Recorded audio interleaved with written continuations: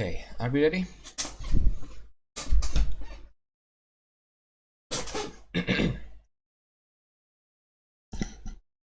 That was a nice intro screen, I think. Good job last time. Okay, should I do the usual intro? Because last time I said it's kind of YouTubey and this is a stream. I don't know why I would always try it like, hello everyone, I am Grant and we're back to the challenge run. So let's go.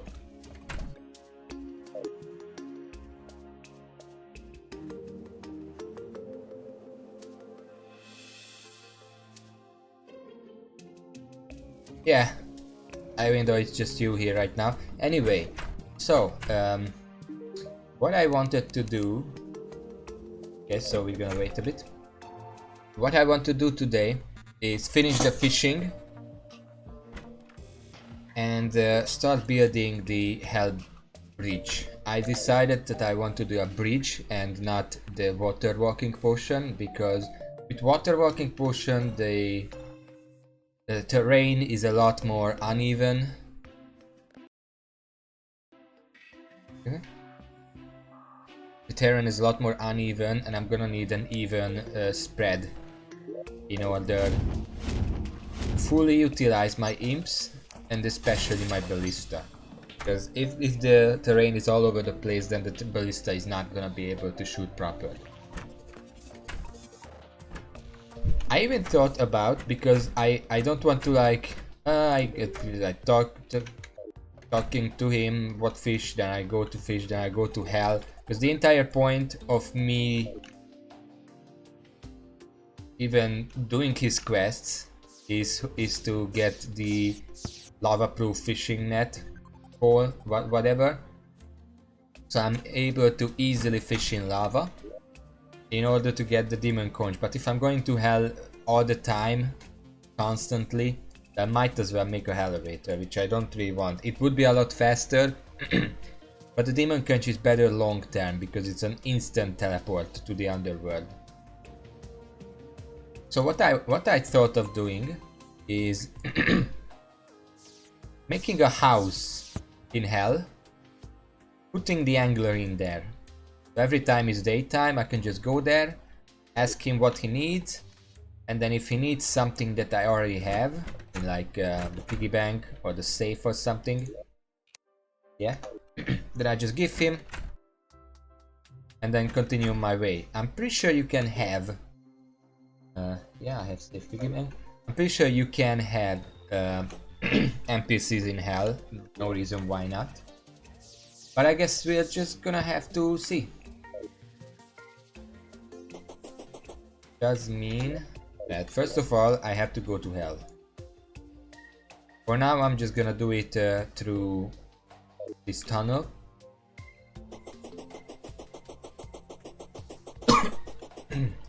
So let's just do that. Yeah, okay.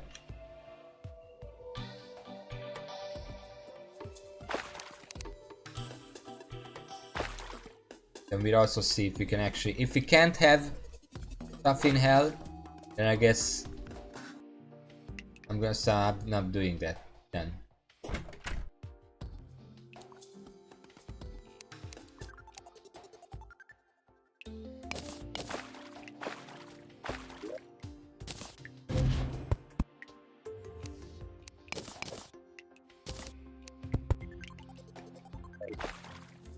I have the wood to make a house down there, but I'm pretty sure if you, because I heard that if you go to hell and complete one of the hell houses, you know, just put up a proper walls, a chair, because hell houses never have chairs, but if you put down a chair then it becomes eligible housing, I'm pretty sure.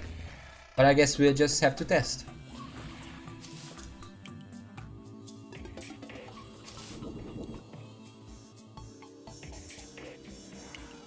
I don't even remember the way down anymore. I'm pretty sure I went the wrong way.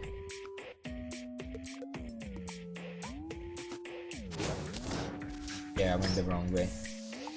But if I just go here, then it should be fine. In the meantime, how have you been? Anything fun happened today? Anything funny?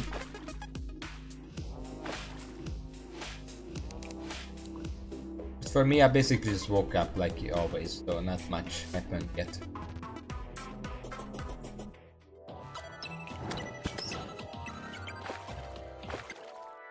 Ah, nice. Other streamers? Other streamer to-bees?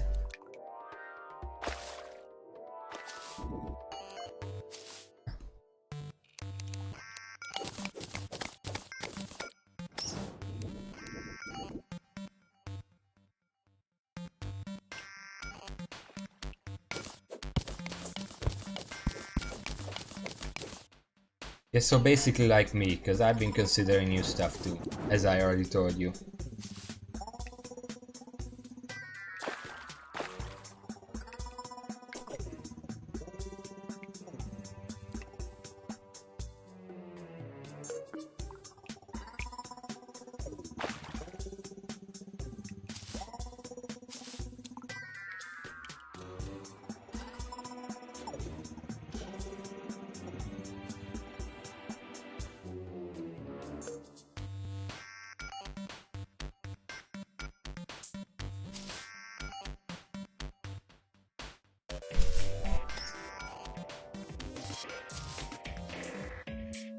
Oh, I did find a new item that I was interested in getting, but it needs some very specific conditions to show up, so I decided not to bother.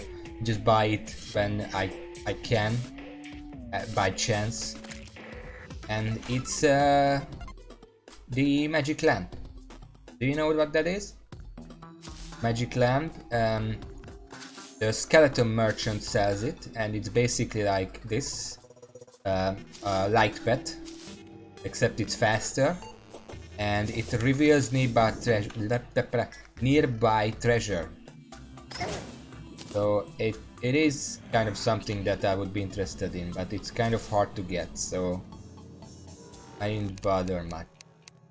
Anyway, let's make a house. And you know what? I'm just gonna turn this in.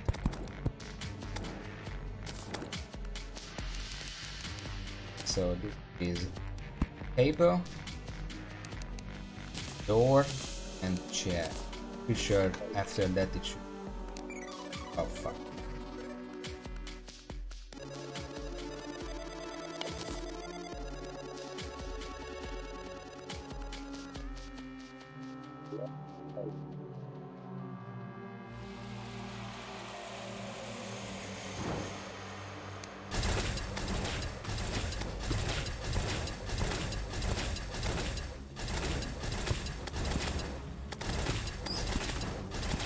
One second, immediate complications.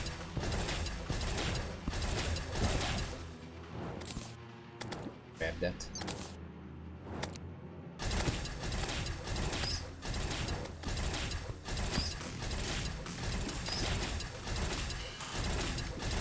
Just gonna clear the area of pets real quick because it's... As long as I'm not in here, he should not be in danger, really.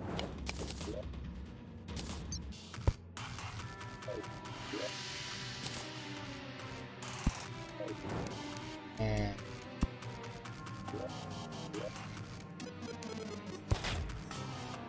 in the wall.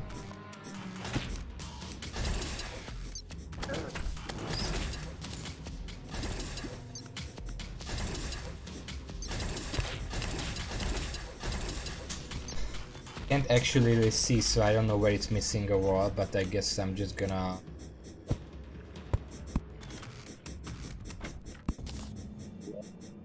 Or maybe it's just not good wall. Okay, you worm. Let me come up here properly. Finally. Okay, let's see. This is probably not good wall. to be perfectly honest, I can understand that. Okay.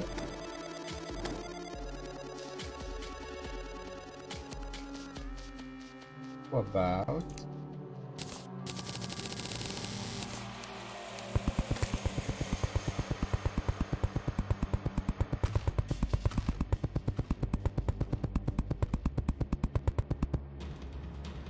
this? And I guess it as well do.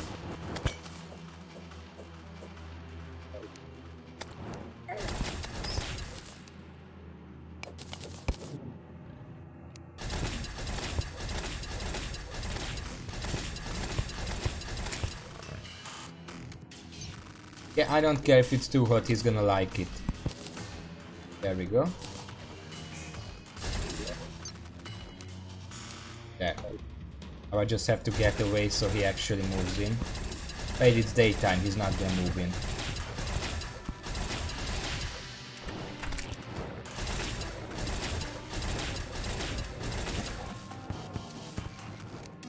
Whatever, let's start their ghost here.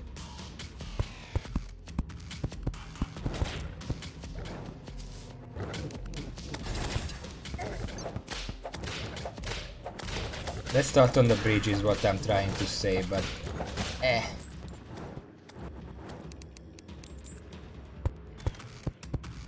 Okay, so this looks like a good elevation.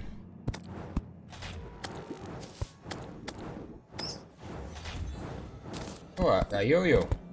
I'll be worth a lot when I sell it and not use it.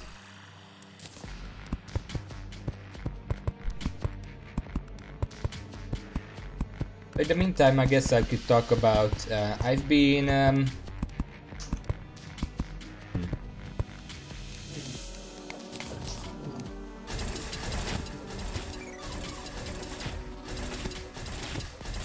best part of making a hell bridge, nothing will leave you alone. Did I say best part? I mean worst. Yeah. Pause.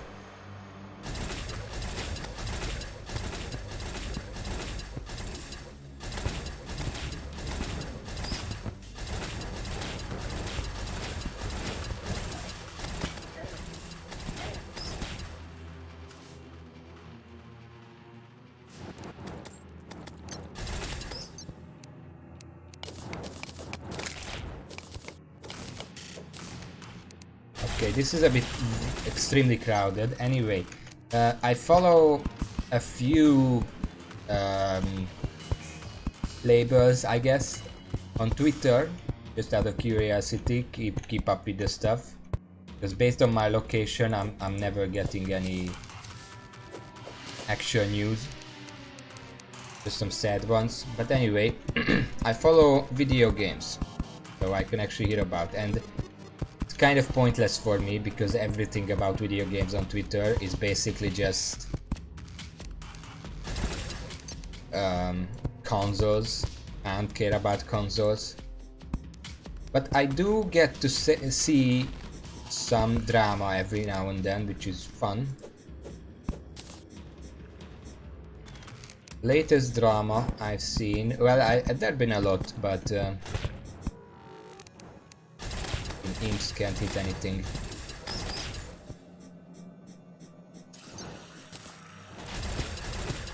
I've seen Nintendo has released a new Paper Mario, and I'm not really close to console games at all. Like, I have like a Wii and a 3DS. That's it. That's all I have.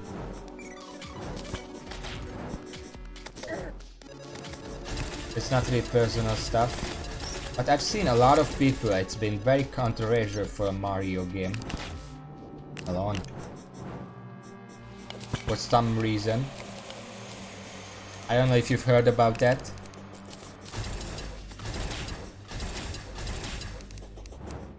Yay.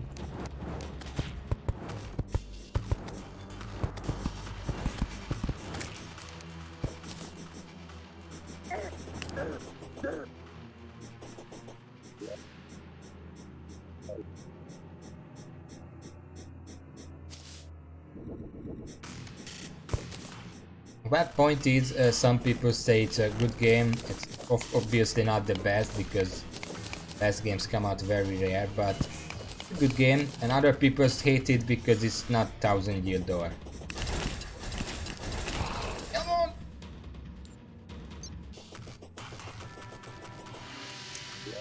And I have... Oh, really gonna grab that. This other stuff can go to hell.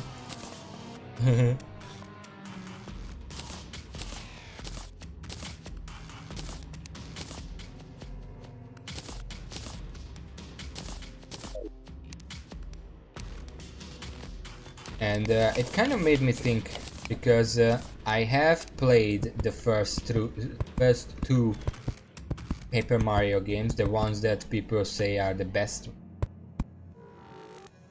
Well, not all of them. I mean, people say that the first one is great, and the second one is an absolute masterpiece, and the third one was the start of the fall, so to say.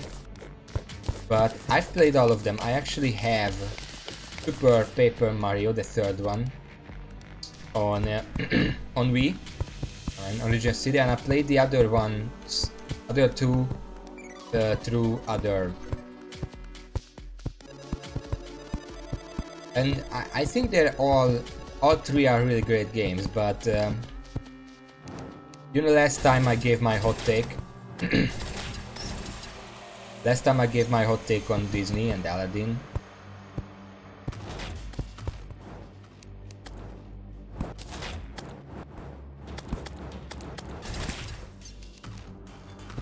So here is a hot take. I actually like the third one the best. Super Paper Mario. That one is my favorite of the three original ones.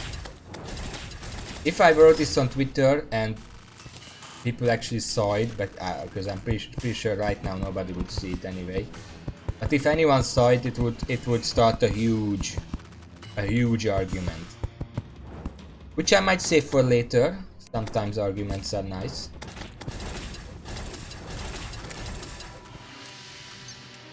Okay, should I? I think I'm gonna wait and use that. But yeah, I did play. Well, I know I finished the first one because I remember like the final boss, you know, Bowser as usual. But I'm not actually even sure if I finished playing Thousand Year Door. I know I played it for a while, but I don't think I got to the very end because I just kind of lost interest.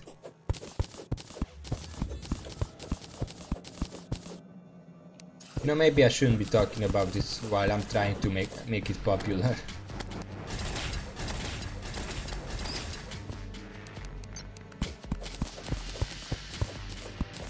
Okay, I understand why people like Thousand Year Door, and I like it too for exactly those reasons, but I really feel like people understate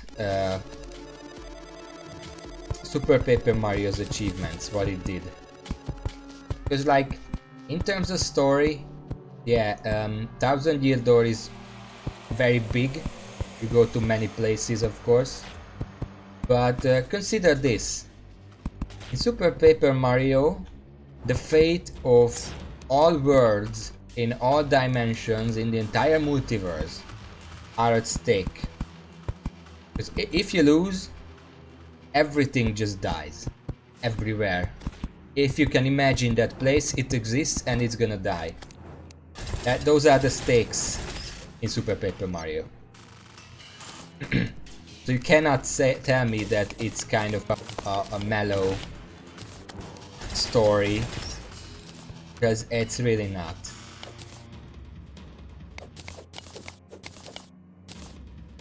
This is a bad place. I'm too high. I'm gonna dig this down and head downstairs a bit.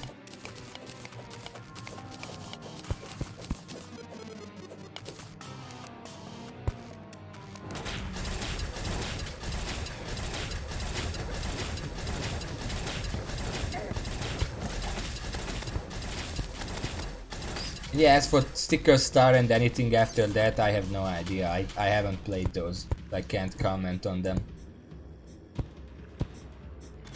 Like,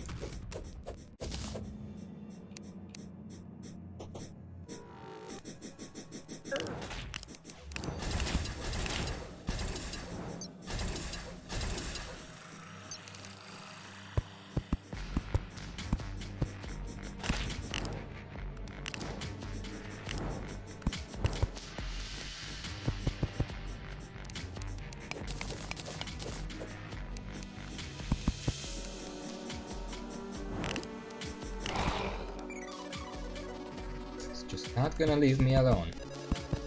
Okay, so this is kind of a narrow spot. Gonna have to dig out the ceiling a little. Because I want space, because if my imps are just floating behind me, then they might not be in line for the eyes or the mouth or anything. If the ceiling is this low, I'm gonna increase it a bit. Not by much, because I don't want to flood this place.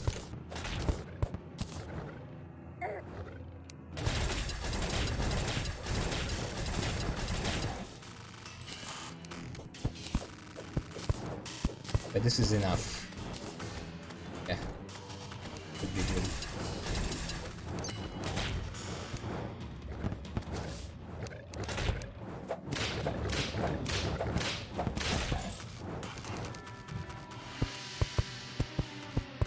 Then again, what do I know? I also liked other as I said last time. So maybe my taste is just shit.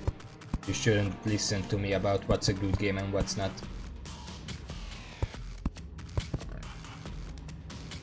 Okay.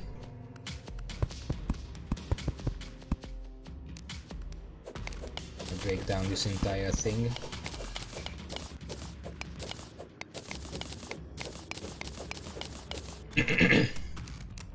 It's a slow day today, it seems. Monday, probably.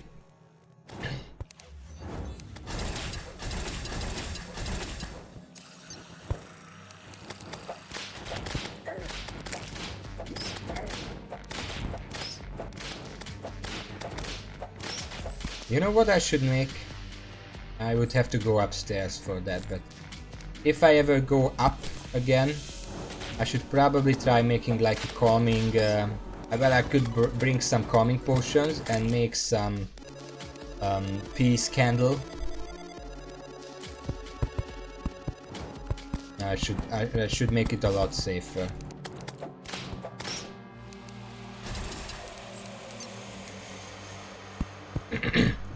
Okay, this is a nice straight area.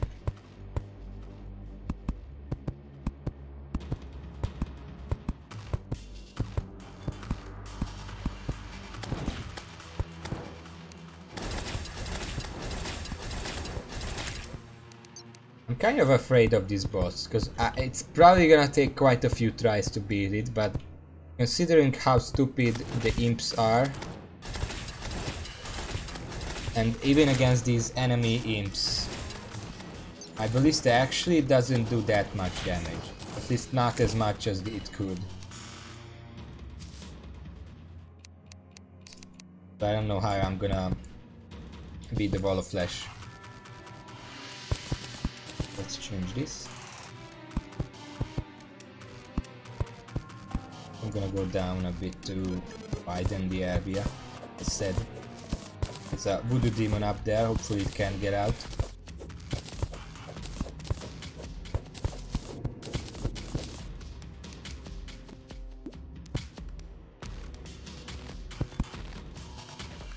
This low should be good.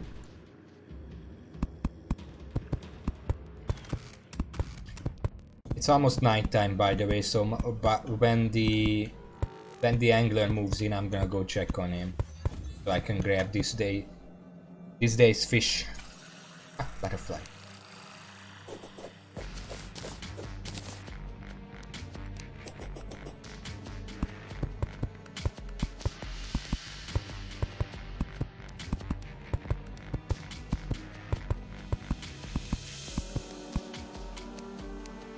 So this house, I'm gonna get rid of that bed right away because I have to demolish most of it.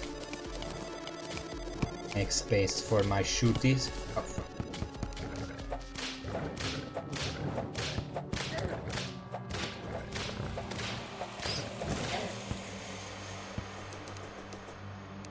ignore me getting hurt. It's part of the plan. It always happens. It's just good luck.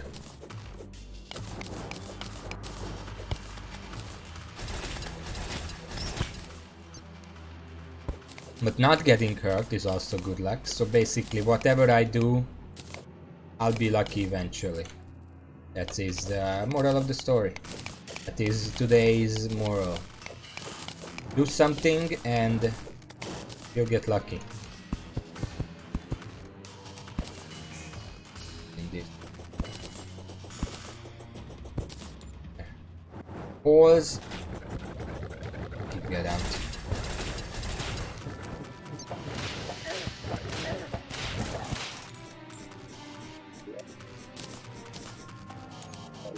I'm gonna grab all the voodoo dolls, by the way, because I can guarantee I'm going to need more than one wall kills before I can actually get the summoner emblem, which I do want very much.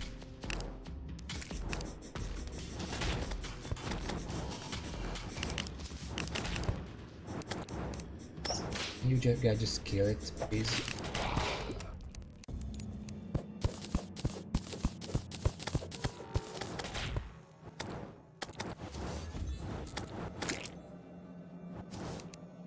Okay, it's night time now.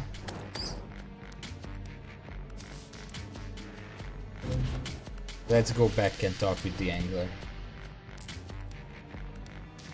The mobs should not be targeting the angler by default if I'm not there, because they're gonna be targeting me.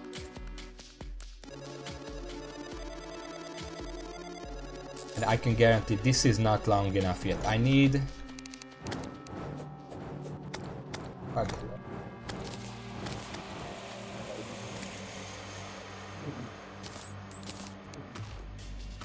Okay, he's in here. Talk to him. What do you want? Fish of Tulu. I do have that in. There.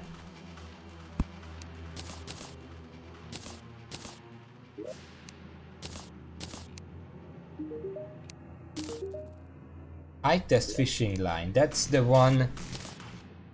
I can't actually equip it, but that's the one that I can use. I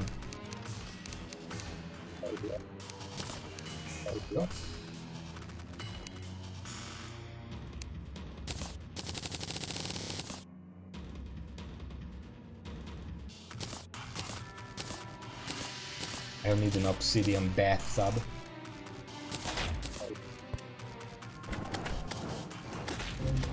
Anyway, that's the accessory that makes it so my fishing line never breaks, which is very useful. So I'm glad to have it. And later on I can combine it with the bait over here, angler earring or whatever it's called, to make just one accessory, which would be very useful, so I don't have to swap out every single one of them each time I try to fish.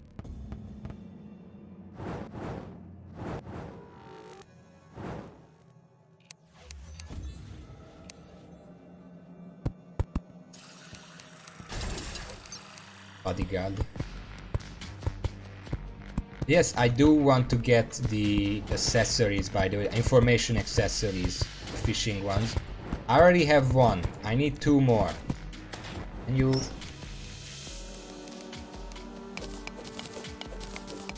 They're probably one of the hardest accessories to get, which is funny considering that they're probably the least useful ones, like overall.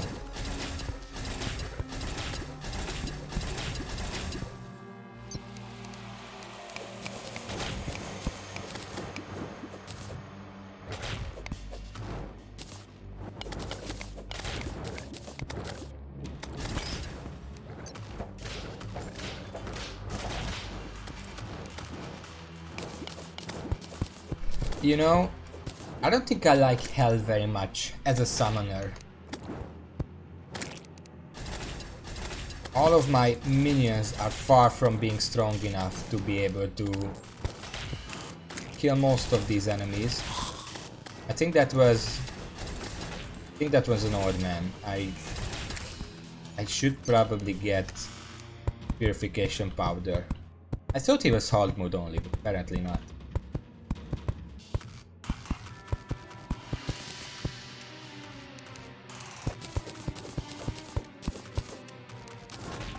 I mean, I didn't see what it was, but based on the movement, it can really only be the old man. Tormented soul or whatever it's called.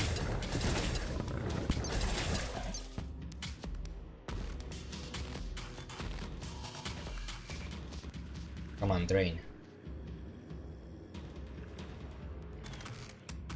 Fuck it. Drain. This is why you need the hose.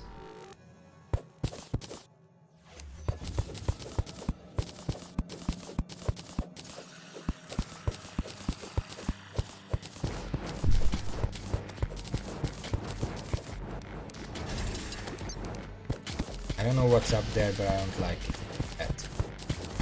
Can you guys... yeah, thanks.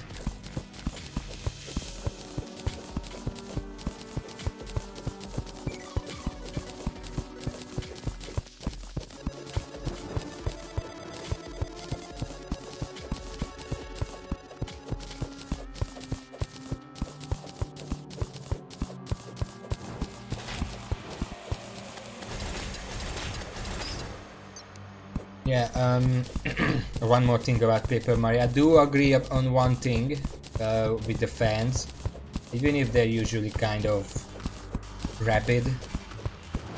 I do agree that Nintendo should consider putting like RPG elements back into the series, because that's kind of its thing, kind of how it started, and kind of a staple of the franchise, so I don't know why he ever even took it out.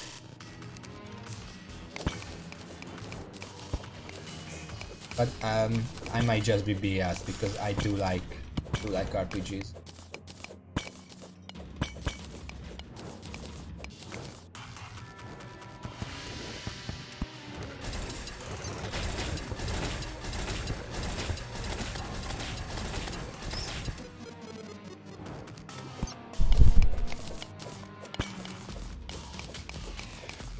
Whatever game it is, well, no, that's not true. I wanted to say whatever game it is, you can only make it better with some RPG elements, but then I realized, no, that's absolutely not true, because I've seen otherwise.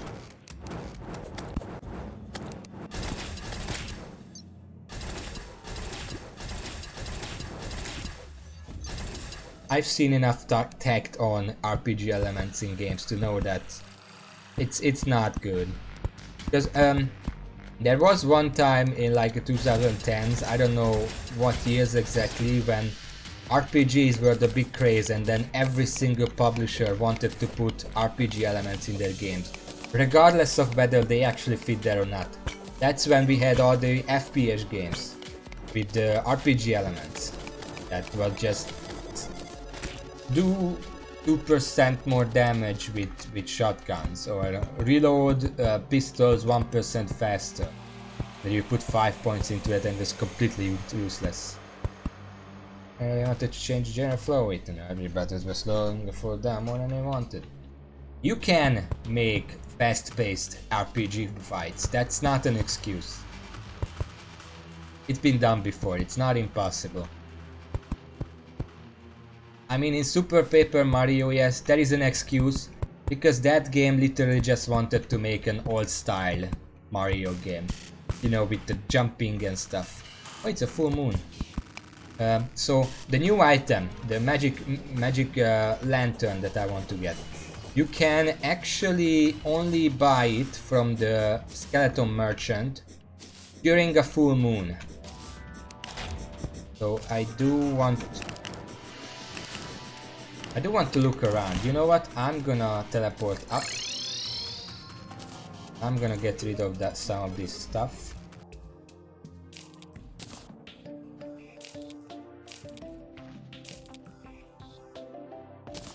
I want to keep the bricks because I can afford the bricks. Ash blocks I'm not.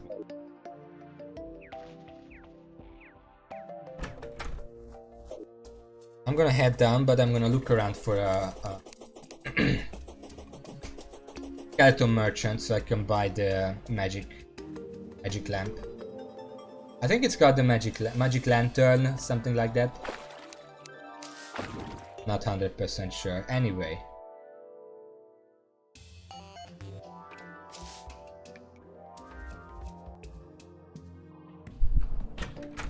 But yeah, it's always interesting when a game tries to combine two different genres into one.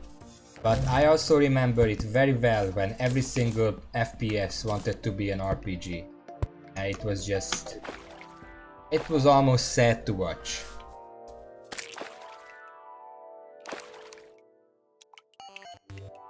Because, I mean, it can be done. There are FPS games or shooter games in general or whatever that have RPG elements and it actually fits and it works well. But you have to know what you're doing to pull that off. Yeah, Borderlands is one. I've played, well, I played the first one, so I'm not really authority on the series. Watching a creature. Not really authority on the series, but the first one was fine. And it actually worked because the gameplay itself revolved around that. You had like different classes. Each class had its own identity, their own abilities that you could then put into, and then the guns were vastly different. Like guns in Borderlands are like they're not even like equipment in an RPG, they're more like additional abilities tied to your weapon, a la Guild Wars 2 for example.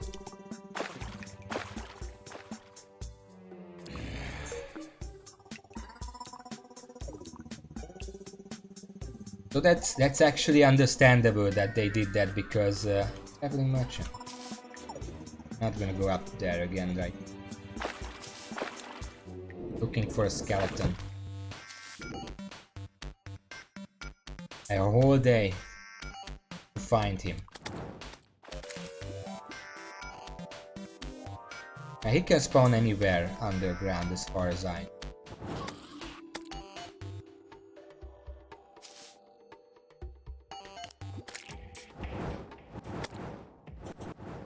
I could also just run back and forth and hope that he spawns. We put some. Can't see anything. Time I come here. But yeah, Borderlands was actually built based on the idea. Let's make. I'm pretty sure they didn't even want to make an FPS at first. They said let's make an RPG that plays like an FPS and not the other way around. They didn't want to make an FPS that plays like an RPG. And then they made the classes, they made them fun. Probably taking like a lesson out of something like Team Fortress 2. Because Team Fortress has kind of become a joke lately, although it's been resurrected by fans a little and that looks interesting. I might check it out later. I really want to go this way because I don't care, but that place is flooded with lava.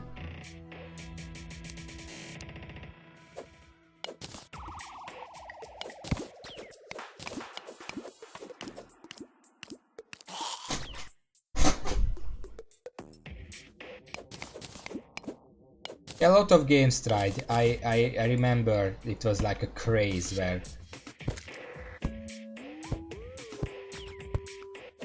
even some fans were like, if you don't put... Okay, rain please. If you don't put RPG elements in your FPS, then what even is the point? Some fans said that. Okay. And even I was like, I love RPGs, so it can only be good if there is more RPG in other games, and I was excited about it. I didn't play many of those games, because you know, money. But I was excited about it, but then when I actually played them and heard about them and whatever, I realized that it's not really a good idea to just blindly do that. You know what?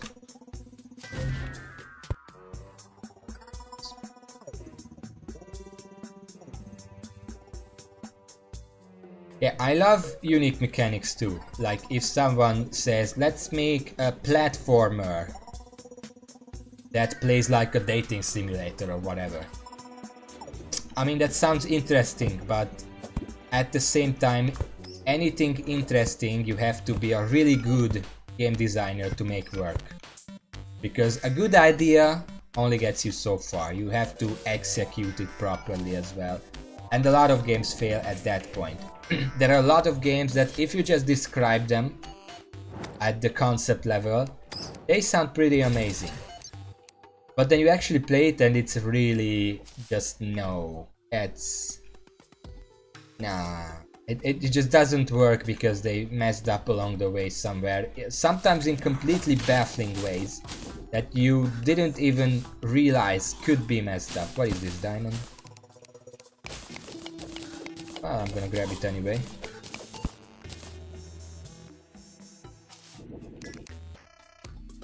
I think I'm gonna run back and forth on... What? Stop for a second. I literally just said stop.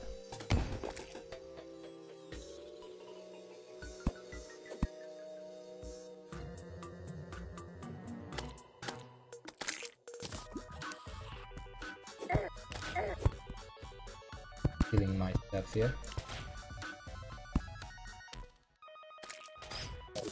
Ah, it's fine. I have no idea what I'm doing. Please forgive me for dying. I'm gonna wait here.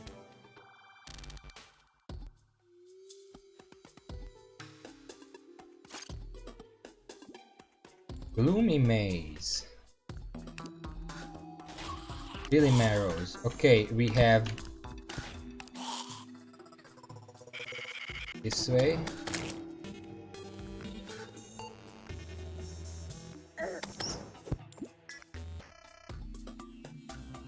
There is a...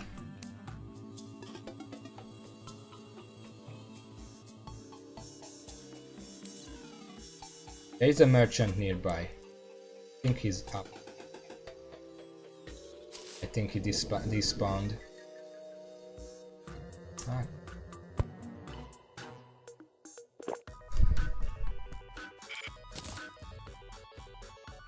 See how far I can make it all the way. So I'm gonna just go back and forth here and hope that merchant spawns. Because one spawned, but it was out of the way, so I had no idea which way.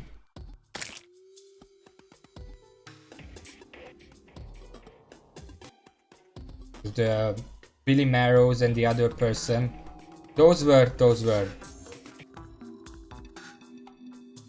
not even sure if I'm going far enough. Those were merchants that I have to find. He was probably up here somewhere. He despawned by now.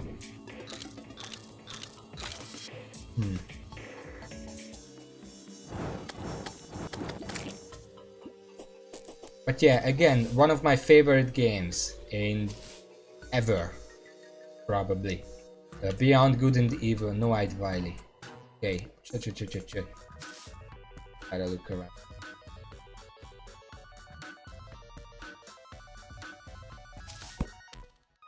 Doesn't seem like he's there, and I'm not sure if he's down there.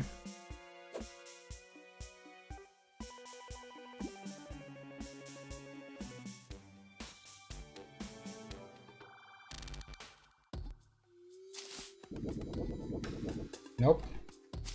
And he has to be based some.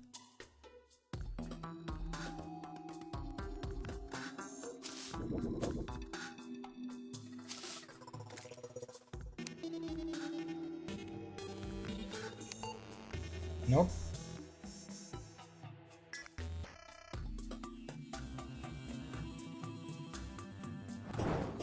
And now he despawned. Where the hell was he?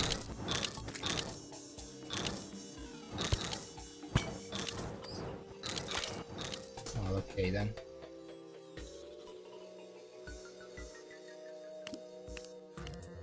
I'm just gonna try again and hope. It's.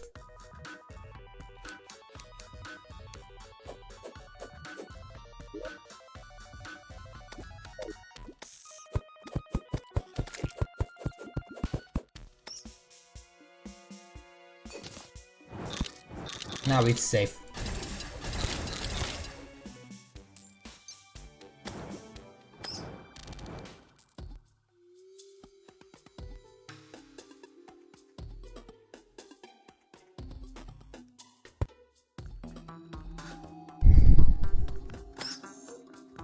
I should probably focus on finding this merchant.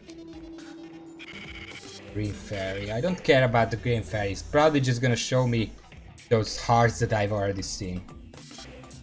Leave me alone, green fairy. I don't care.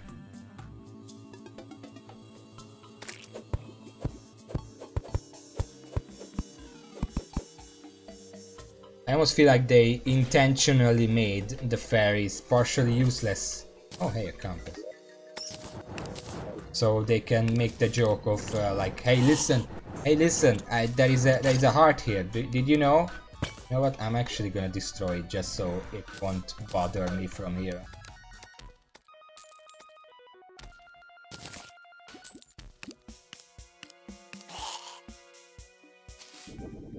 Well, it's the end of the day soon, so I'm probably not gonna find a merchant at this point.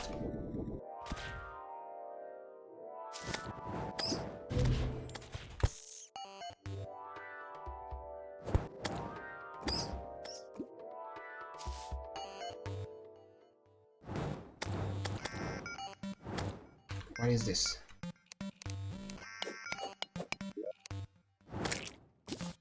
Diamond. Okay, well, I'm gonna grab these.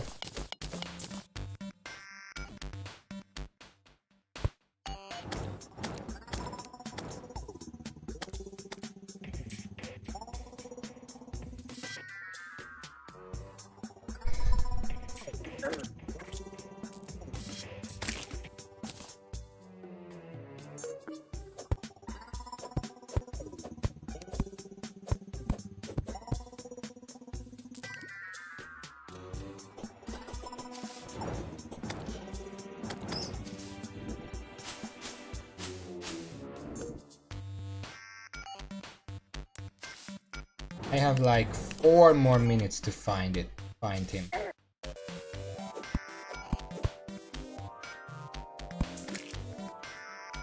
That's Pinky. Don't care about that. Get out of here. Kind of feel like there are better places to do this. Next time I do it near the surface.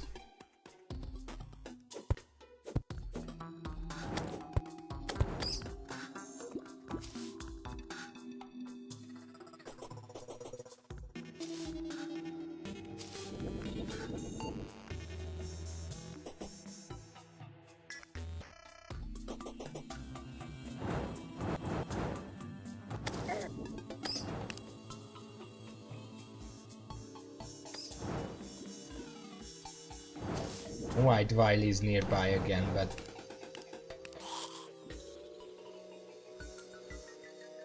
where is he?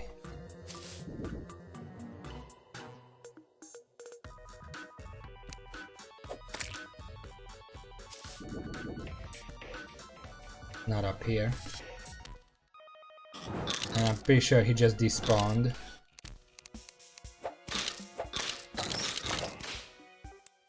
What screw?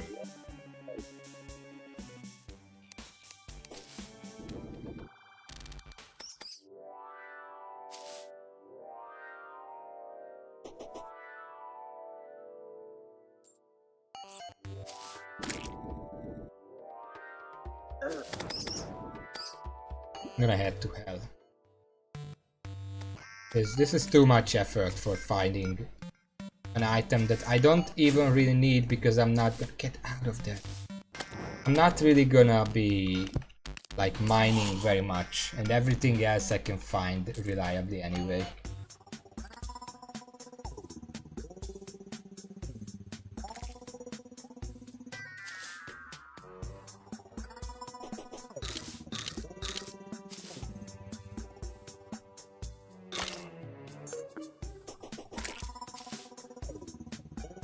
So as I was saying, I might as well finish my thoughts. With the Beyond Good and Evil, you can't even really categorize it. Okay, do you want anything?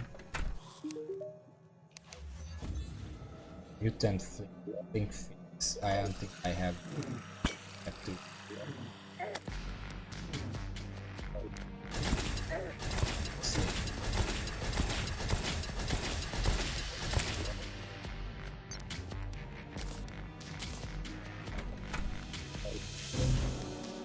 I'm just gonna go back to him later. You can't even categorize Beyond Good and Evil, really. Is it a third-person shooter? Sometimes it is. Fine. You know what? I have so many lava things. I could probably fish in hell at this point. For a while, at least. I'm gonna do it later. For now, I just want to make the bridge. Oh, hey. Magma Stone.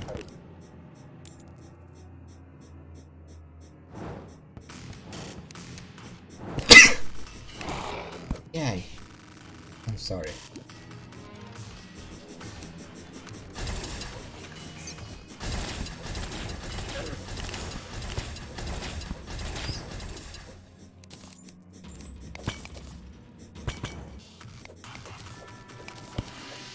Okay, I'm gonna dig out these two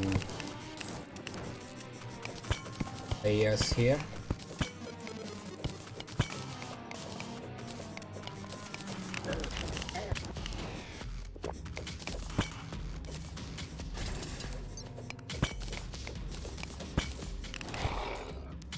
Finally. Have you ever played Beyond Good and Evil, by the way? Because I'm talking about it like it's hot shit, but if you have no idea what I'm even talking about, then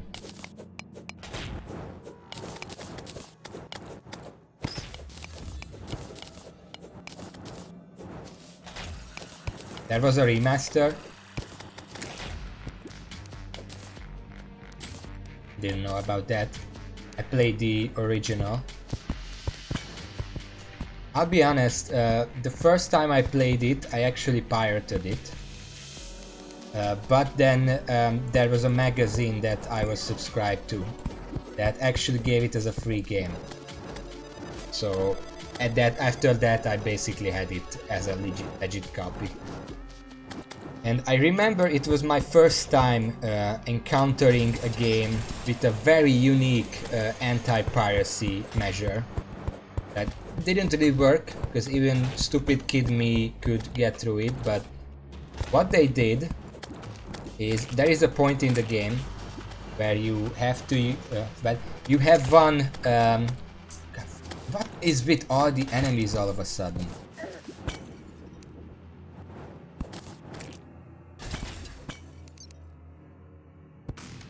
As I was saying, there is a part in the game where you have to you already have like an Omega key card. I'm gonna call it Omega. I don't remember what it was actually called, but just let's call it Omega. The point is that you had to use one Omega card that you already had, and you had to get a second one and give it to your partner, so you can both press a button at the same time in order to open a door. The way to get the second Omega card was you run into a bunch of robots.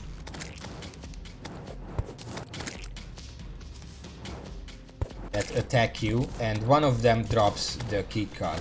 After you defeat them, you see that it's laying there on the floor. You pick it up, give it to the partner, and then move on.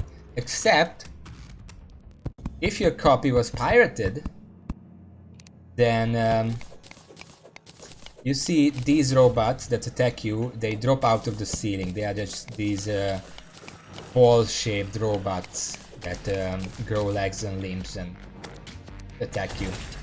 They're not even very good at this. They really wasn't very strong. Oh fuck. And they like drop out of the ceiling through holes. So you have to just fight them and everything is fine. But if your copy is pirated, then the keycard does not appear on the floor, but instead it appears up in the hole where they drop down from, where you have no way of getting it.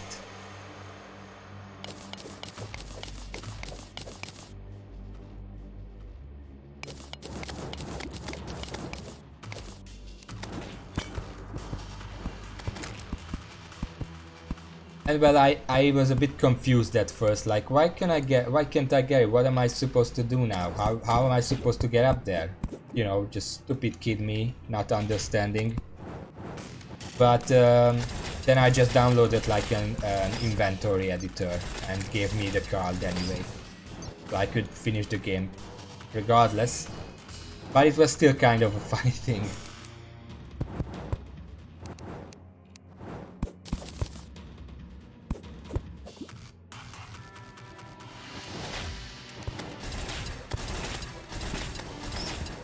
Yeah, a lot of games actually do that. So when pirates try to crack the game and the game starts and all, then they think like, yeah, we did a good job, high fives everyone, let's go home. And then they release the crack, but they don't realize that the game actually knows that it's been cracked. And there's all kind of stuff that they didn't realize, because this part of Beyond Good and Evil was well after the first half. Like it was in like probably the last third of the game. You were very deep into the story at that point. So, and the cracker, if they see that, oh, it works, it started up, they're not gonna play the entire game to test it. They're just gonna run the game and they see, oh, it starts, that's the starting cinematic and whatever. It works fine. And then they leave it at that, upload it online, and whoop-de-doo. And I haven't played, but there are a few games that I play. Oh fuck, the demon alert, Widow demon alert.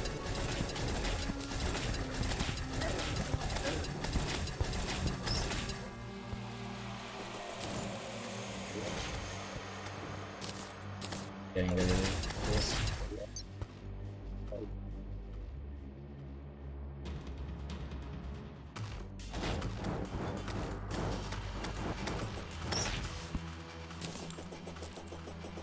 What token? Whose token?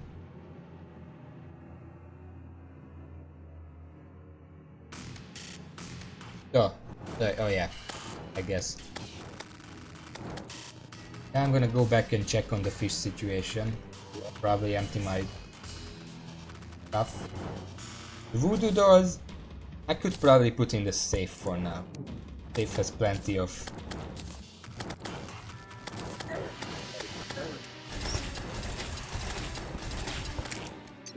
These imps are fucking you.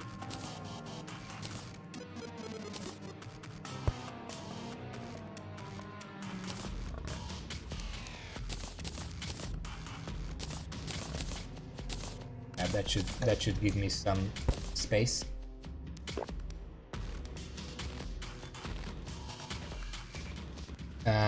What was I saying? Yeah. There were a few games I've played that had piracy in them. Usually I didn't find out about the piracy measures while playing, because I don't pirate games anymore. Tropica, okay, well that's a wasted day then. I don't pirate games anymore. I used to as a kid, but nowadays there are enough free games on the market that I just cannot morally justify me downloading games illegally. I can just play the free games. Or like, I can buy a bunch of indie games for like $5, $10. One time I spent $1 on a Humble Bundle and I got like 5 or 6 games that I could enjoy for years.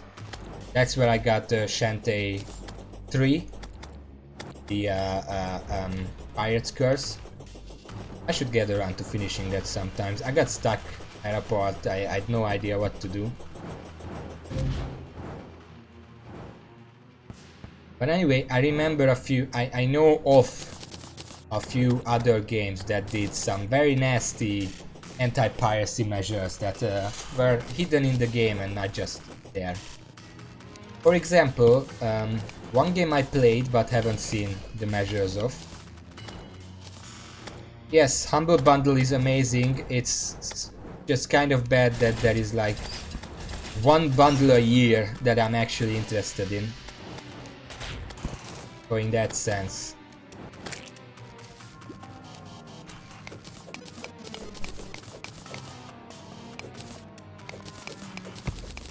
And in that bundle, let me just say, it was like a Nintendo bundle, so I got that game not only for Steam, but also from my 3DS. So I do have it on my 3DS, it's amazing.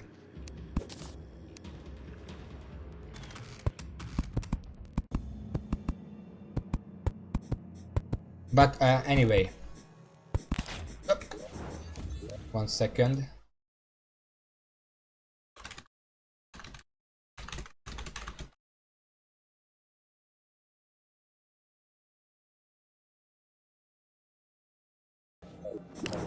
Okay. Yeah.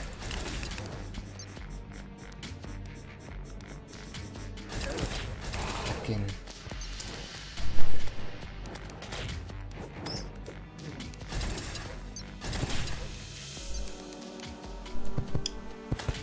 But as I wanted to say and stopped myself, rudely interrupted myself for like the 3rd time at this point. You mind? Trying to talk here. Game Dev Tycoon. Do you know that game?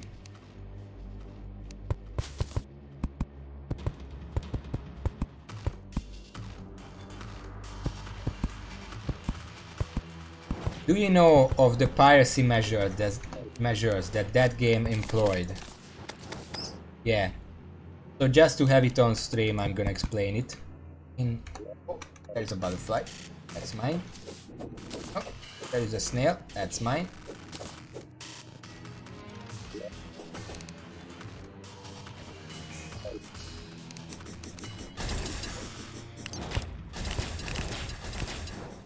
So, Game Dev Tycoon is about you make games, basically. It's kind of I consider it a mediocre title. I know much better Game Dev Tycoon type games, but I'm gonna talk about later. For now, Game Dev Tycoon, you make games, and the anti-piracy measure, if the game detects that you pirated the game, then it starts up like normal, like nothing is wrong. But the more you play that game, the more you get this message where the game tells you that, oh no, your game is successful, but people are pirating your games, so your sales are plummeting, and then that happens, and it's pretty much inevitable that you lose eventually because you run out of money, because everyone is pirating your games.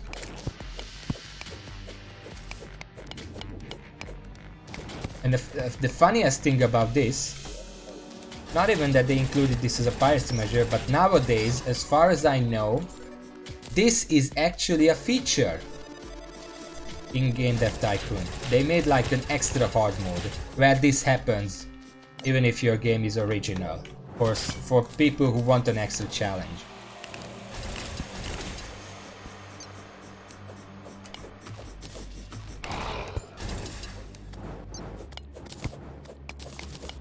I don't remember what they call it.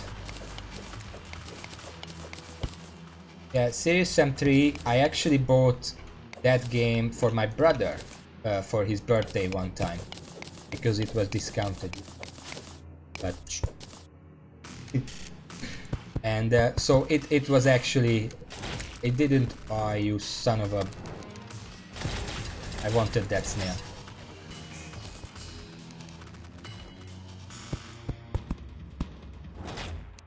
But yes, we did play that game, and we didn't have problems because it was an original copy. I bought it on Steam for him. That reminds me, after I finish this story, remind me to ask you about Steam problems, because we have some Steam problems with my brother. But anyway, we had no problems.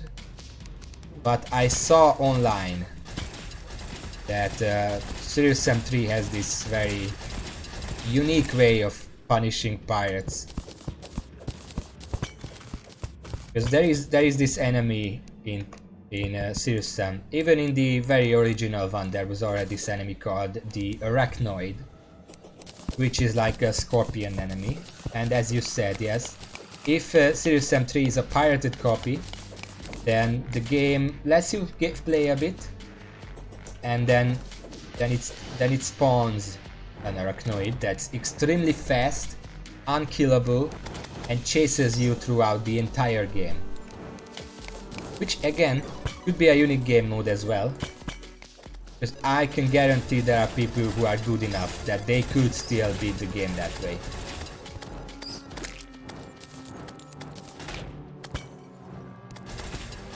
But all these enemies.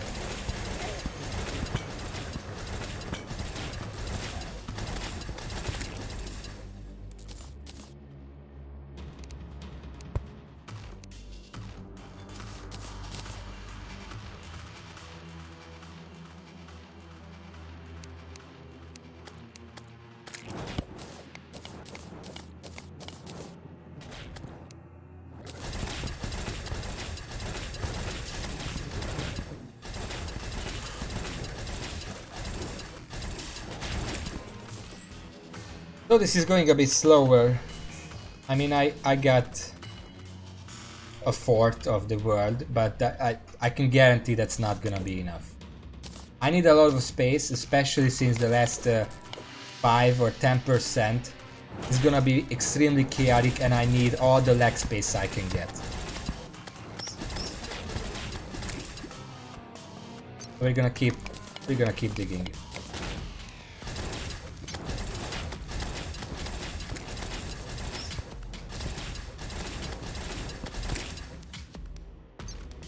But the most extreme anti-piracy measure that I've ever seen probably still goes to Spyro. I forgot which one, but there was a Spyro game that went to the extremes with it. But they made it so at first it was really subtle, so pirates didn't actually catch it at first, but by the end of the game it got brutal. To the point where I've seen a video of someone actively trying to beat the game that way, and it was just impossible. I don't know if you know about that.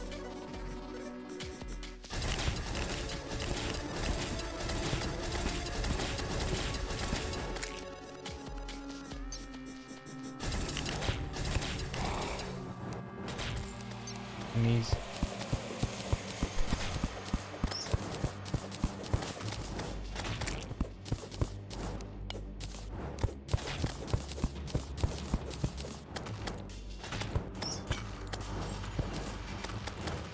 Well, Spyro, the game, whichever it is, I forgot, starts up normally and even plays normally, but after the first couple missions or whatever that you do, there is this fairy girl, I think.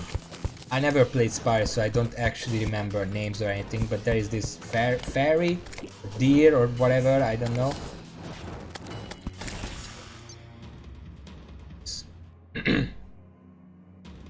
she suddenly tells you that it looks like you're playing an illegal copy of the game.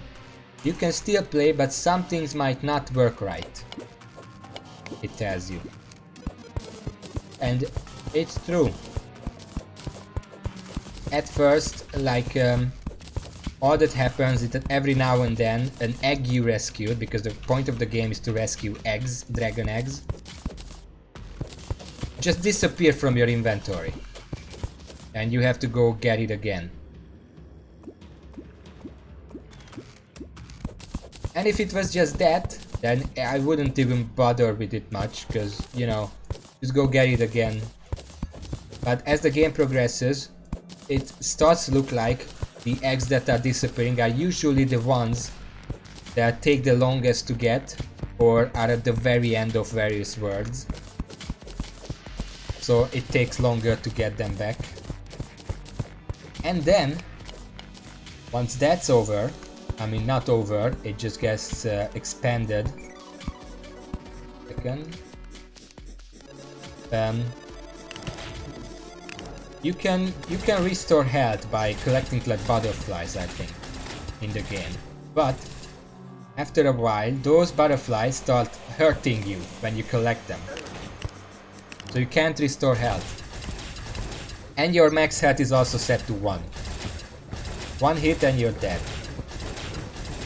And you can't restore health. But at that point you wouldn't want to restore health anyway, but you know. And all kind of this stuff. There are videos online that explain specifically what happens, but the point is, for now this is annoying, but if you're good at the game, you can still finish it like this. But then if you get to the final boss of the game, what happens?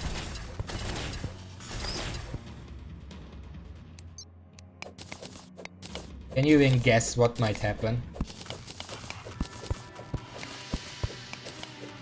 Some way here. My first treasure magnet. I might take it.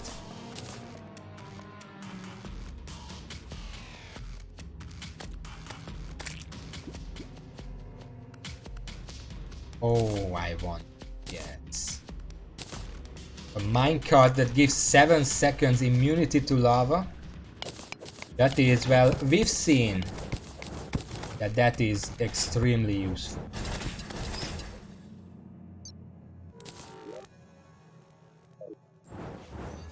Oh wait.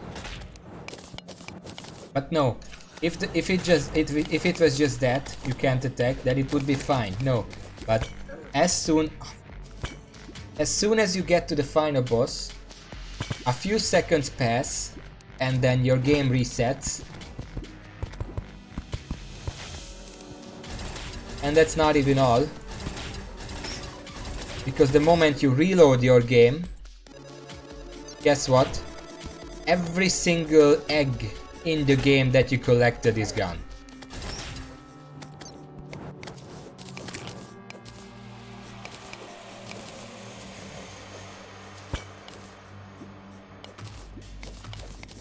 But your save file is still there. It just completely reset and looks like a completely new file. As if you haven't done anything at all.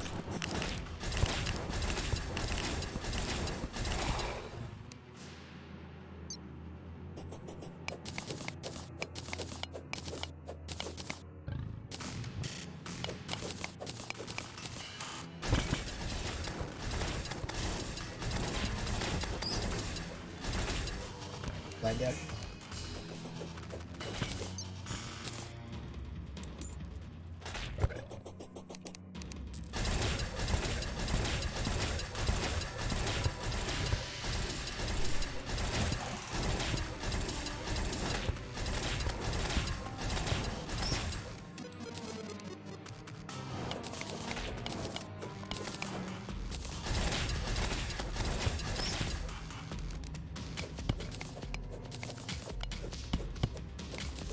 But yeah, Earthbound is pretty hardcore too, and Earthbound is actually, well, I mean, it's not worse than what Spyro did, because Spyro destroyed your save file and messed with you the entire way there.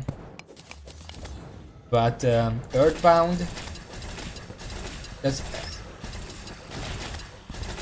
when I was a kid, a lot of times if I got a new game from my parents or some friend or whatever, it was usually copied because none of us could really afford brand new games, but we understood that I liked them, so it was a good gift to give. But if I got something, if I was into consoles and I got Earthbound, and just to make it clear, Earthbound, if it detects that your copy is illegal, it lets you play the game. It lets you play the entire game. And then you get to the final boss, and I'm pretty sure just before it's revealed, it just resets the game and deletes your save file. And that's it. Very elegant, simple, but I'm pretty sure if I was into console games as a kid and that happened to me, because we couldn't afford an actual copy of the game, so I would have to just make do with a copy, but if that happened to me, I would be fucking traumatized. It would be an experience that's like, I will never play another game again because I don't trust anyone anymore, or something like that. And yeah, it's my fault, or I'm not saying it's unjustified or anything, it's entirely justified. But it would still mess with me in that way.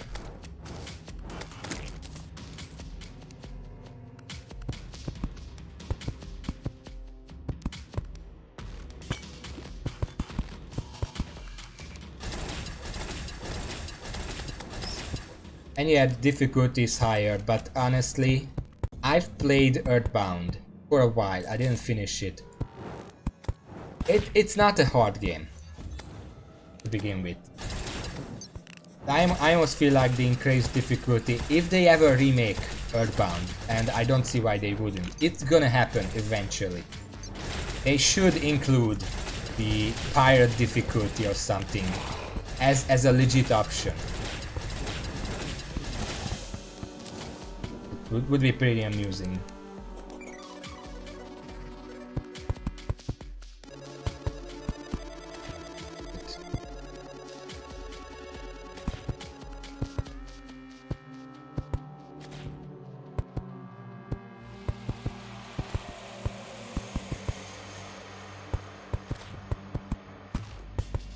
Because I mean, they lose nothing with it, it's just the difficulty is already in the game.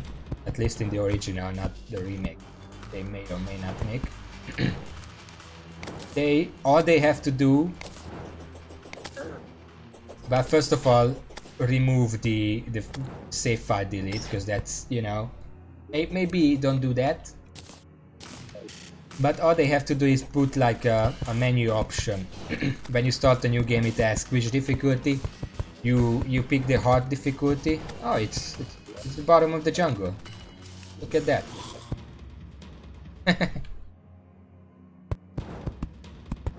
And then they should make like, they might as well make an easy mode that's for people who just want to experience the story or something.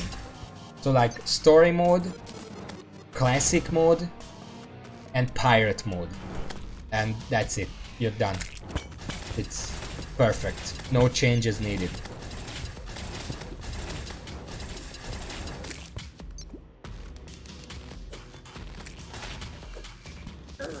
Ow, ow, ow, ow, ow, ow.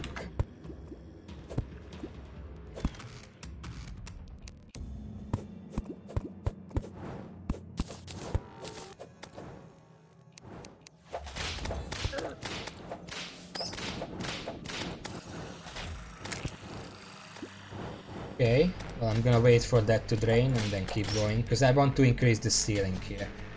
Just a little.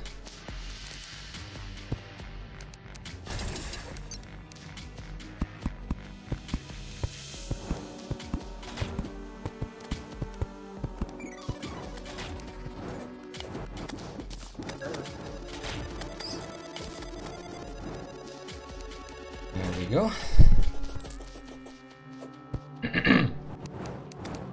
Please drain.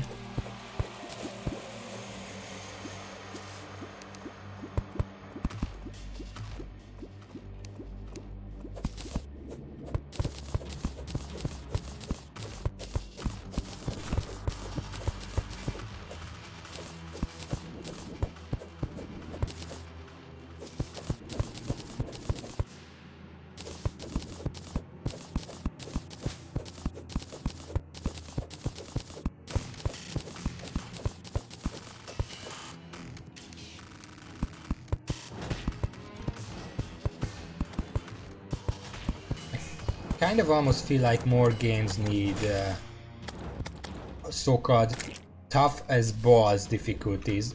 Because like when even the hardest difficulty can easily be learned, so to say, then it's honestly kind of disappointing. I should go down.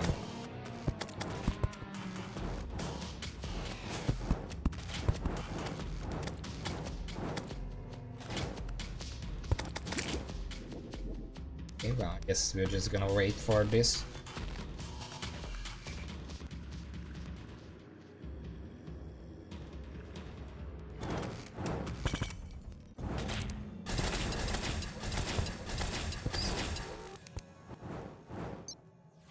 Like, I do like Master Mode Terraria, but sometimes I feel like it could be harder, or at least more interesting.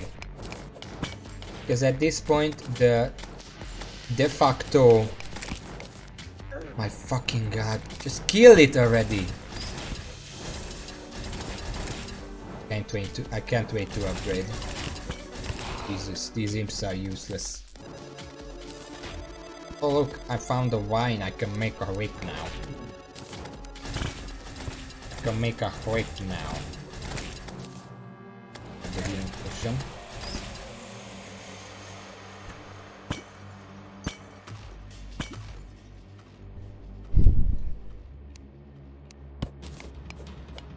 Cause yeah, but even in Terraria, there is already a harder difficulty. You know, for the worthy. That's basically what Master Mode should have been like. Because it has increased difficulty in general, you know. Expert Mode has twice health and damage for mobs than normal. Master Mode has 3 times. And Master Mode for the worthy has 4 times. So Master Mode for the worthy is twice as hard as Expert, which honestly seems right. Because Expert is twice as hard as normal, so Master should be twice as hard as Expert. Just makes sense. But also, for the worthy actually changes boss mechanics and enemy mechanics slightly. Not much, but it changes them enough that I have to wonder why didn't they just add these changes to Master Mode itself.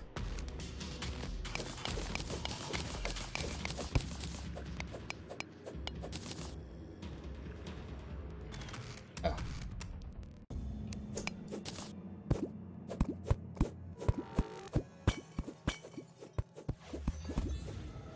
Go.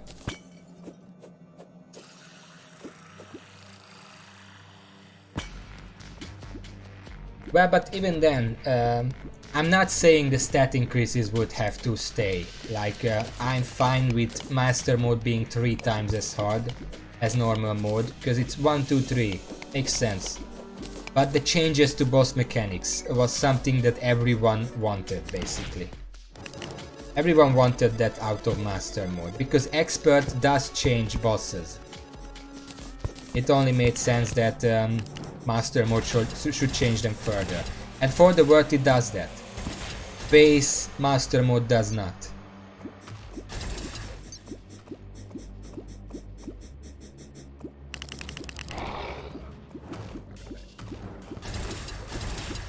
Oh, voodoo alert, voodoo alert. Voodoo on the loose. It's really annoying because these guys are exactly as fast as I. Like if they're on me, then I can't actually run away without Hermes boots. That one doesn't kick in until I've already been running for a little while.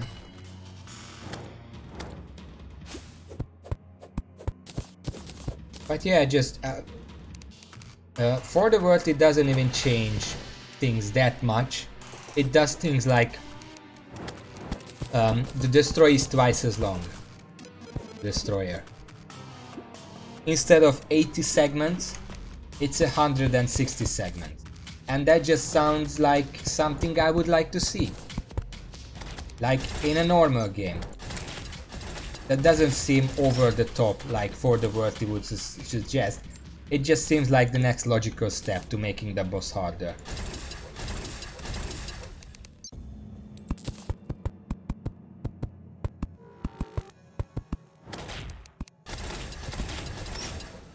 Several of the bosses have this mechanic.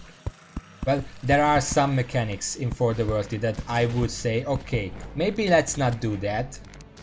For example, you know how Skeletron Prime has this bomb cannon where he drops bombs.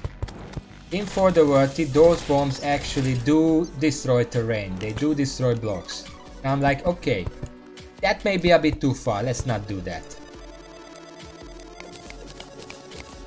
But a lot of the changes that are there are like, you could easily just do that. Anyway, I'm gonna head back to check on the fish situation.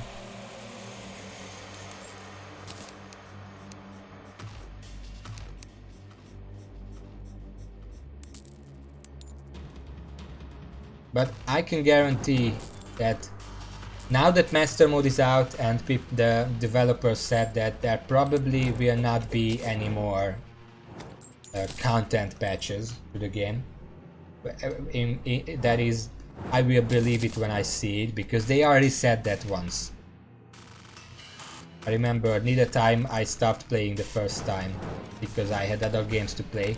They already said that they will not release any more content. And then they did, because, well, we got 1.4.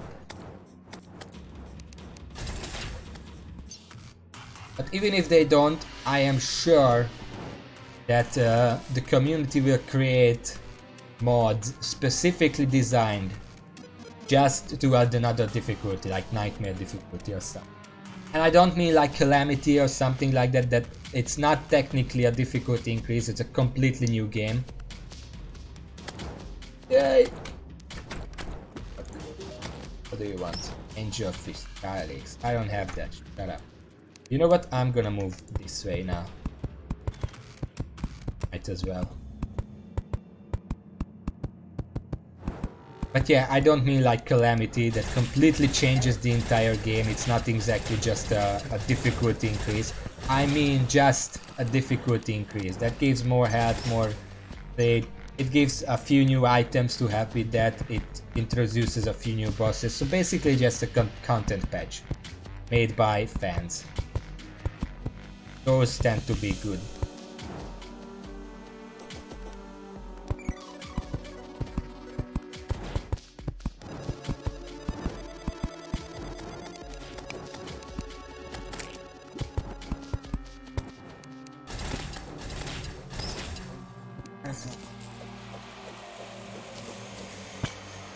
I should start fishing in. I have the bait to do it with.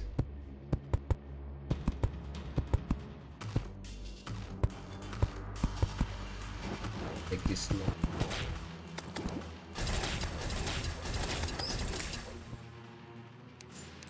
I don't actually know much about our overworld, by the way. I wasn't playing when that was a thing.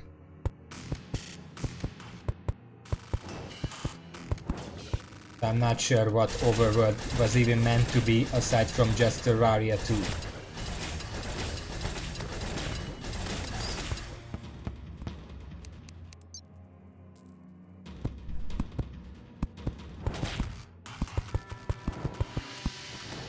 Yeah, I went one too deep, right?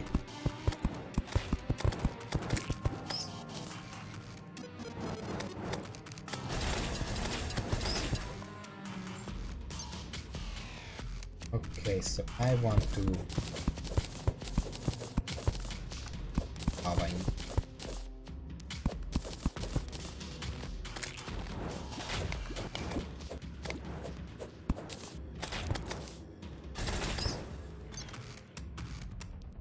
Butterfly.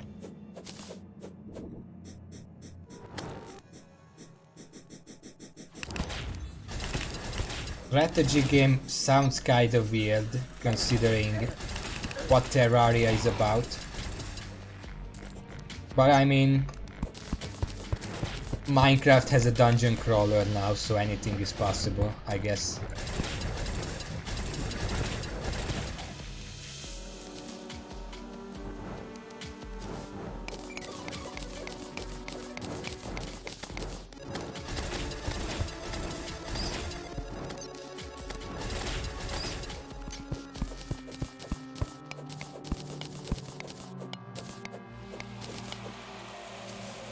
I'm gonna keep the ceiling here because I don't care, but I'm gonna remove the second floor.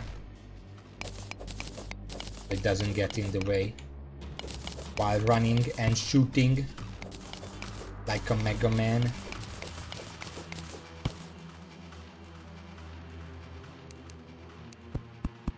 I'm gonna place down these and then I might just go and try to fish in lava somewhere. Because I have a lot of lava bugs. I'm pretty sure I could do it.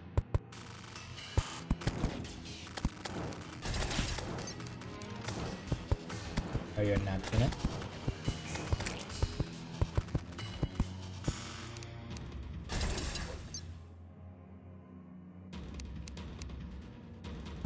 I've heard that Otherworld is not going to happen for various reasons. But yeah, I know about the music tracks. Terraria. You only have to unlock them once and they are after that they are permanently unlocked at the party girl, I think. And I've been meaning to do that.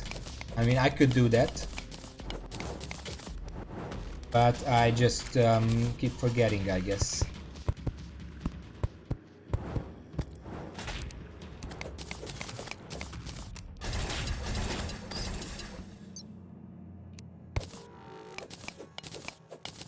Remind me to do it after the fact, after this stream.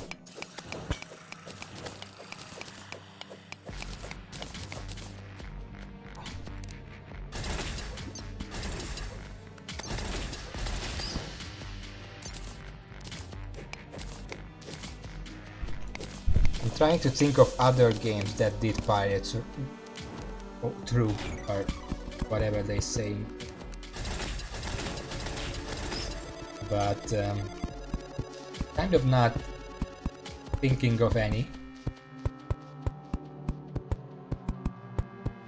But yeah, I'm pretty sure I don't even remember what was the last game I ever pirated, but it's been years ago. I've come clean at this point.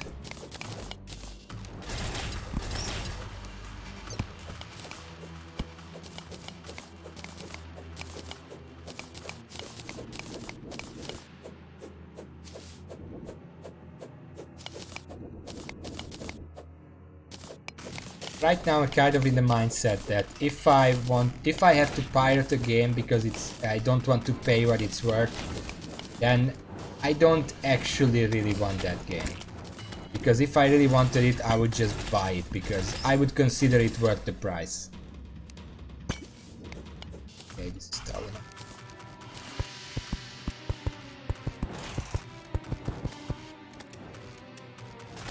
Okay, I'm gonna have to drain this thing.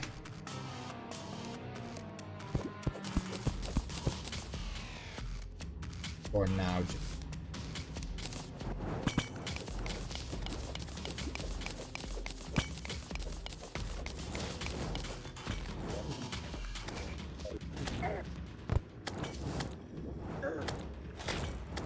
You know, considering I have 3 imps, they really aren't doing much. And there's literally an enemy imp in my face and they were just hiding in the building or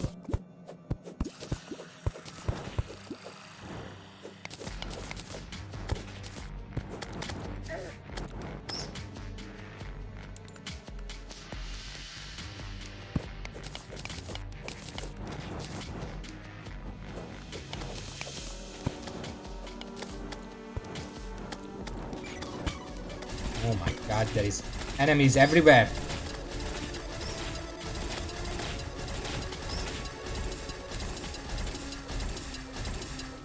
Panicking now.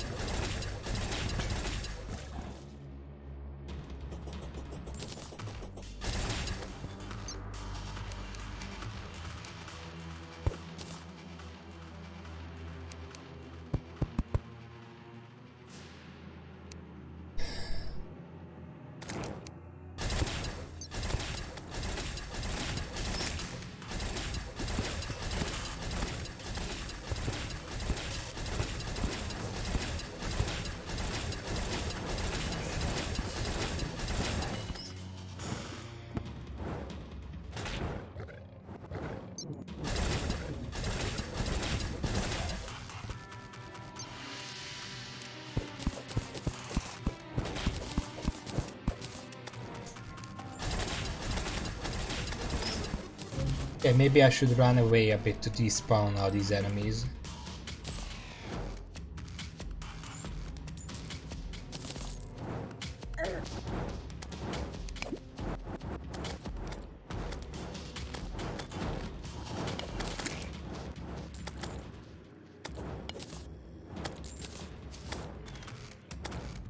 Although the fact that I'm not pirating doesn't mean I am actually buying games now, because I still don't have money.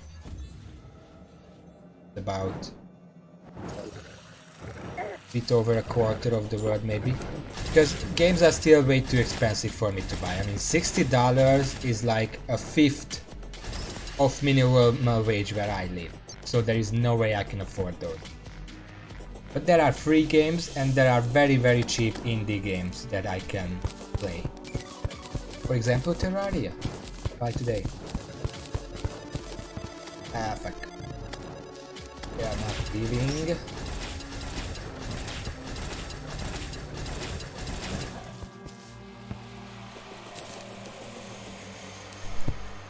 And I mean, Terraria, I'm pretty sure Terraria cost me like, I would want to say $5 because I got it on a discount. When else I would buy it? And I have about 770 hours in it right now. I would say it was worth the price.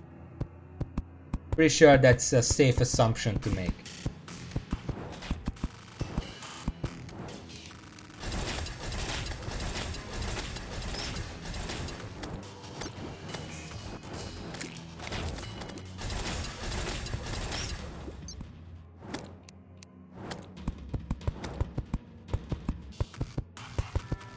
I mean, granted that 770 hours has a lot of AFK hours because Steam can't really tell if you're actually playing or if the game is just running in the background. But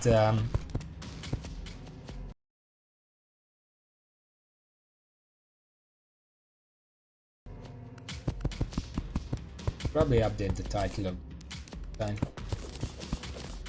You know what? I'm gonna do it. 1 second.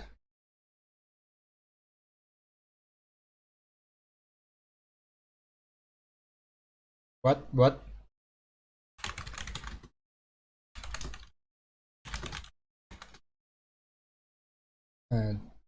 Just adding what I'm doing right now. Okay.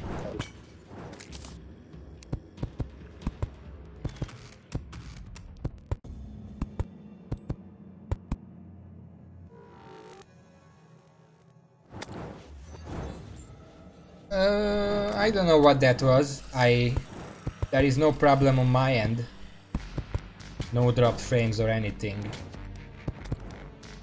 Maybe it's on your end.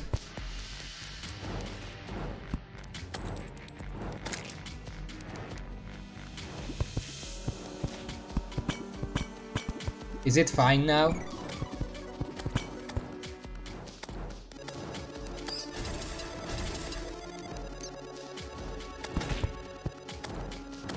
Maybe it was just Twitch messing up something.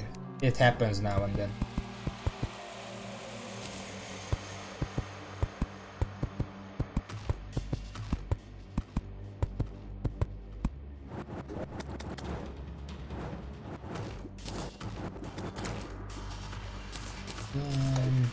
Okay, how big is it? Is big. That's about a third of the world, maybe. I am still not satisfied though. I still want more.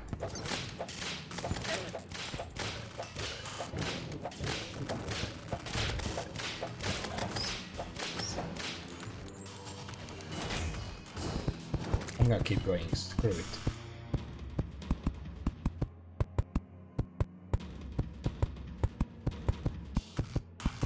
But this is an area that's gonna be difficult to do, but I've got my ideas. First of all, I'm gonna get rid of this lower floor. Go.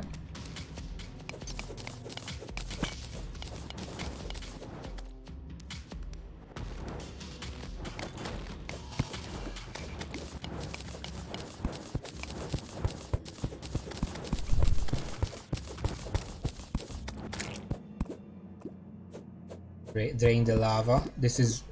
It really feels like this is the majority of what I do. Go somewhere, drain the lava, and then you can do other stuff.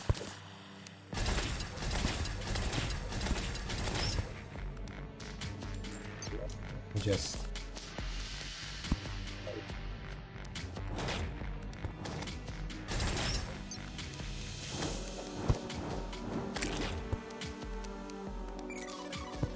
Drain the lava kinda sounds like a Trump slogan. I don't want to get political or anything, but it really does sound like something he would say.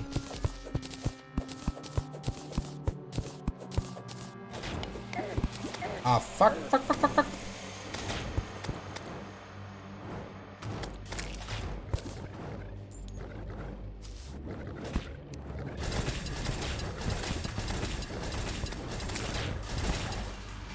Okay, I'm safe here. Get out of here.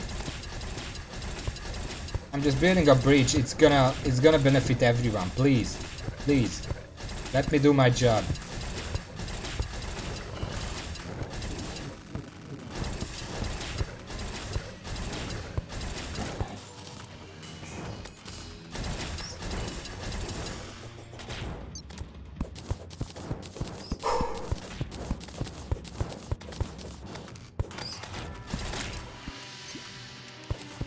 Okay, so far so good. They just keep coming.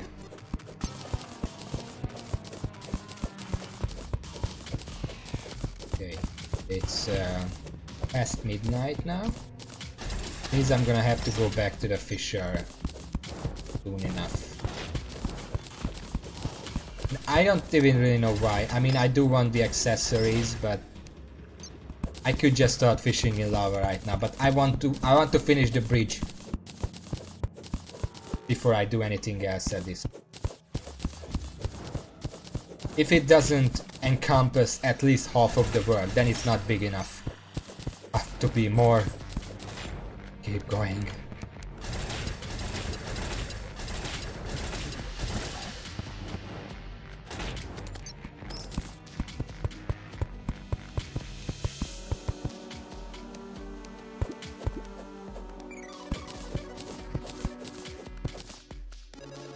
Lava seems to be a bit lazy lately.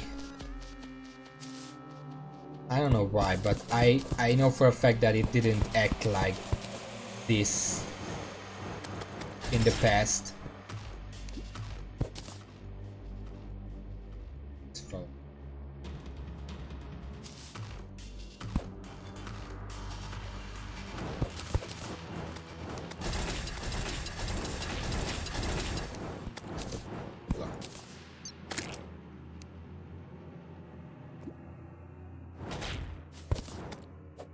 I don't know why lava is acting like this, but it's really, I mean, just move. I want to keep working.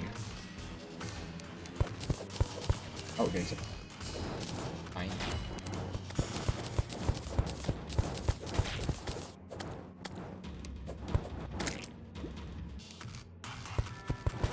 Now I get to do a little wider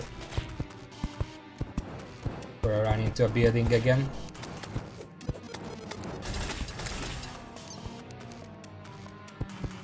And I mean, I can guarantee one of the benefits of a bridge like this over obsidian potion is that some of this is gonna get corrupted or hollowed depending on the area. Which is good because immediately you come down here, it's a perfect spot to farm that stuff that you would want from those areas. I'm just gonna go up here.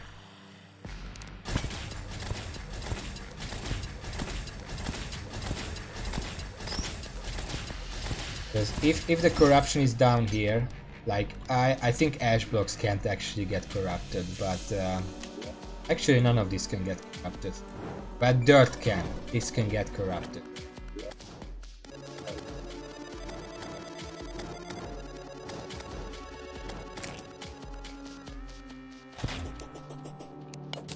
And if it gets corrupted, then you can just stand on the bridge and just build these beds. In hard mode these beds are actually not that dangerous, it's just right now with these imps it's a bit risque. But then you can just farm them and get Soul of Light, Soul of Night or whatever you want. Makes it a lot easier.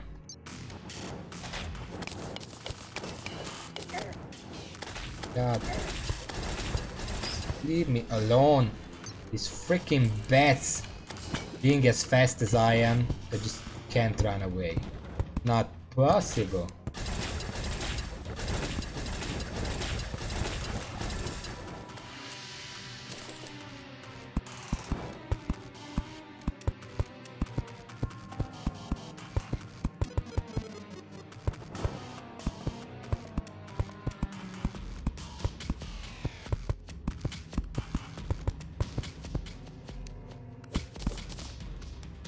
I am going to move the ceiling here a bit.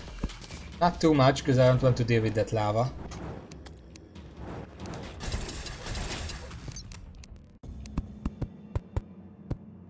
Oh, it's 5 AM. I should go back and check on the fish. Guess I'm gonna do that right now, because my way is blocked by lava anyway.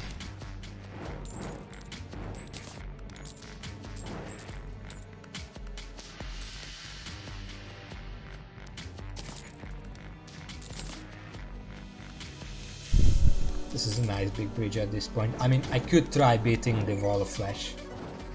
Maybe I should focus on trying to do the fishing stuff now. Oh, butterfly.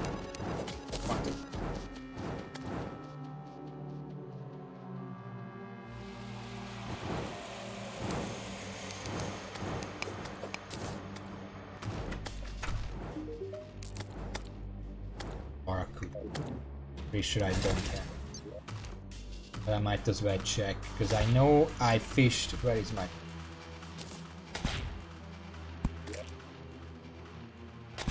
Yeah, no. I got something else there. Unless it's in the safe.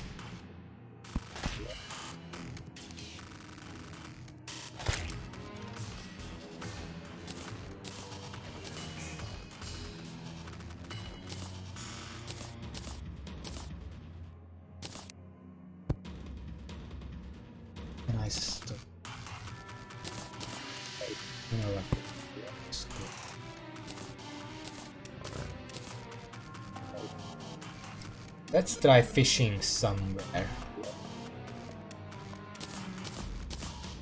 Fish. Help butterfly.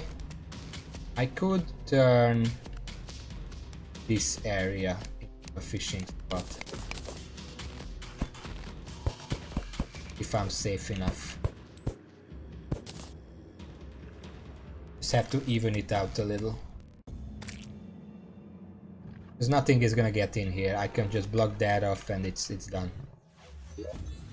Okay, first of all.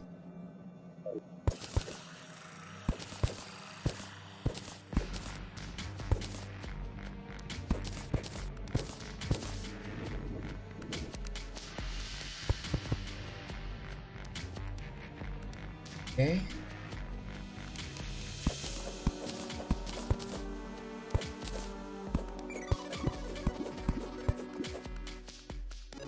You know what? I don't have obsidian potion. Nor a potion of return. I could really do that right now. But I think if I play this right, I can still handle.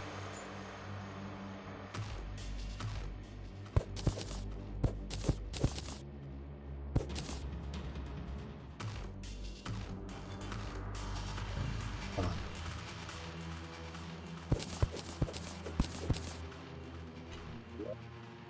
Let's see.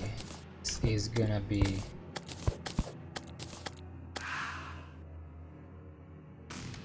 Why would you do that?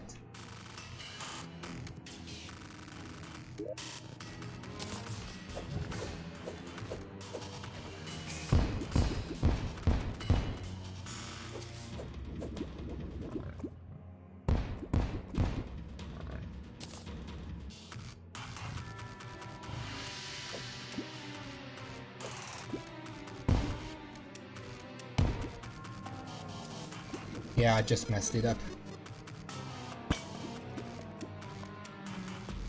Also, I don't like that voodoo demon there. You know what? Maybe I didn't mess it up. Maybe this is what I wanted.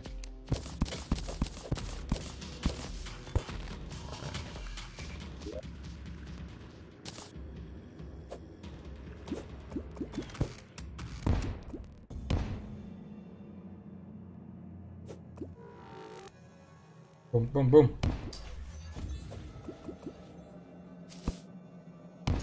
Okay.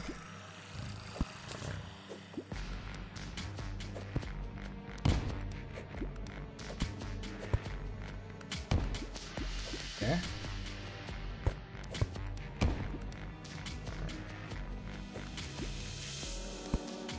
I want to...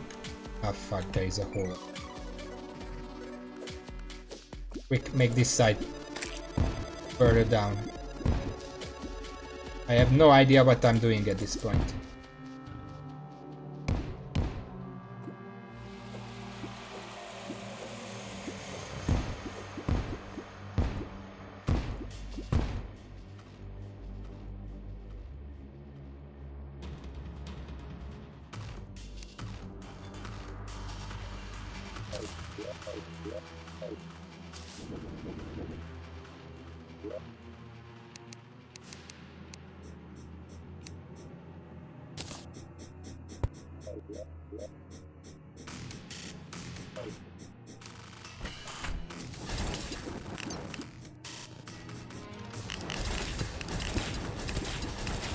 This is the only thing I really worry about while fishing here.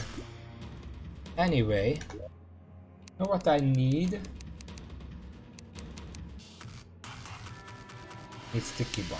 I can't get them down here.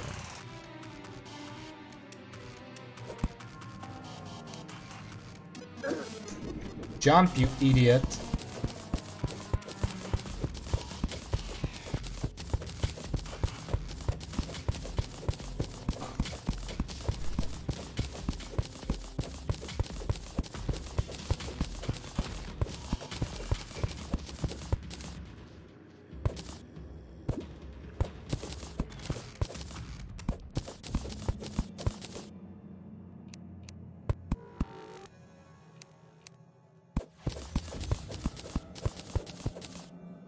Okay.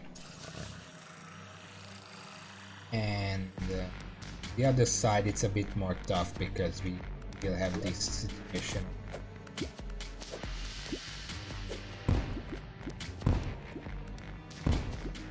No, but just...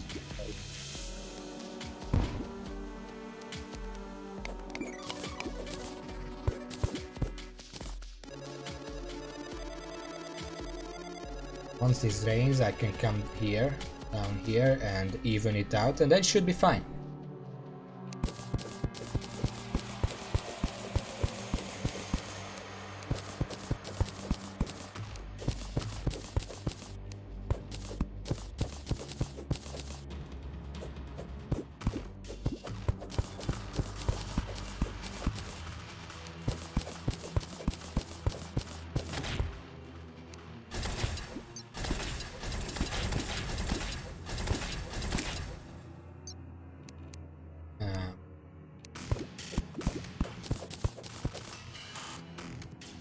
I can drain some more lava in there if I want.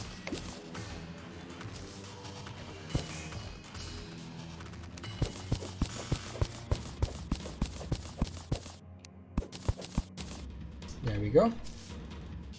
Now to just get more lava in there.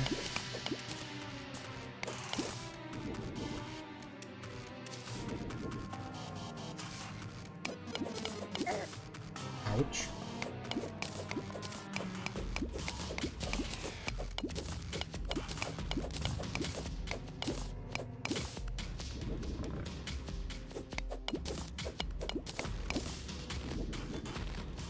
But I guess this is as much lava as I'm getting here. Let's try it.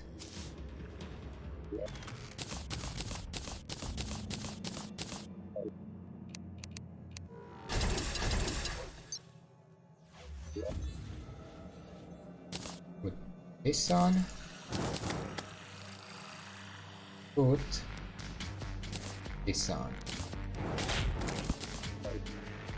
Before I start, I actually have to go for a second. So I'll be right back.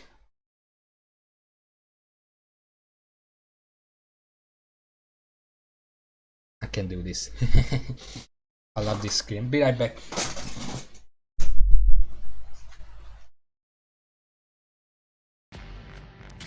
Put on the music.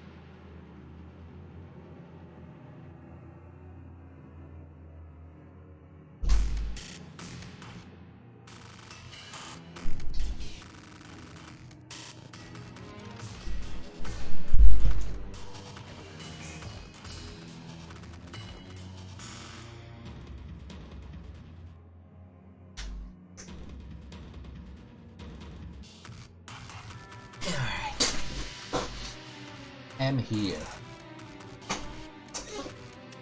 check something real quick.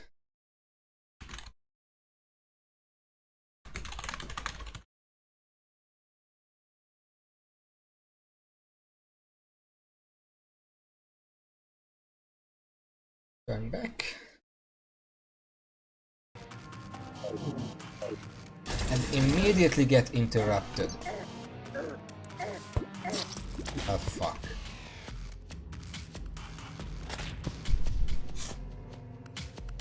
Because I unequipped everything that would have let me get out of there. That was... Yeah, let's just not talk about it.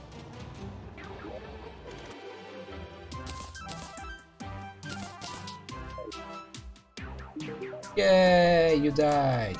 Fuck.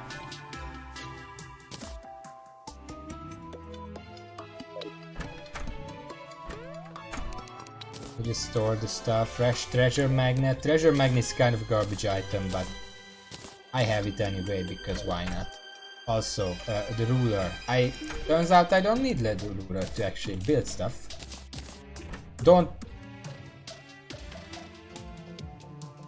I think I dropped.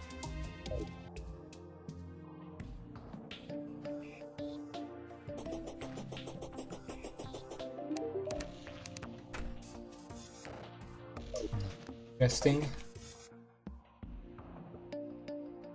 You know what I'm gonna do? First of all, hey, you move up here, please. And I'm gonna go back there anyway. I'm just gonna retrieve it then. For now, I can try this. I do have a lava pool down here. I can just try fishing in that.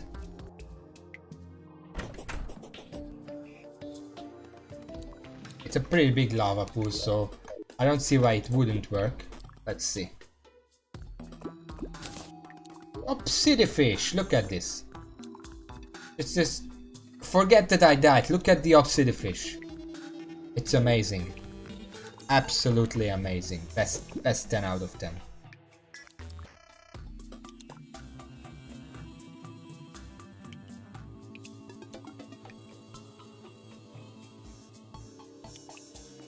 Guess it does take a while.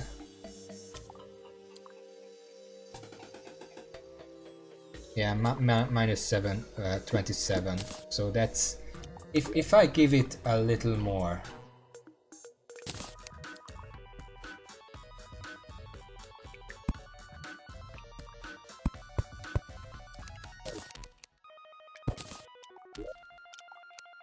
I'm just gonna do...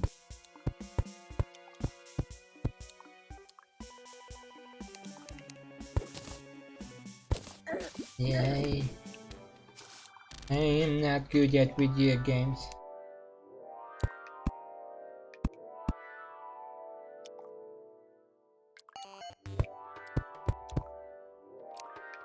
Oh.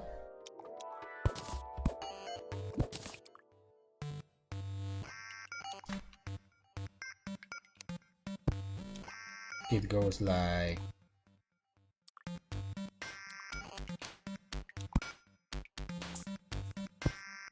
this, then it goes like this.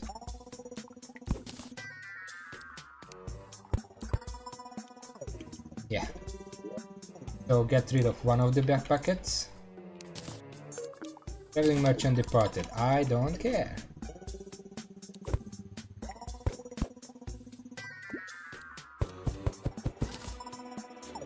And I grabbed it. Get out of here. Need you anymore.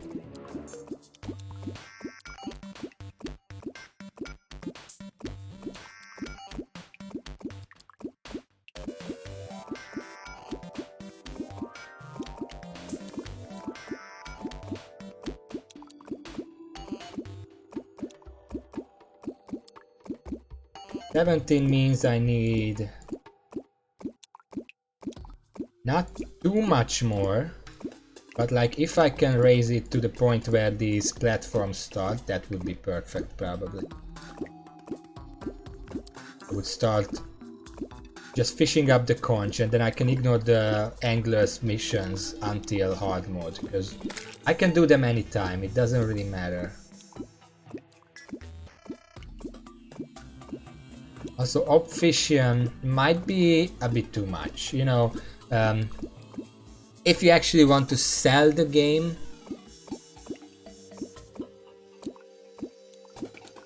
you know, just saying.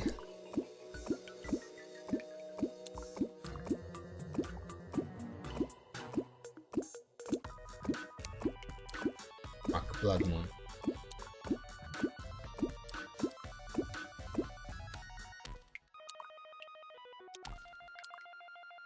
You know, it kind of makes me think, does the Blood Moon fishing work in lava?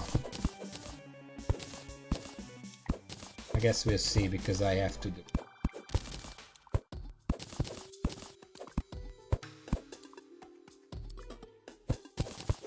Let's try with this much. I'm going to stand here, just in case I have to. 19, minus 19, so I still need a bit. Obsidian crate, nice.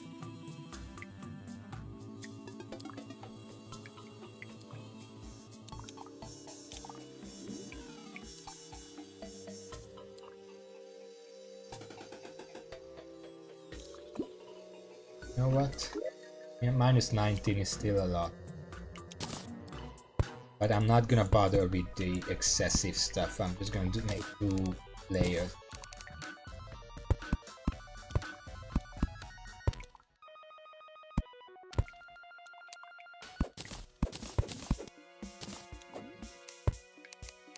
Go.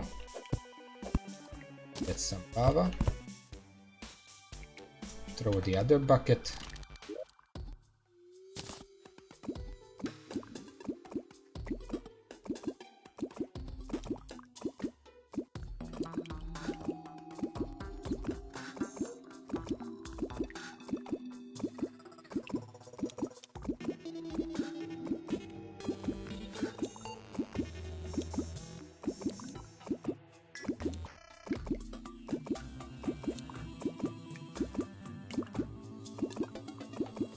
Bit boring, but it's very hard to do this rhythmically while also talking, so give me a second here.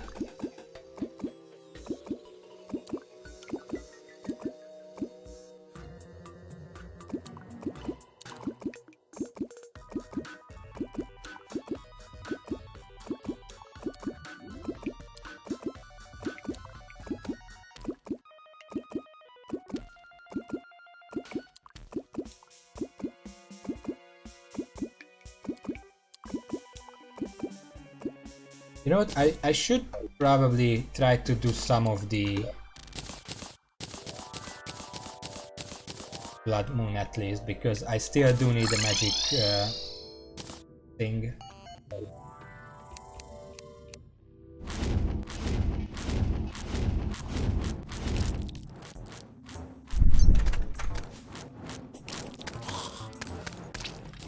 It's a bit awkward without the ballista, but you know.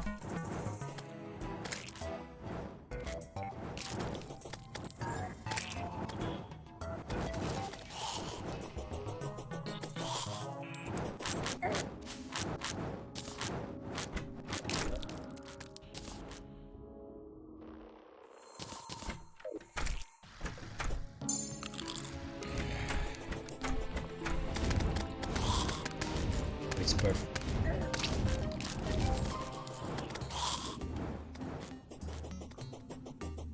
I can just stand on top of this because I already have all the banners and just lean back and let Dames do the work.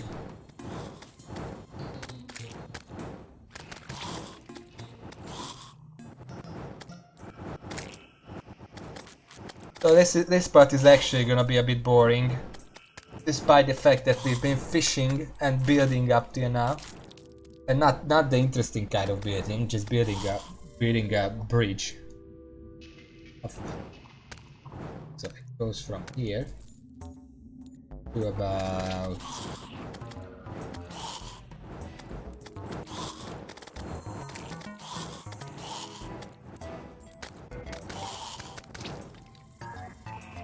goes from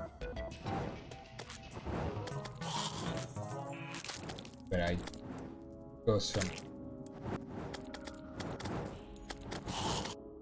Yeah, about a third of the world. I don't think that's enough though. I want to be sure that I can beat it the first try, because otherwise I'm gonna be wasting a lot of oceans. Any drops? Drops yet? Aside from the gold. I mean, the gold is nice. I do need the gold. Doesn't.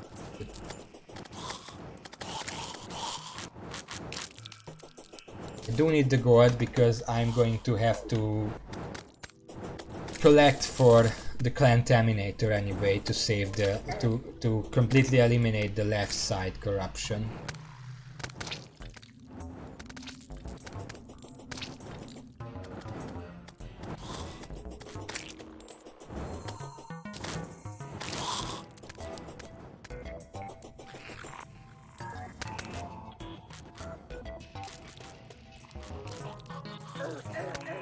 Yay.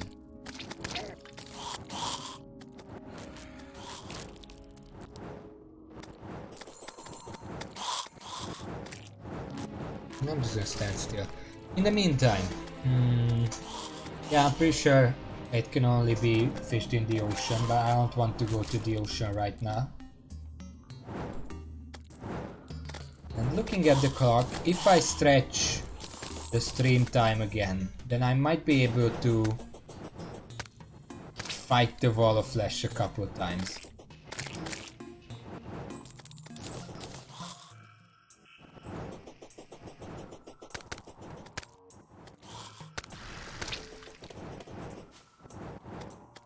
Really, hopefully more people will tune in by then, because that's probably this is gonna be my first actual challenge as a summoner, because up till now I was a rather mediocre summoner, barely any summons, you know. Now I have all that, and this is the first boss that I'm actually fighting as a full-blown summoner with 5 imps, a ballista, all that cool stuff.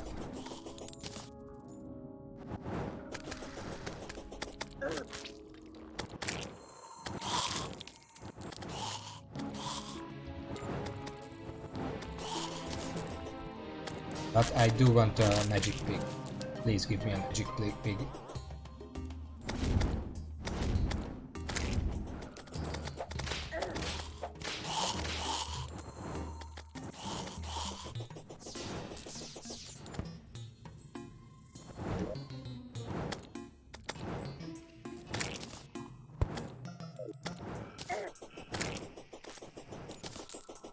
It's almost daytime, but as well.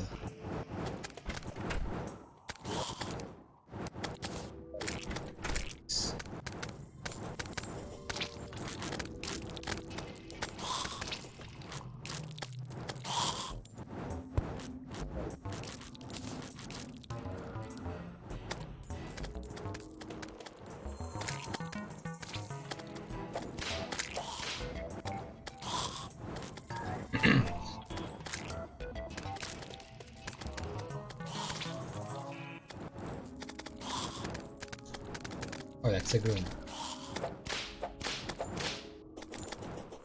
Oh, there it is! I found a money trout, that's what it's called.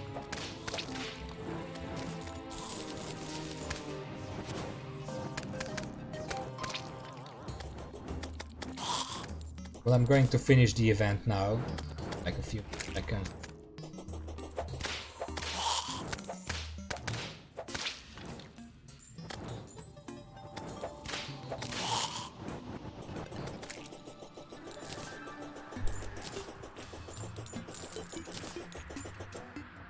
Right, so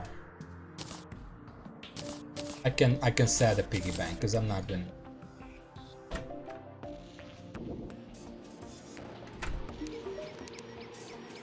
I would like to sell a bunch of stuff. Shackles, top hat, shark tooth necklace, banners, piggy bank, The rest, I guess, to organized. Benzene wasting. Okay, you little kid. You need an eater of plankton. Well, lucky you. I actually have that. Give me an accessory. Or just more. Wait.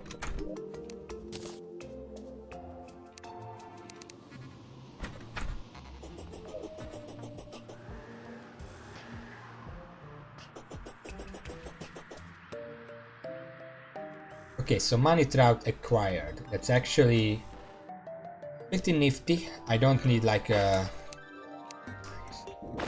What?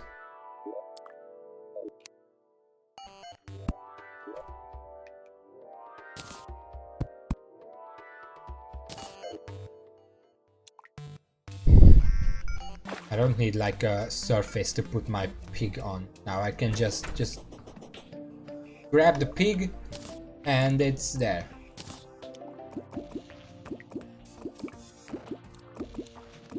A little more lava and it should be good to go.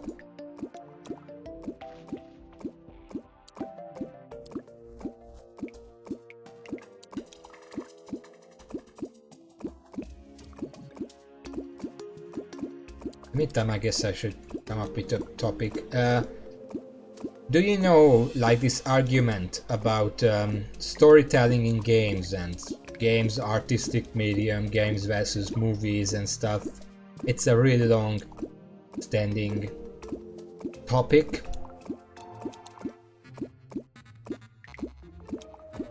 And I have my own opinion on that. Okay, let's check.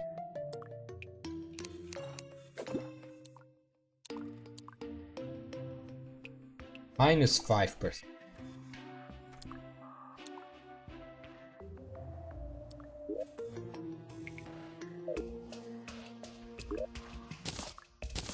Just a tiny bit more shit.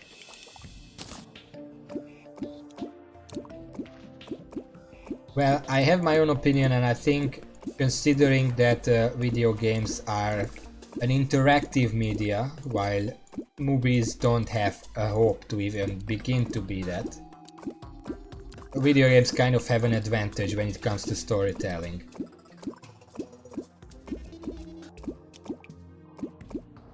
Because it's always gonna be more impactful if you are more directly involved in something.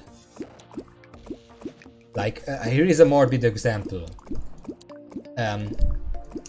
If you are in a funeral, you're probably there because of a very good reason, and it's gonna affect you. Whatever happens there is gonna affect you a lot more than if you just walk on by the street and see a funeral just at random. It's not gonna, you just heard, oh, someone died. It's not gonna affect you much. That's pretty much what happens with video games versus movies. Watching versus being a part of it.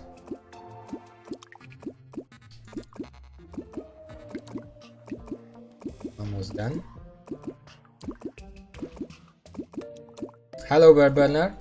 Done with school today?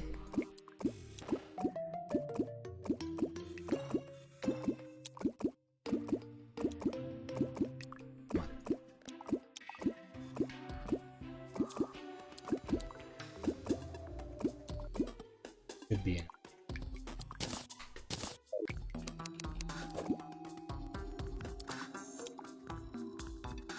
Yeah, I didn't go into mines. Let's put on our thinking caps.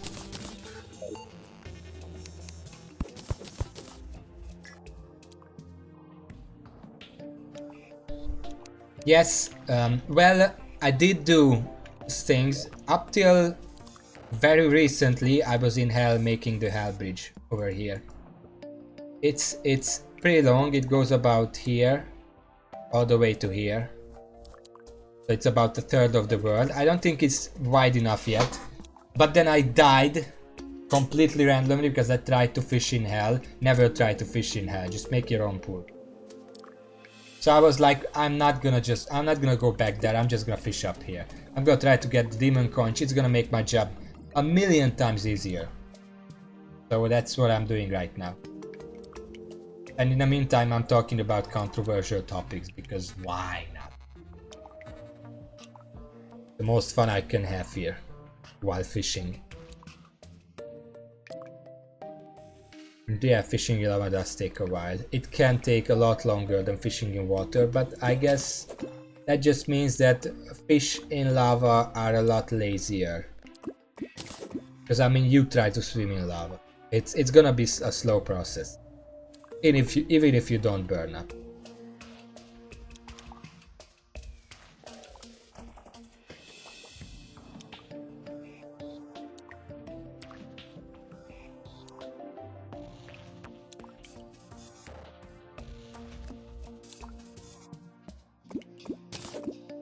Nerfinco.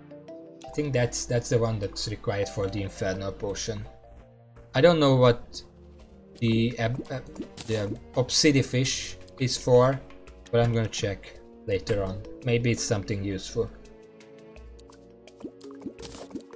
Getting a lot of it. Okay. Wait, don't I have... Wait.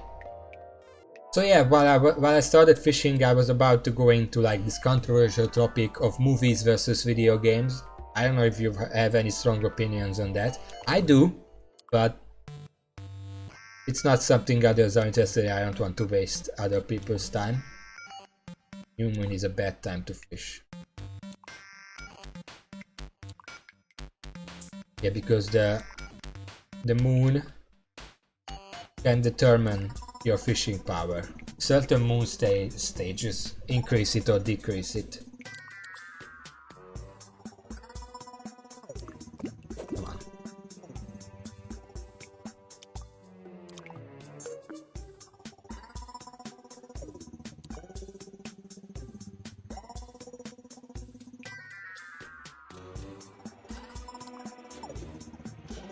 So this is gonna take a while like this. Not sure what else I can do. Am I even using the right bait? I should be. Fine. Maybe I should grab the fishing potion.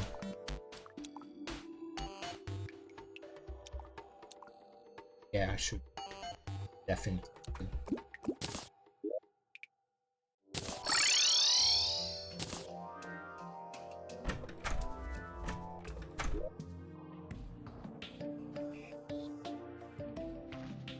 Is this the potions chest? Wooden mat.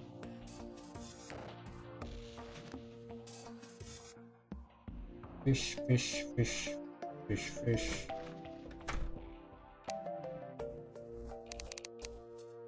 Please.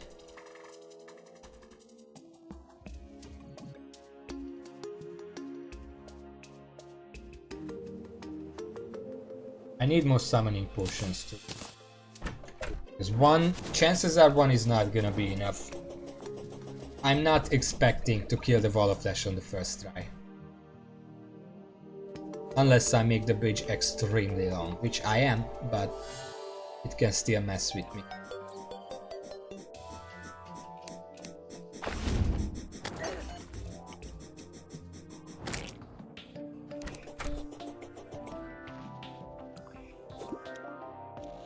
Yeah, I brought a potion and I'm not even drinking it after that.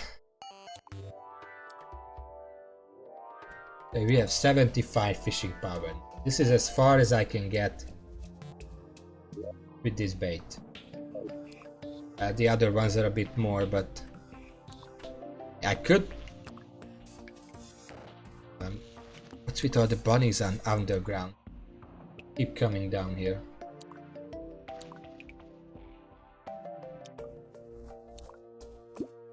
You know what? Hey. Oh. What are you doing? I have an arm. Do you want an arm? Three silver.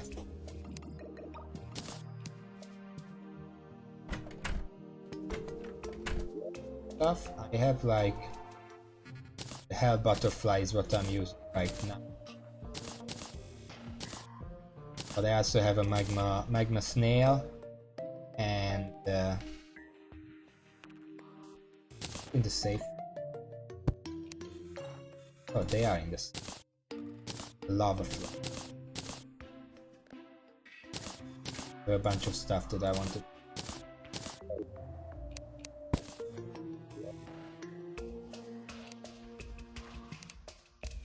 I don't have magma stones yet, so I might as well store them.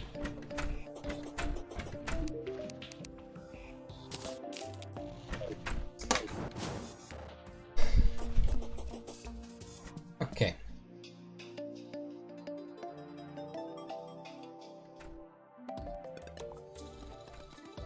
There are a few games that I could bring up as examples of this storytelling in games kind of stuff. I just remember that I played the first Walking Dead season from Terraria when they still existed. And I liked it a lot the first season, and to an extent the second season was good. I didn't play the rest, but I've heard that they kind of dropped the ball there. But the first season, it was like, I actually liked the game enough to go and try to watch the series after, the Walking Dead TV series. And I watched, I think, 4 episodes of it. And then I stopped. And I think that's because the game actually put my expectations way high. Because, you know, with Lee in the video game, you are like, bottomless lava bucket. Look what I found.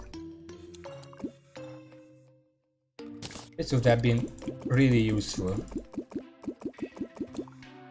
Like 10 minutes ago, or half an hour ago, or 3 days ago.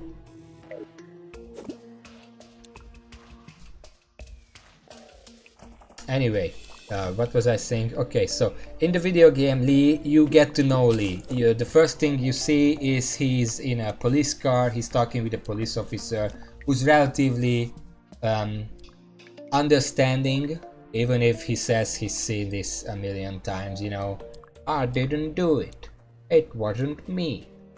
But then the zombies happen, and then you directly towards that house and you meet Clementine, and together they try to survive, and it's personal because you are the one controlling Lee, even if you don't feel like you are Lee, because you know it's a third-person adventure game. You're not Lee, but you are there from the very beginning to the very end, so it's more personal. Lee feels like more a friend that you have.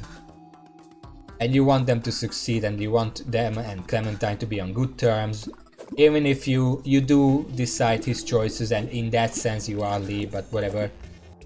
As opposed to the TV series, where I just watched some guy walk around a bit, and yeah. I expected to be as invested in that as I was in the video game, and that was my mistake, because it's not really possible to be as invested in a movie as you are in a video game, specifically because the video game is interactive. But another example, well, not another example of this, is just storytelling in video games. There is a particular game.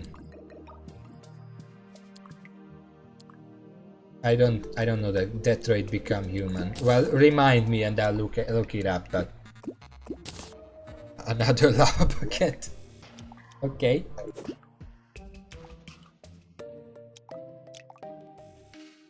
But there is a game, there's a particular game that I tend to bring up when people talk about like storytelling in video games, and that is the game is called What Remains of Edith Finch. For some people, they might just call it, oh, it's a walking simulator, because you just walk around the house and explore stuff, and that's all you do. But yeah, it's kind of that, but it's also kind of a bit more, because what you do, okay, the premise of the game is that there is this Edith Finch, Yeah, you played it? How was it? What did you think about it? As I didn't play it, but I saw Jacksepticeye play it. So it was even more like watching a movie for me, but I knew that it's interactive. So just for, I don't know if Raven played it or not, but I'm gonna explain just to have me explaining it in the stream. So the game is about the Edith Finch, who has a family who's supposedly been cursed when they moved to their new place. Hello Raven, glad you joined us. We're talking about What Remains of Edith Finch.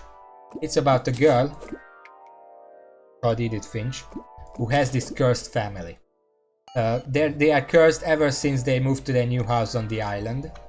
And something, I don't remember why they are cursed, but the entire family basically accepts that they are cursed, or at least entertains the idea, what if we are not, but maybe we are. And the curse is that every single one of them has to die in some terrible fashion, or some very weird ways. And the main character goes back, they moved away in the past for whatever reason, and then the character, knowing about the curse, goes back to the house, which is now abandoned, and explores the various rooms in it, discovering the different people that lived and died there. And you just explore an abandoned house, and the items you find, you discover, find diaries and notes and just environmental clues, and you get to see how each of the characters died.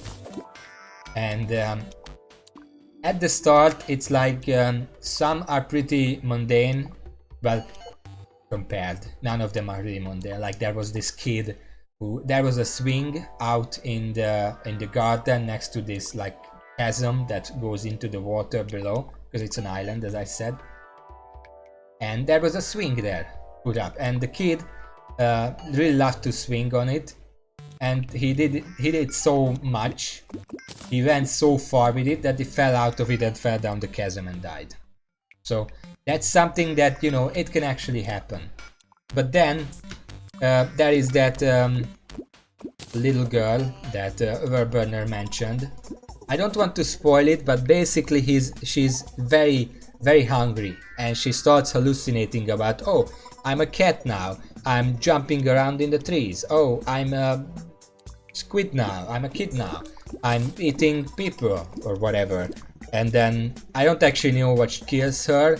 You don't always find out what kills her, but I'm pretty sure it was just simply indigestion. She ate something that, oh, absorb, what the hell is this? Oh, okay then. That's gonna be useful later on, I guess. It's gonna be useful while I'm making the Hell Bridge, because there are areas where lava gets in the way. I can just soak that up. Okay. So I'm pretty sure she just ate something that gave her indigestion and poisoned her, and she died doing that, but the poison gave her like these hallucinations that you can experience. And then there is also this guy who was so afraid of the curse that he closed himself into like a nuclear bunker for his entire life. Canned fish factory. I don't actually I remember that there was something about that. I don't remember what exactly happened, but I don't even want to spoil it. If Raven wants to play it, he should. But I want to say this one more thing. There is this guy who was so afraid of the curse that he closed himself into this nuclear bunker for most of his life. And then he grew old there, and by the time he grew old, he thought that nothing happened. This is the time that he should leave the bunker and see the outside world. So he did, and immediately a train hit him and he died.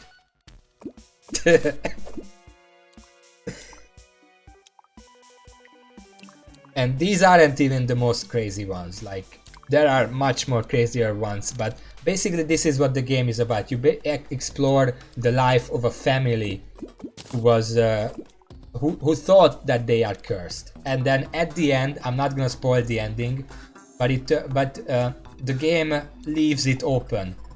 Was the family cursed? What was Edith Finch herself cursed? It's basically left up to the player, which is very interesting because a lot of like there was this Inception ended like that with the spinning top thing. That is he still dreaming, or is it reality? Who knows? You decide. Basically the same kind of ending. And no, I haven't played Wonder Song. I don't know what that is.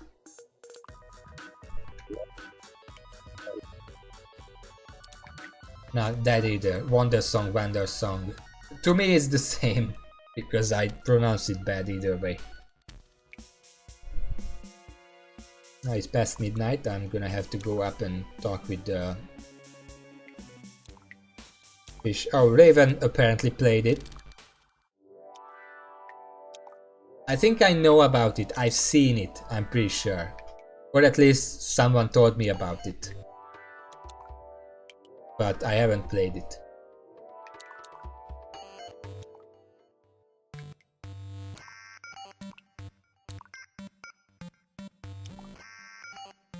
Come on.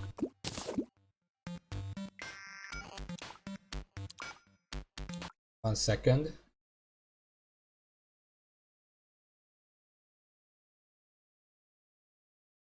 Okay. Yeah. Is Wonder Song indie? Is it an indie game?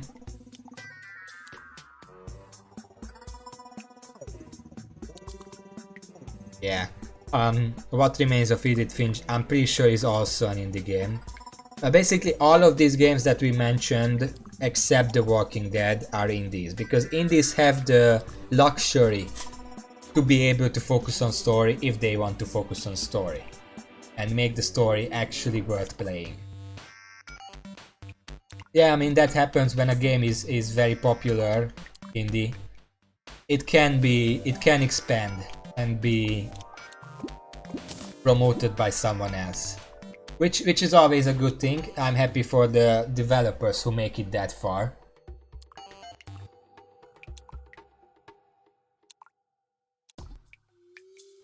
I mean, one game I know like that is a Cave Story that started out like a single person made a game and then it was re-released on Nintendo console. I don't know which one. One of them. And yeah, Terraria, I guess also because it's not made by one person, but like a small group. And nowadays you can find it on like 3DS and mobile and whatever else. Minecraft too. Okay, I'm gonna head upstairs.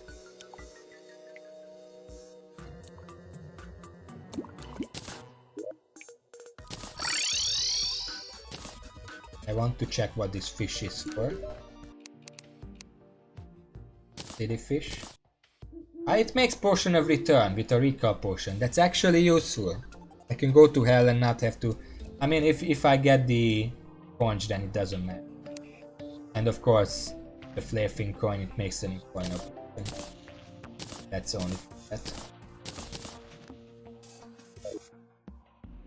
For now, I'm gonna put the lava bucket and stuff in there. I'm gonna open the crates. Whoa, what is all this? Wet bomb? Oh, this, I combine this with some other boot in order to make a good one. And it does this. Pretty cool. I got the baby imp. Just gonna activate that because I have imp. Altered brimstone bush. Oh my god, it's pretty big. I put it in here. What?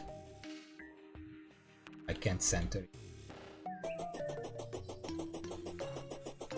Yeah, they do, but I do have a shadow key, so it doesn't matter. Hey. Wait, can it fit in here?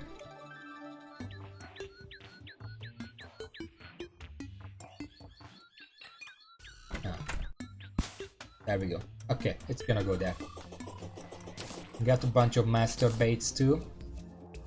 Mini volcano. I think this is just like vanity. You put it there and it looks nice. Doesn't do anything. Potted magma plant. How big is this? Also pretty big. I put it here. Lava serpent bowl. I'm going to put it in the little kid's head. I'm sure he's gonna like it.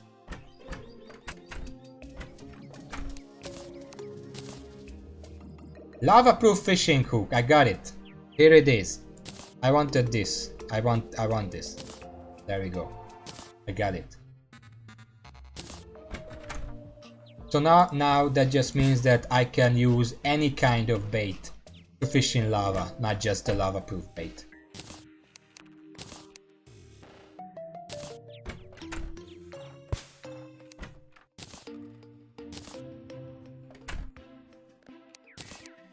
And I got the second one.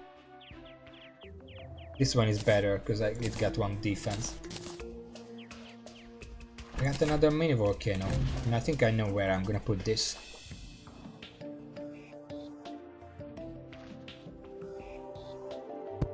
There we go, just surrounding it.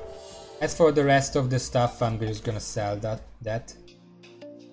Another lava bucket, that kind of stuff. I don't need stuff. Red water, that can be cool.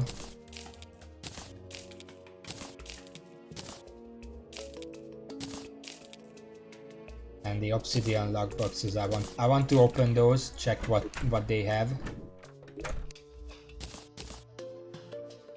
Wet bomb, I'm gonna put that in. Oh, these are just reusable shadow chests, so you can get the stuff from them even if you ran out of chests. It literally just gives me something from those. I got a couple of godly, demonic, strong.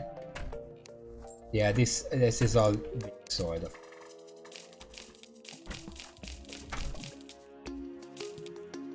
All right.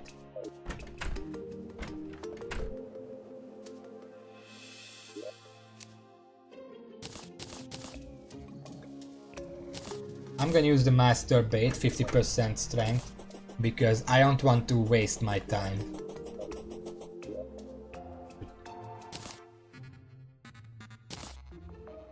I should store mine.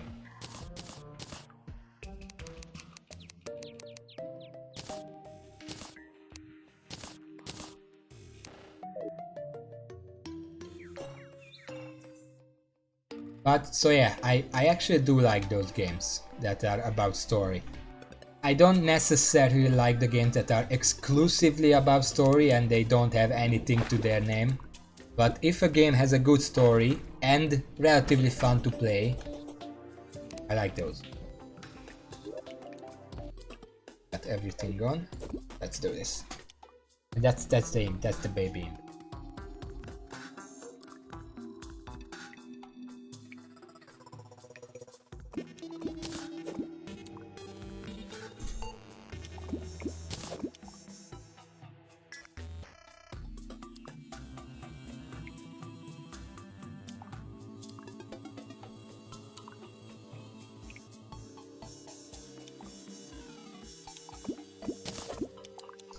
So now the only thing I need from lava is the conch.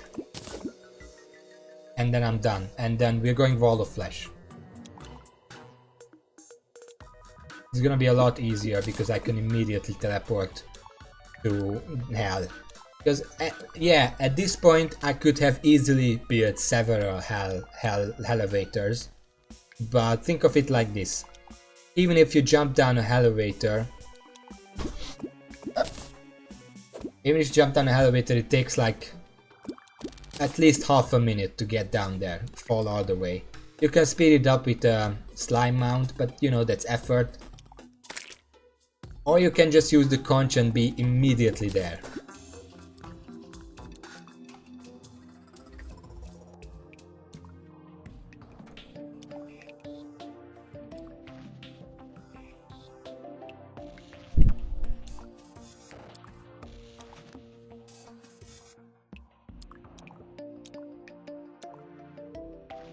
Trying to think.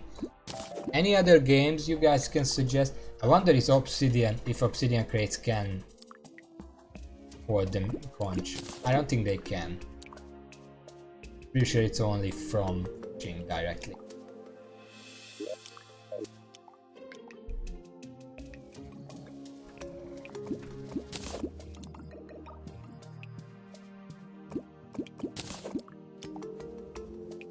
I'm gonna have so much obsidian fish.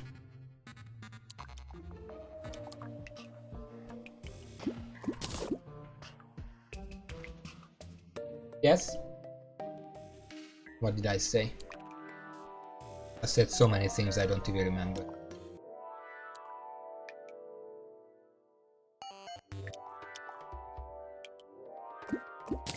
But yeah, I don't know what that game is. I heard the name, but I don't know anything about it beyond it. It's probably a bit like Deus Ex.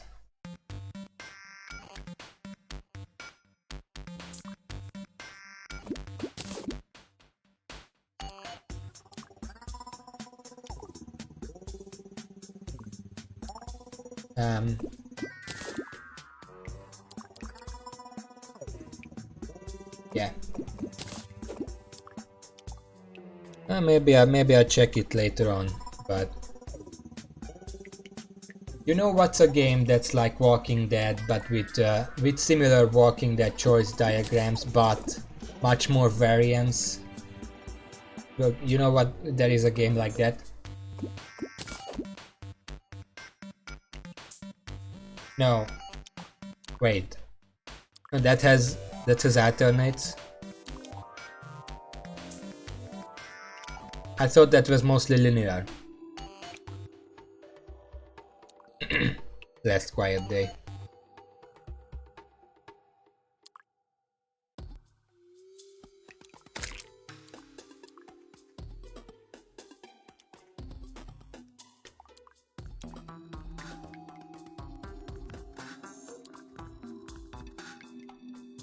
But no, I was talking about something very similar to Walking Dead.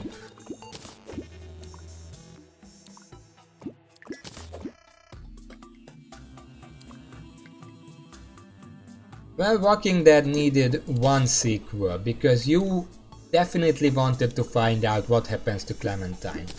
But after season 2, I feel like season 2 had 5 different endings. I feel like those generally closed off the story pretty well, regardless of which one you got. So at that point, it could have been over there. But yes, the game I was talking about is Wolf Among Us, which is also Telltale, but the difference is, to any of their other similar games, is that the Wolf Among Us had just one single season. And it was planned as having just one single season, which meant that they were able to get away with spreading out the story a bit more, because they knew that when you get to the end, it's gonna be the end. They don't have to tie it to a next game or something. I'm gonna drink, my throat is going dry.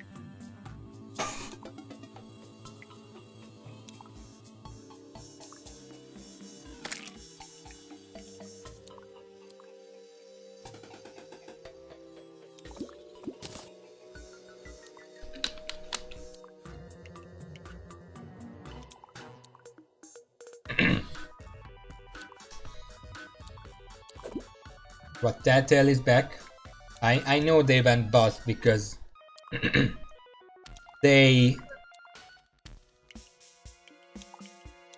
Telltale didn't develop. You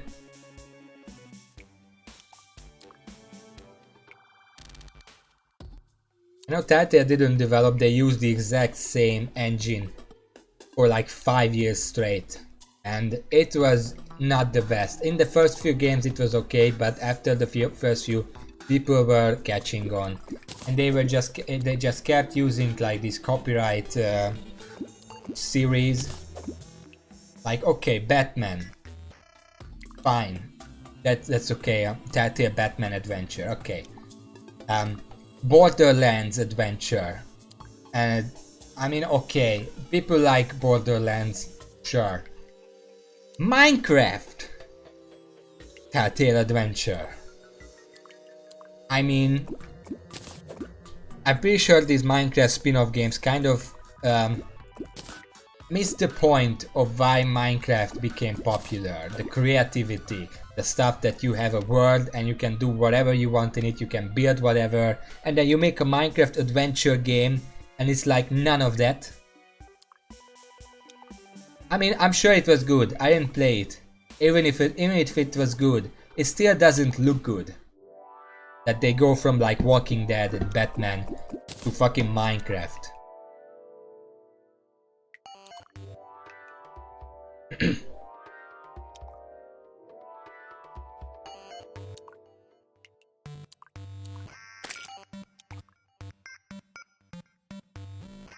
You know, when a red and blue slime mix, it becomes purple. That's interesting. Yeah, Disco Elysium, I've actually been suggested that before. At first I thought I have it, but I don't think I actually do. I have something else that's similar. Unless it's nothing like that, in which case I'm talking stupid. What is it about? Tell me, and then I'm gonna tell you if it's like that or not. Come on.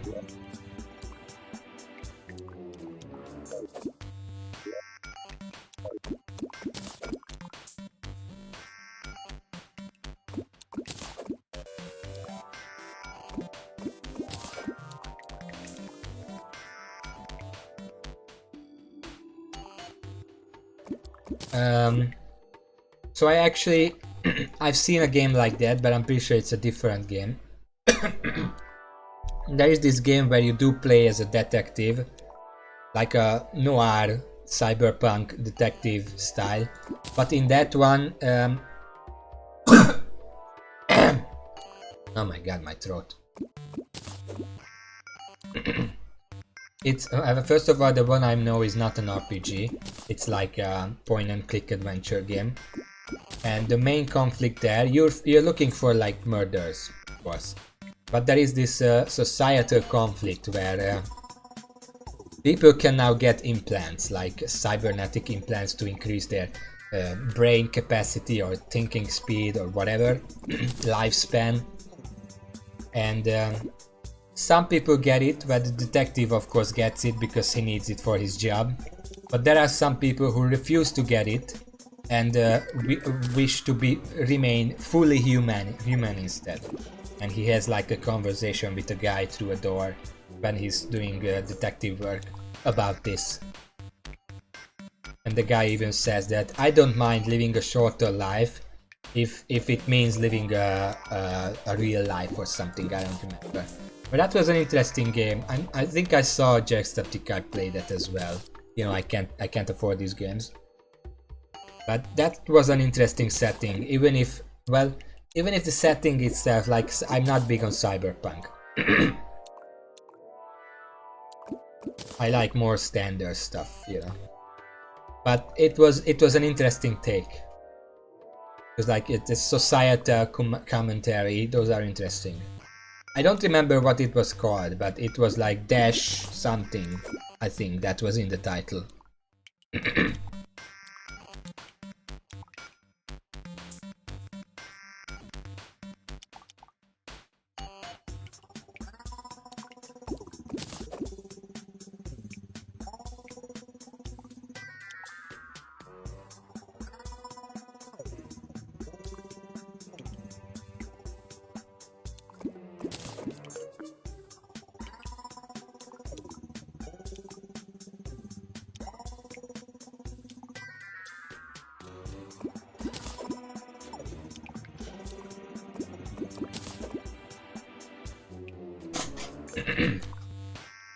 Trying to think of what kind of detective games I've played in the past, but I don't think I played many. Detective games are very hard to get right without just railroading the game in a certain direction. much obsidian. 26 obsidian plus the ones that I stored already. And 13 crates. It's gonna be crazy. You know what I should do?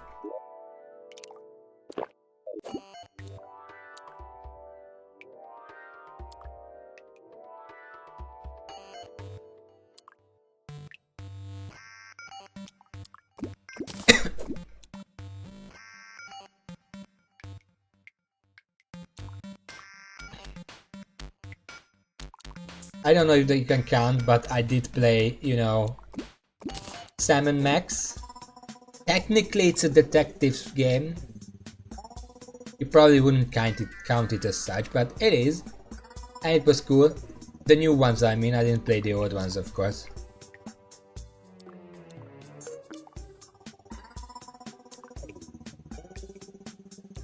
Yeah, it probably doesn't count. Yeah, they are Terraria too. I think they made a lot more. I have the first 2 seasons, and I think I played the first 2 seasons, but I think I didn't finish this. Yeah, I finished the second season. Pretty sure I finished it. But that's all. I'm pretty sure there are like 4 or 5 seasons of it now. I don't know exactly. At least 3. I know there is at least 1 season I haven't played.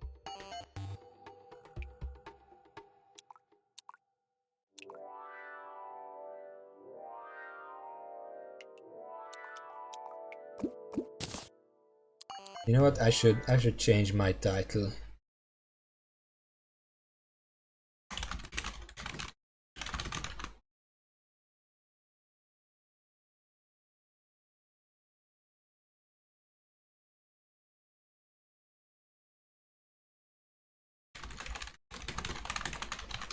One second.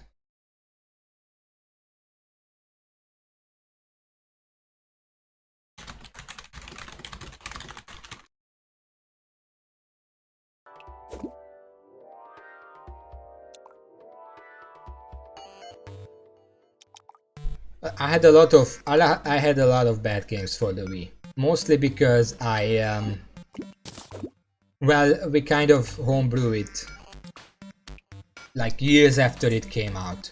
Like I bought the Wii years after it came out, and then years after that we homebrew it to get some extra games, but the majority we got were actually kind of bad.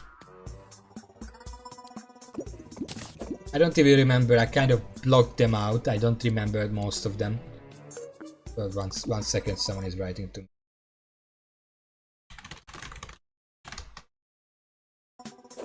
I don't even remember most of them. I remember... do you know that...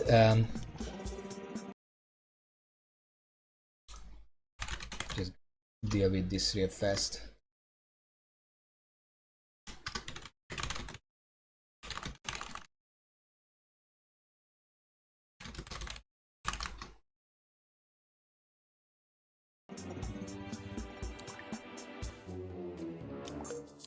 Okay, so did you know that the Wii had a full-on Japanese horror game on it? At least one I know of. Another sponge.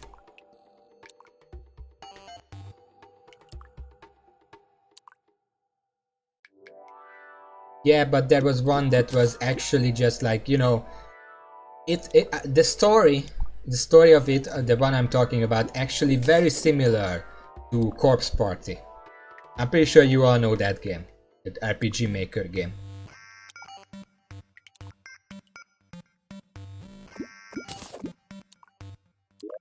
I'm good on baits. Well, Corpse Party is like this RPG Maker style game.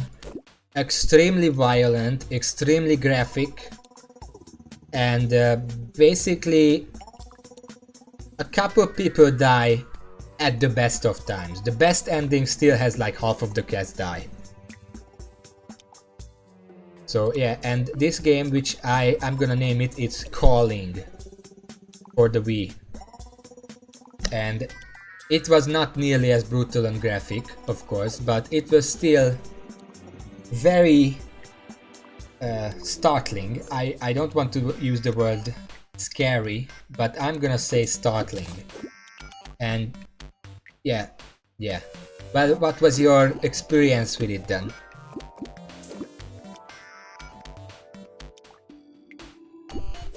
Because I remember that I played it, and I'm not good with horror games at the best of times. I've played Amnesia, I played some of the Penumbra, and I played I played Calling, and it was interesting because, you know, it had, looking back now that I'm more well versed in like horror, I watch a lot of horror games. I watch them, I don't play them. I watch them on YouTube most. I watch like Jackson, especially Markiplier plays a lot of them, like Free Scare Games Friday or whatever. I play John Wolf, play them. He plays them every now and then, bigger ones too. And now I know a lot more about like horror tropes. And looking back, yes, Calling was a bunch of Japanese horror tropes, but it was still interesting for me as a newcomer to the genre, because it was like, so the game was about, it's morning soon, I'm gonna have to check for the fish. The game was like, there is this chat room called the Black Page or whatever. I think it was the Black Page, but correct me if I'm wrong. And anyone who finds it and writes into it gets transported into this alternate dimension place. Well, one of them. There are several that are based on various places from the real world. And then ghosts kill them. And the thing is that you can move between these word fractions. They are not connected directly, but you can move them because there are all kind of mobile phones in there. And if you have a phone and call another phone in another place, then you actually, if that phone is not owned by anyone at the time, I'm pretty sure. If it's owned, then you just call that person. But if it's not owned by anyone, then you teleport to the other phone, potentially into another fraction world. And that way you can move between the worlds, and you have to find a way to get out. And it's actually really interesting. I remember one time I was still living at my old house with my parents and still together, and I played Calling in the living room. Everyone else was in the kitchen talking, whatever. It was directly after the lunch. I was playing Calling. I was stuck for like 2 hours because it was like a hospital scene and I had no idea where to go. I was wandering about. Oh, there's a goblin army, cool. I was wandering about in the hospital, I had no idea where to go. The atmosphere was completely gone. And finally, after like an hour and a half of wandering around, I finally find, oh, behind this counter there is a door that's actually open now. At some point it unlocked, because I remember trying that door before and it wasn't open. And then at some point it opened up. I'm like, yeah, cool, just barge right in there, look around like an idiot. And then there was a table there, and it had like drawer. And I'm like, I looked around on the bookshelf and whatever, looking around, just being excited that finally found something new. And then I go to the table, I open the drawer, and a fucking ghost jumps into my face. Right into my face. And I'm like, you know, since the atmosphere was gone, I was just excited finding new stuff. I did not expect a jump scare. And I got so scared that I yelled. And someone from the kitchen came in like, what happened? And I'm like, fuck this game. And you know, when in that game, when a ghost jumps you or catches you or something, you have to like wrestle them off of yourself. And I had to do that with this guy too, but I got so scared. I feel like I actually released the Wiimote. By the time I got it back, you know, it dangling on my wrist and stuff, I died.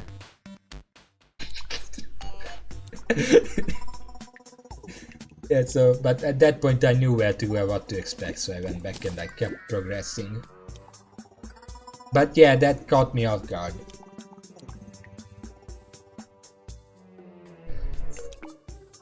Also, that game, to get the true ending, later on I found out. I finished the game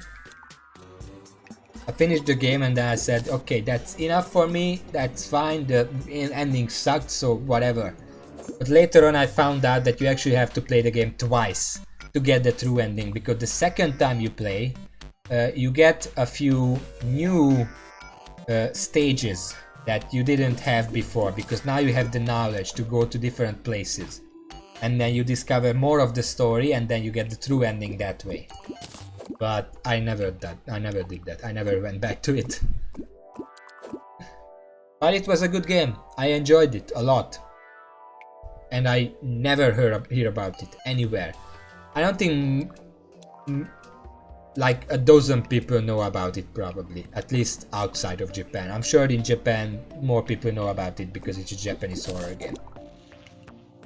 Zero Escape, I've heard that name but I don't remember it. What is that game?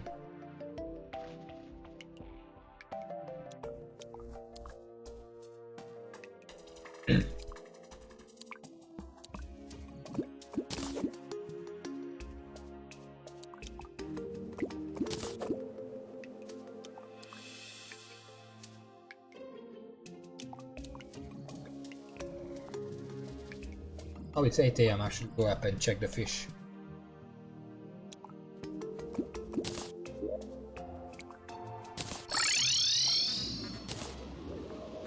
Okay, hey, gun dealer, do you want a sponge? You're welcome. Oh, fuck. I forgot. Scarefish, I actually have that, I think.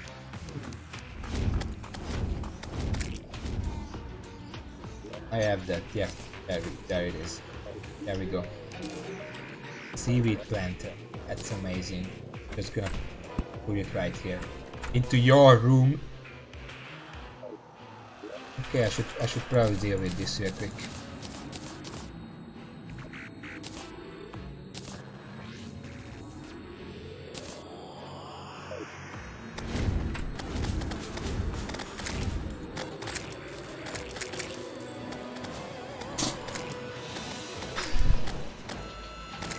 So it's like an anime, I want to play a game with you, or what?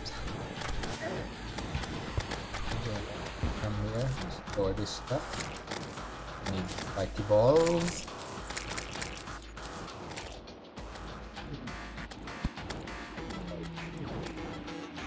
And let's open the crates. Ow. This will be a lot easier with the ballista, you know. But I don't want to waste like my medals or whatever.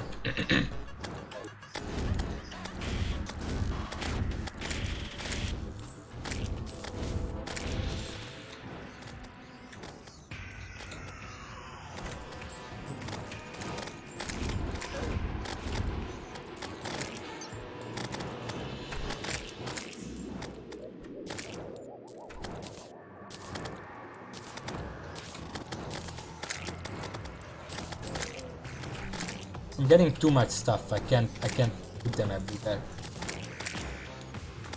Can't open them all at once.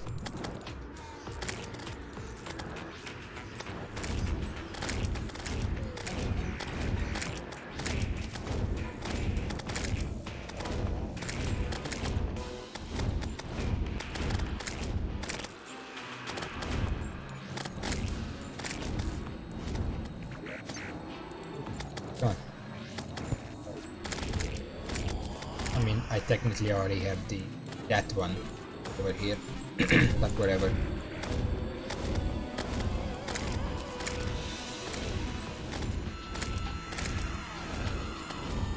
Okay, well, if there is interest for it and I actually can get these games, I can always just play them on stream. So I'm out on it.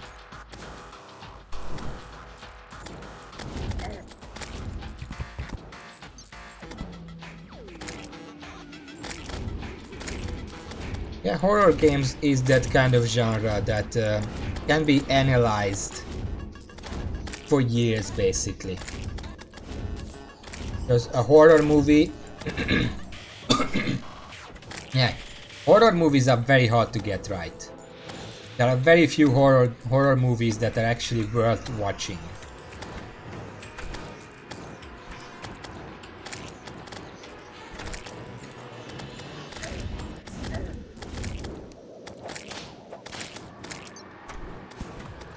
And games have to be even more better. If yeah, I can English, I swear. Because they are immersive. They have a lot more potential as horror genre style stuff.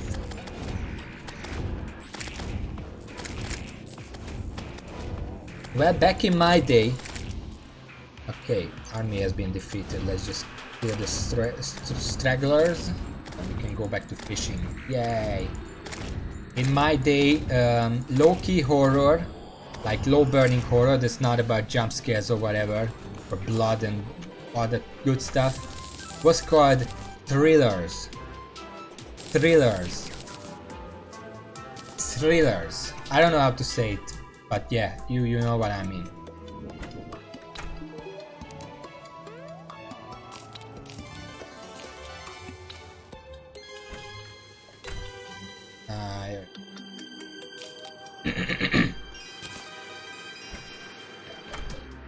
Please.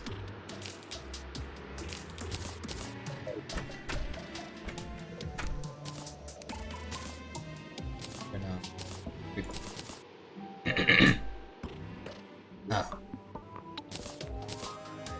Oh, I got the lava charm.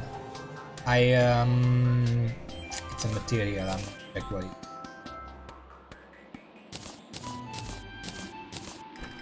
Got another one.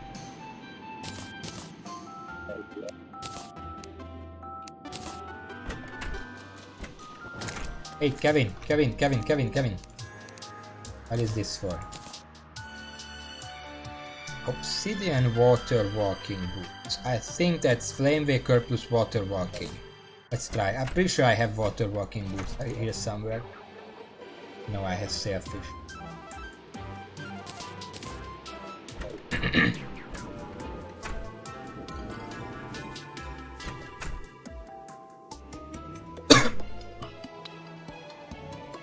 No, I mean, let me put it this way. After I do this. Wait, what do I do? Kevin, help me. I need a molten charm. Oh wait, I need an obsidian skull. Okay, let's do that. I want to combine these because there is no reason not to. Obsidian is this.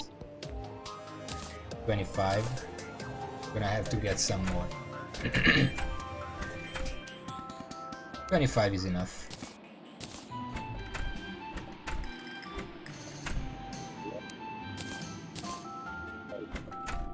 But thriller is like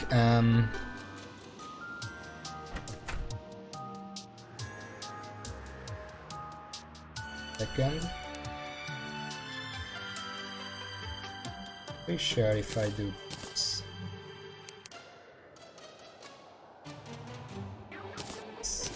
Then I get lava waders.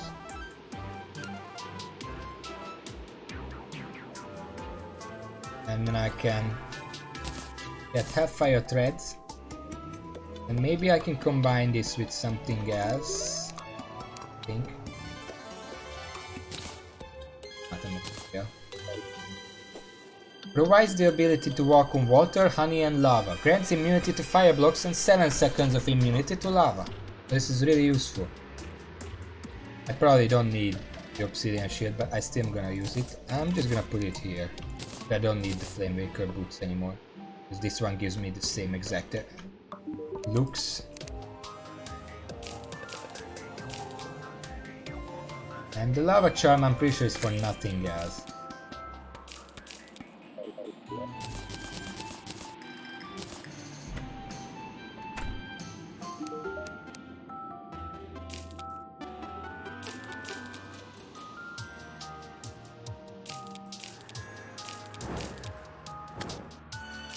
Alright. So, Horror, I think we all agree what horror is. It's like scary stuff. And monsters and zombies, those are kind of horror movies. Thriller, as far as I know, and maybe my definition is not right, but as far as I know...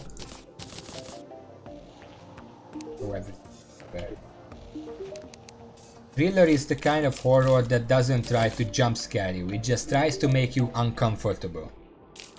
That's thriller for me. It's in the name, thrill.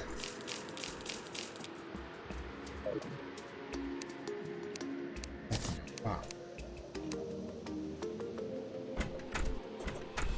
I'm just set for life, but it's already almost night time.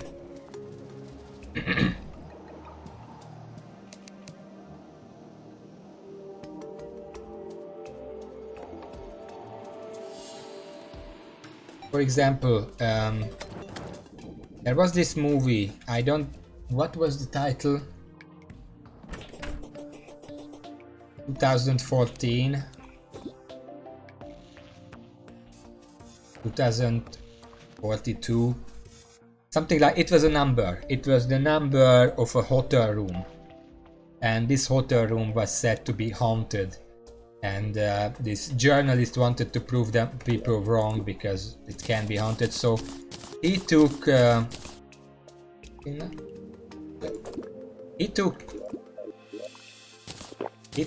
room for one night, and the movie is basically about his experiences in there, and it was scary, but it wasn't jump scare scary, it was the thriller kind of scary, uncomfortable stuff.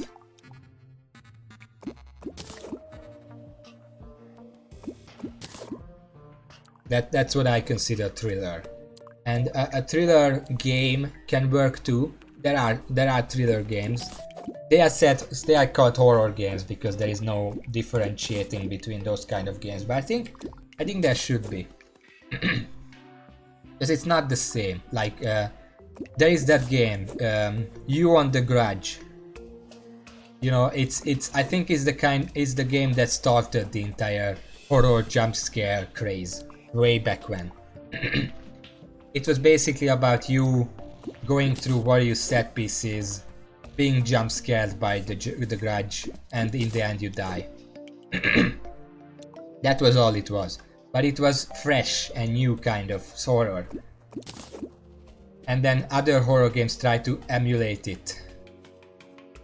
And then a lot of games were just boo, okay, keep going. And that was the entire game basically. But it did eventually lead to the return of survivor horror like Amnesia. And then Amnesia caused the return of the entire genre. So it was kind of like a chain reaction, which was very interesting to watch, mind you.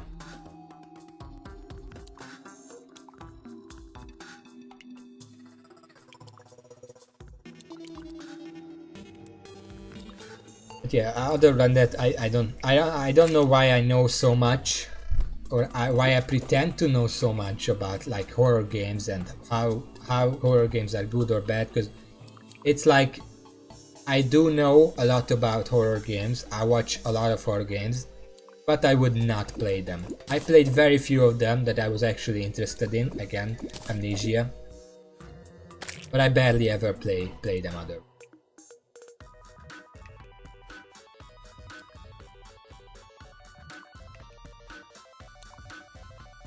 Unless I get enough stream viewers who want me to play horror games, in which case, you know, the will of the masses and all. It could happen, but it doesn't seem like it's gonna happen anytime soon. Go me. Yeah. Okay, let's talk about something other than horror games. My lack of knowledge is starting to show. 130 fishing power, by the way.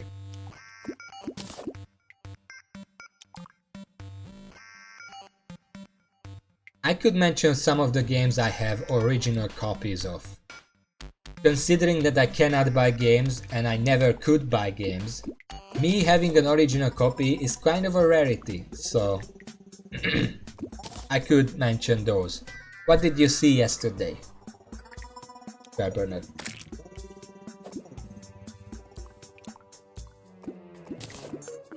This conch is really rare apparently. Can I even fish it here? I mean, I could. Should be able to.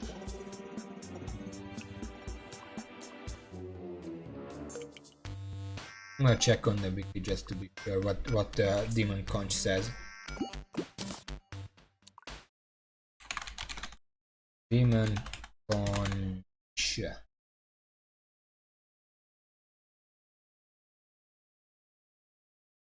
I don't know, is it a bouncy castle? Demon Conch is a rare pre-hard mode item obtained by fishing in lava.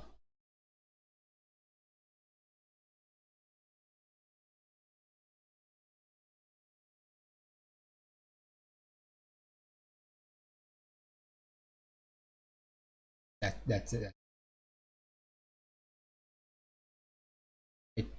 This should be fine. Any lava do.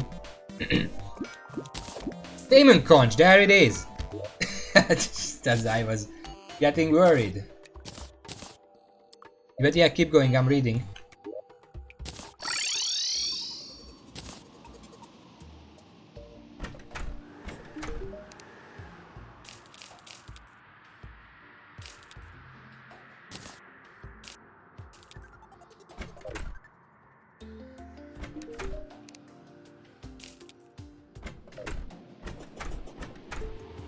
Yeah.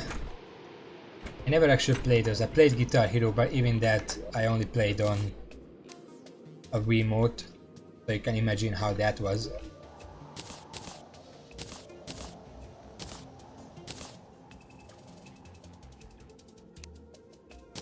Potion. Ink potion. Probably put on.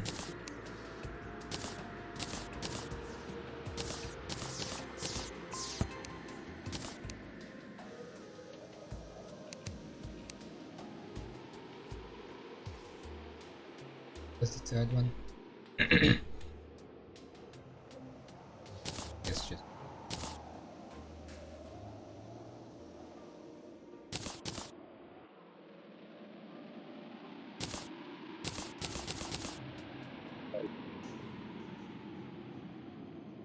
Yeah, we don't have those kind of places around here. We have a bowling alley, but that's it. Kind of boring. Okay.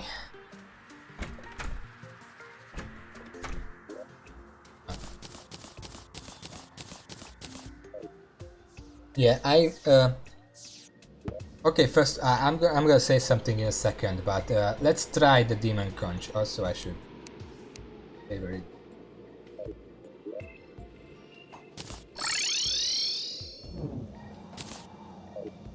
And it puts me.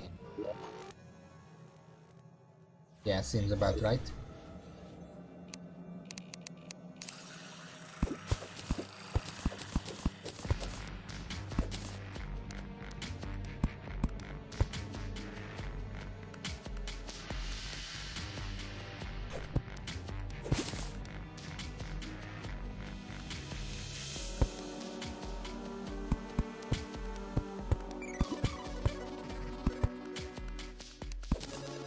Arcades in general are pretty non-existent in Hungary, but I've been to a place when I was visiting my sister in the capital, in Budapest.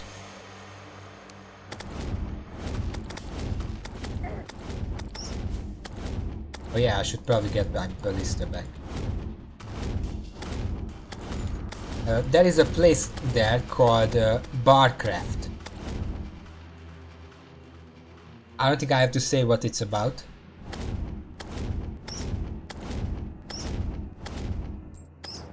But it's actually not an arcade. It's like a, well, it's a bar. And the main selling point they have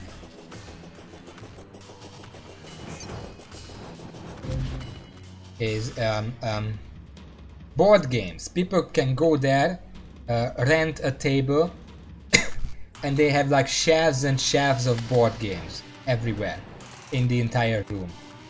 And as long as you rented the table, you can play any board game there as you want. And you can order drinks and stuff. It's a lot of fun. We played quite a few games. I remember we actually played Cards Against Humanity. It's like 6 or 8 people, I don't remember, half of which was drunk.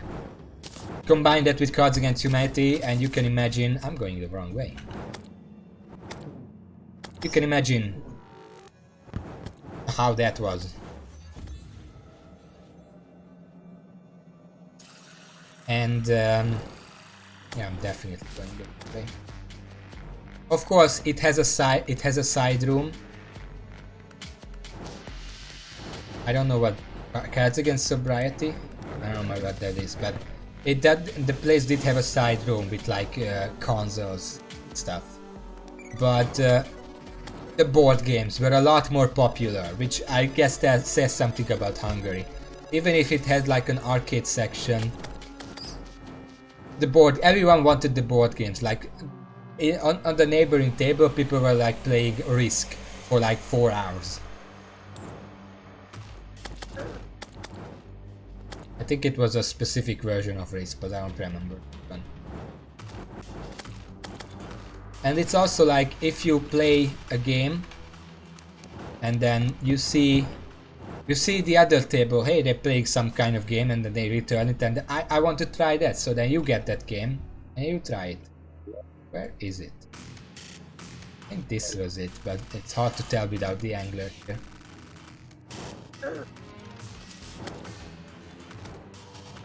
Yeah, it's this one. If I even blocked it up. There is my ballista rod. There we go. I got it. It was in the lava. I think I accidentally dropped it when I got scared by the imp over here.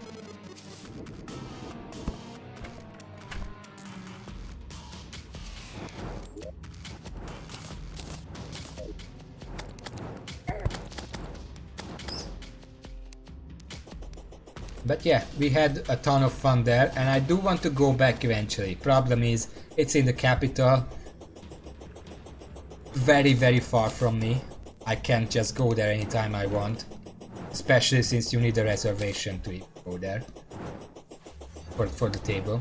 It's also the place that I first ever eaten nachos in my whole life. It was like a couple summers ago. Well, my sister was already living in the capital, so it was not that long ago, but still a couple years ago.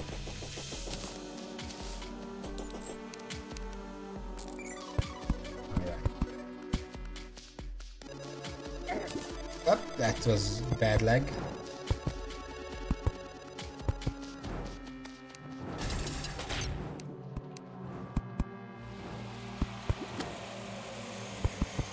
But yeah, a lot of fun, a lot of fun.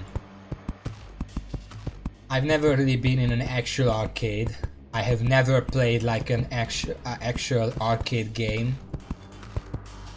I've got close, that there are like things that are similar to arcade games, but they're not arcade games. And even that was like decades ago, I would wager.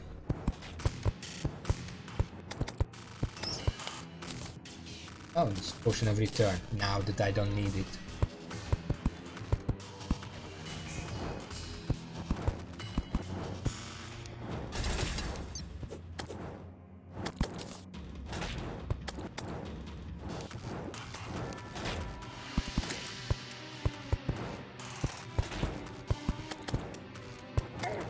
Well, I guess... Get off me! I guess it's more also the fact that I had a computer when I was like 3 years old. When I was 3 years old, or 4 maybe, I don't even remember exactly. But I couldn't even read or write yet when I was writing like DOS prompts into DOS. Well, to play like fucking Cannon Wars or whatever it was called, where you have two cannons and they have to shoot each other, checking the wind direction and whatever. So I really didn't feel the need to go to an arcade or buy a console for that matter or anything like that. Probably one reason.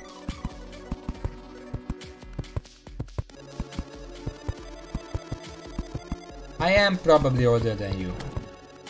I'm actually usually older than people I know online. The oldest operation system I've ever used, even if briefly and I barely remember it, is the Commodore 64. We had one of those. It was connected to the TV and we played like the football game on it.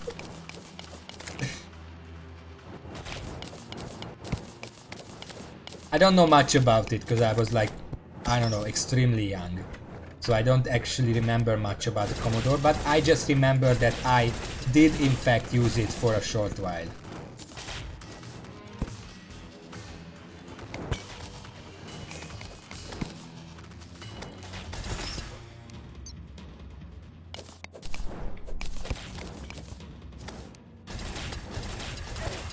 Oh no, oh no.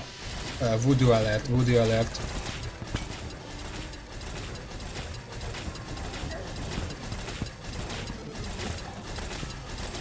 Okay, got it.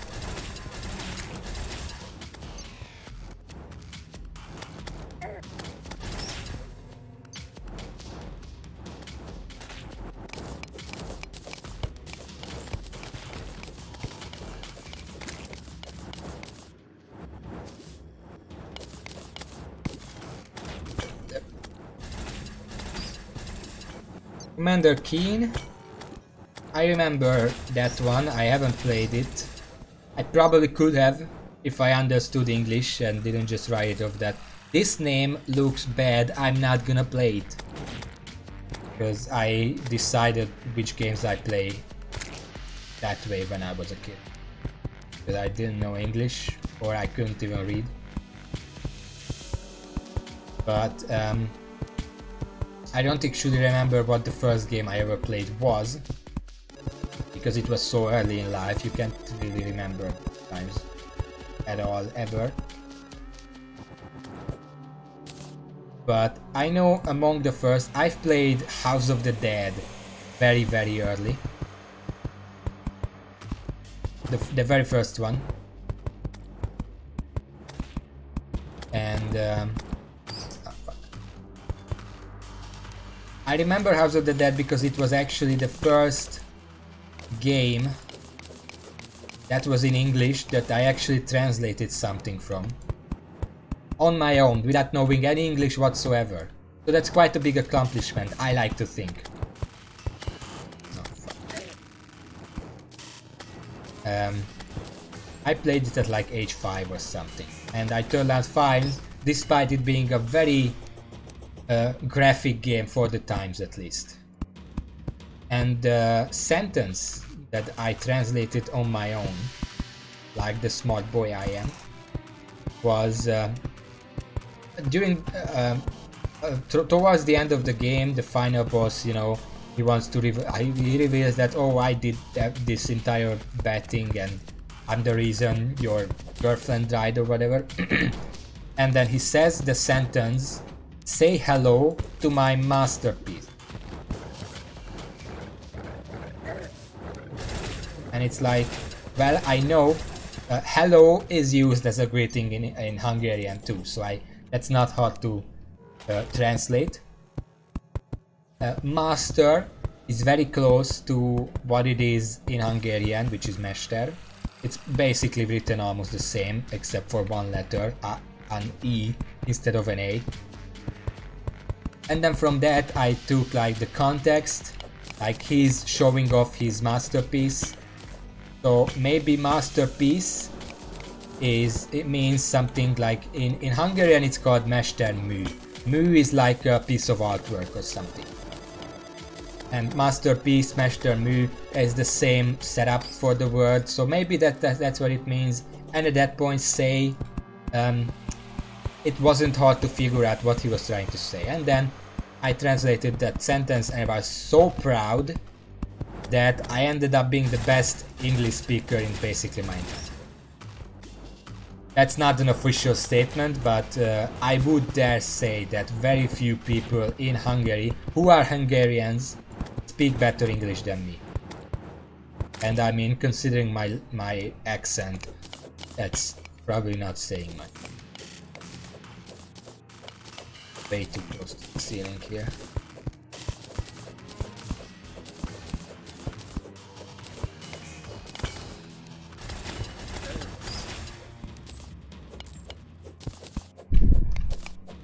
I actually haven't played Portal until I was later, so I can't say anything on that front.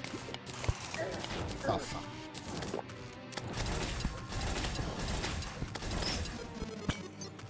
I bet GLaDOS's way of speaking helped a lot of understanding, at least, probably.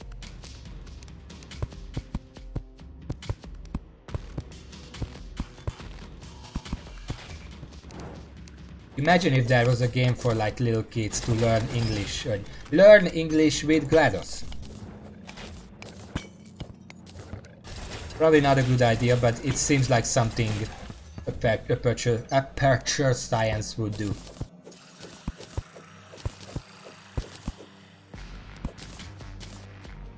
Also, I guess learning English via House of the Dead is probably not something I should be like proud of, considering the atrocious voice acting in that game.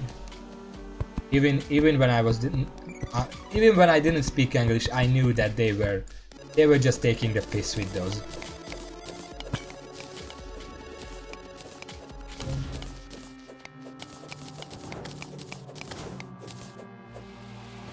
Which game?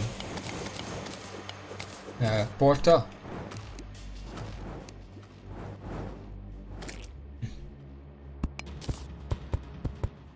I can still hear them. I can still hear them talking in my head. No, that's not what I mean. Wait, I mean that I can still hear the quotes said by those voices and the way they said them. It's forever gonna haunt me, I bet.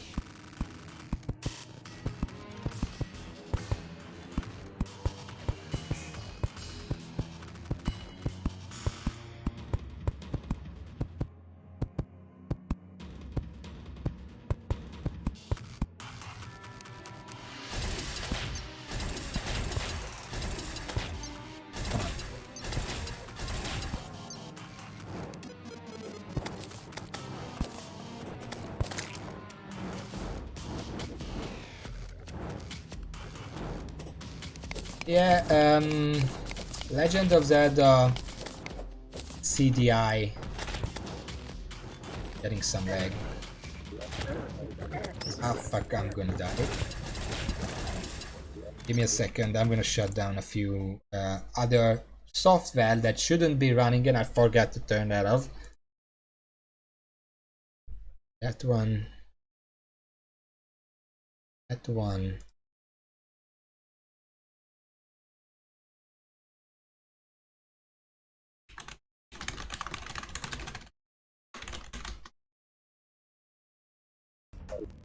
Okay, as I was saying, Legend of Zelda CDI off. Good well, CDI games, they have a particular brand. On that note, while we're on voice acting, there is actually a video on YouTube where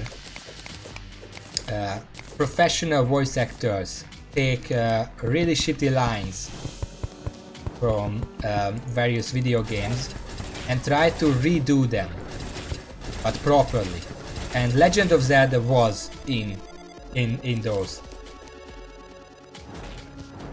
And I remember that they said they did their best. Hello, Retro Radica. It is intense. I am very intensely building. All the flesh. Hell Bridge. I'm pretty sure I'm overdoing it at this point. Because this is, at this point, it's like half of the world is a bridge. But yeah, in the video they said that even they tried their best, and obviously it's not perfect what they did, but even with the best voice acting that you can get, you probably could not save those cutscenes. It was just... Oh, this is not the end game. I don't know if you're aware. It's about mid-game maybe. It's still pre-hard mode. I'm just doing the Wall of Flesh arena. Actually, you know what? How big is it? Half of the world. I think I could afford to try the boss now. Okay, you know what? I'm gonna head home. Let's try it. If this doesn't work, I'm gonna have to go fishing in the jungle for a bit to get summoning potions. But let's try this. I'm suddenly very nervous. Actually, you know what? I should put them in the safe so they're all in one.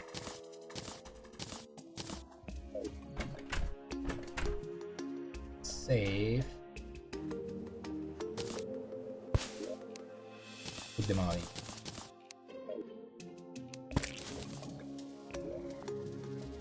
Okay, so I am gonna keep the Inferno potions. It seems like a good idea. Obsidian skin seems like a good idea. Regeneration, swiftness, iron skin, mana regen, summoning. I have just one. The knockback, I guess. Outreach. Outreach is a good idea because a lot of ads there. The water working thorns, I guess. That's it. I have. Should probably take some food. Okay.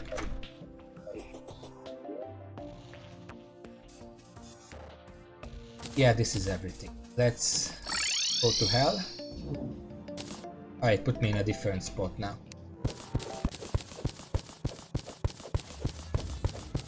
It's not exactly reliable. Okay. Okay. Wait. Yeah, I...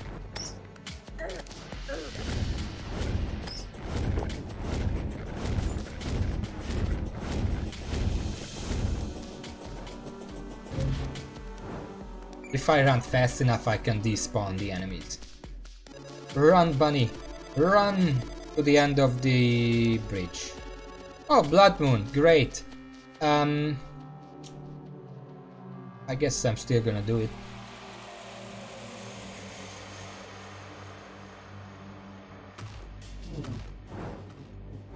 Okay, the end of the bridge should be nearby. It's not it yet. This is just where I ran out of dirt.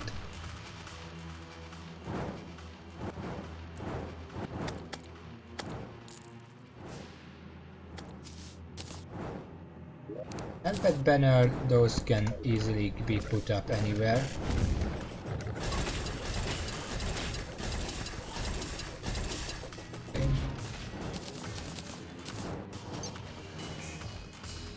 And this is the end game. This is where I do it. Leave me alone, please. I can probably do without the lucky horseshoe. +2 critical strike doesn't really do anything for me. Yeah, that's about all I can do here. Okay, let's drink up.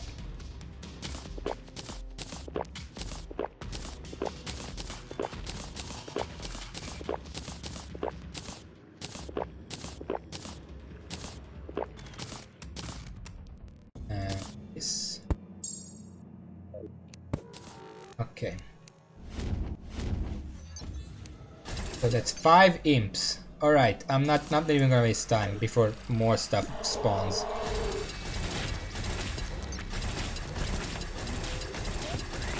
This is it. This is the fight. We're doing it. We are absolutely dead. I can't control the imps, but the ballista is able to pierce through the hungries in order to try to hit the boss. And once the hungries are gone, that also generally means that I'm good. Imps, hello. A little help here.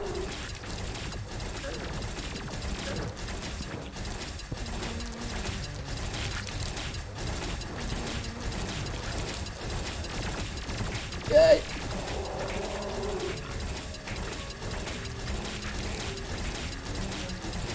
Okay, I'm running out of mana. I'm gonna swap over to the whip for a little bit.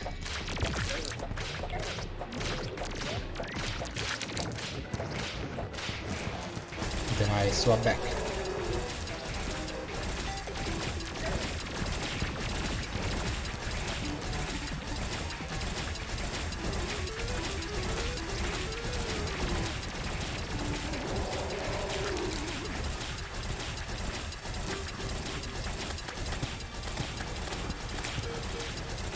Well, the imps are doing a lot of work, even if they don't realize.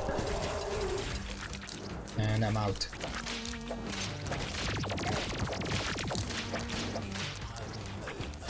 And now, full again.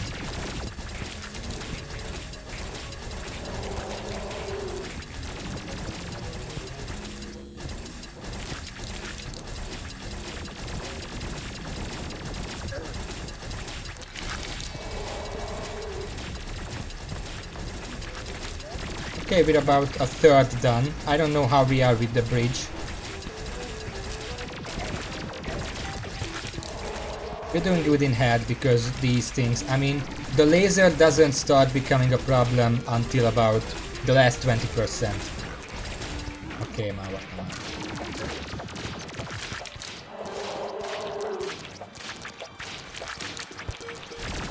Okay, let's do it.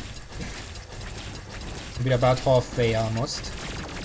And there are few enough hungries now that I can keep the boss in... You know what? Try to hit the boss. The eye, specifically.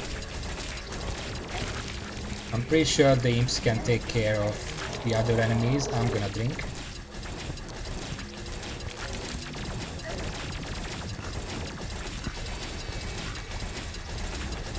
Okay, yeah, the laser is starting to hurt. Whoops, I got stuck.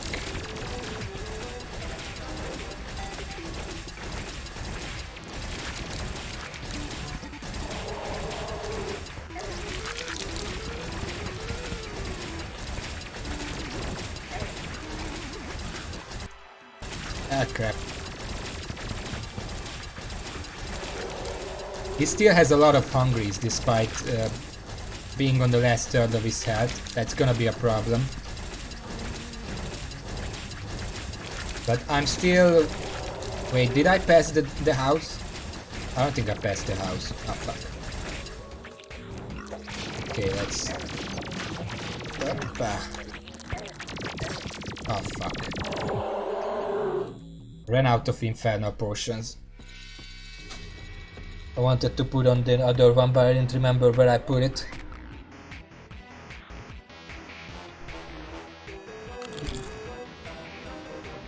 Okay, fish.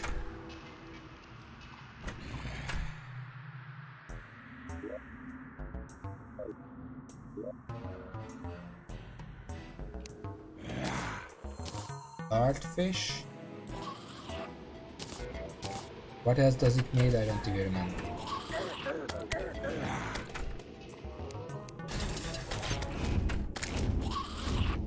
I didn't jinx it, I just messed it up, and also I really need to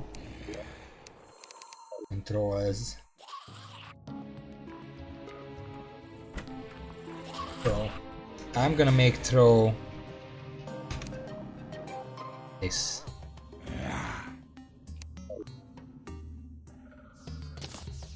so I never accidentally press it again, because I dropped my whip. But yeah, the guide is not alive, right? Okay. So summoning potion. Moonglow. It needs moon.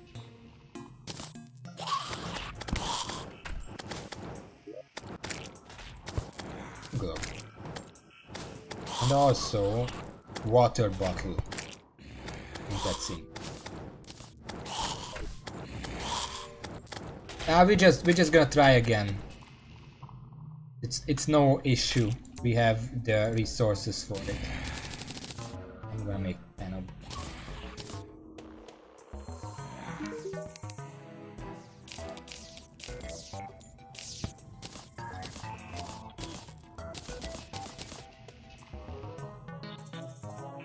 Inferno potion, well, it's useful, definitely. It's not necessary, but I guess I might as well make it. It gets rid of the hungries and the worms that get close to me. So it's definitely a good call. And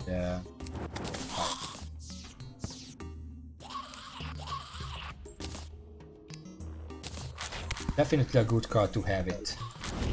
Get away from the door. Go outside.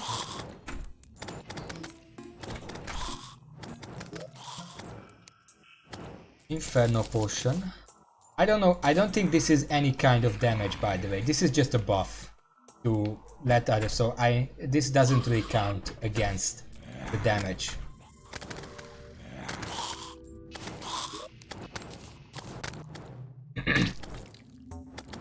Or does it? Maybe it does. What do you think?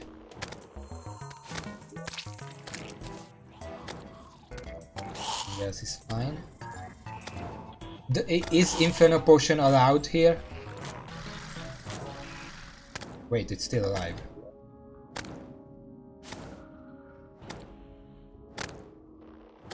Also, I died here, and this was like a third of his health. And the bridge ends here. So, well, I had like a third of the bridge. So that looks fine.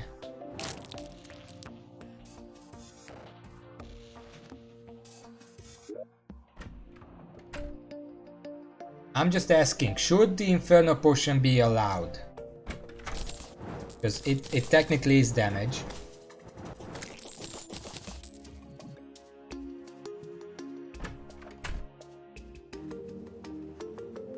I don't know what kind of damage it is. I'm pretty sure.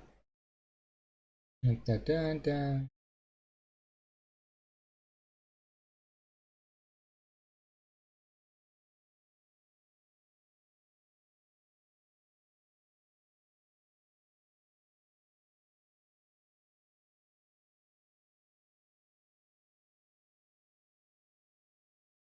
so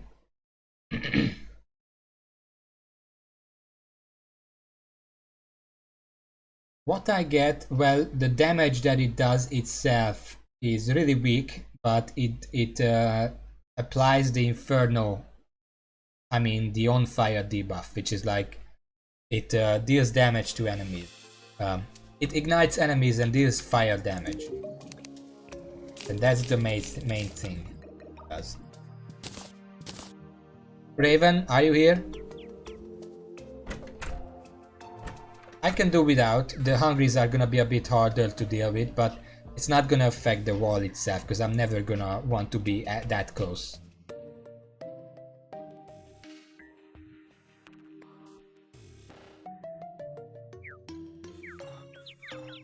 Well, I should.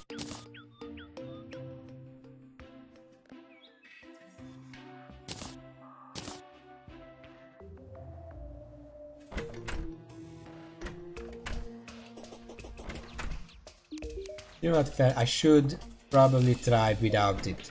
Even if later on, like...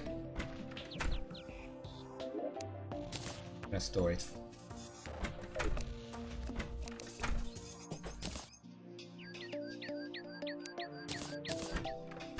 Bottled water. Okay.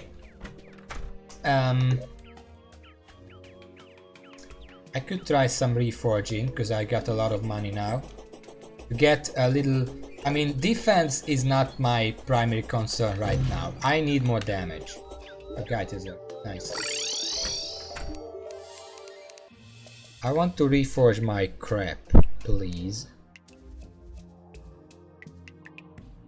Which one? Well, I want to reforge this, probably. Perfect. Menacing, that's what I want. I'm not gonna risk this one.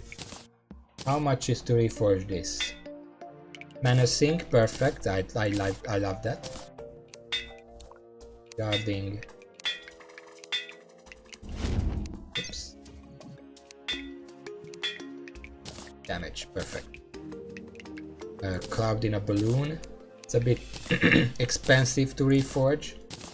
How about this one?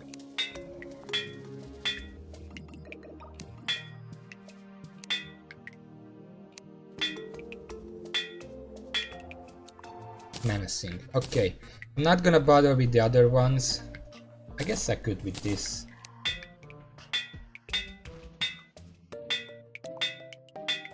Menacing. Okay.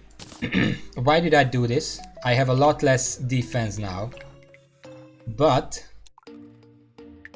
I'm gonna do a lot more damage, which is the primary purpose. Use these potions, it's gonna be fun.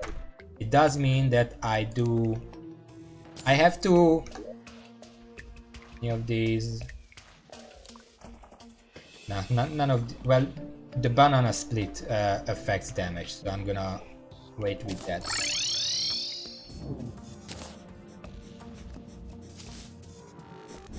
I guess I'm gonna summon them, because I'm gonna go grab my whip, because I lost it somewhere. I'm actually not gonna buy, because I'm pretty sure the Inferno potion just killed me there, because I wanted to drink another one, and then I got confused and died. I'm just not gonna bother with that. There it is.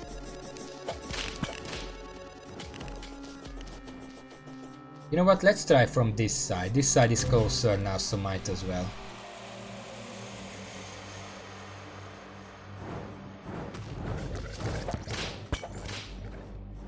Oh, there are still hungries here.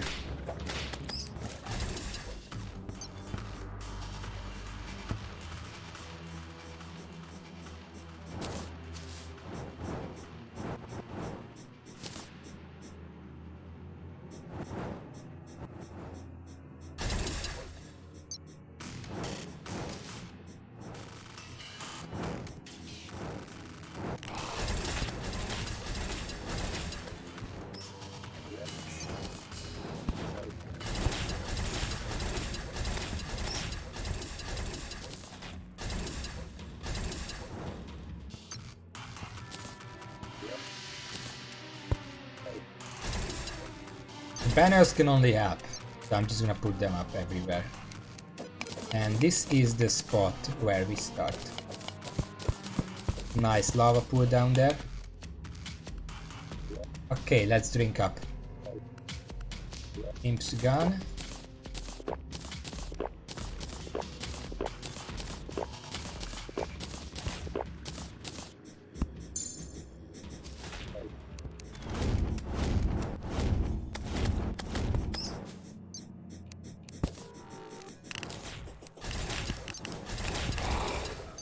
Okay, let's try again. Before more enemies spawn.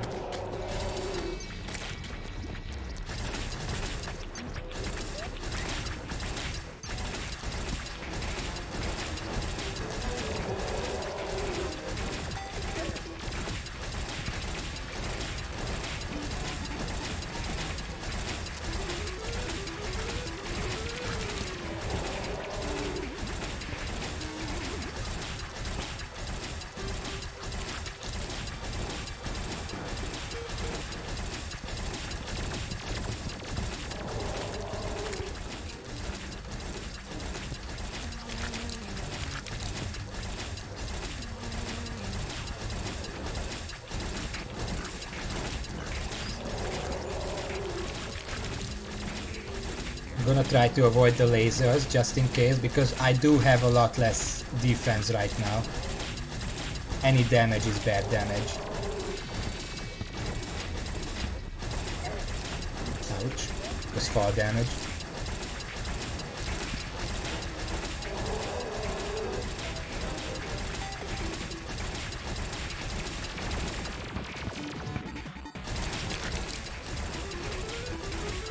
Okay, he's getting faster now.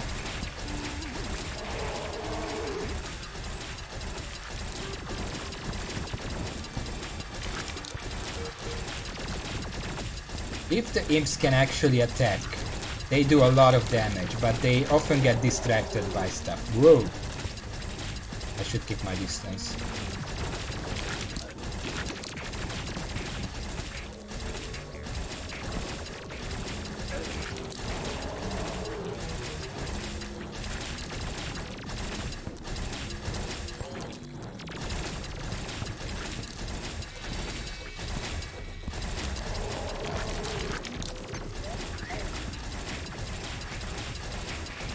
Good thing when they drop the... Oh, the guide has arrived, great.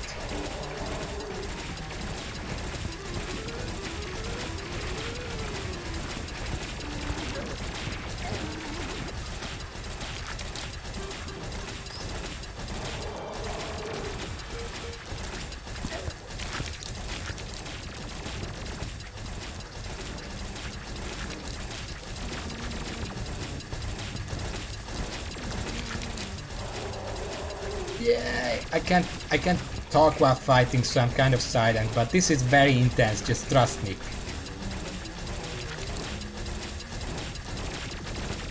Yay.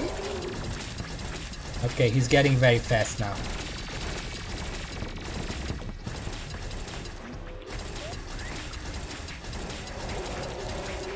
There's a worm under me, I don't like that. Grab it, get him.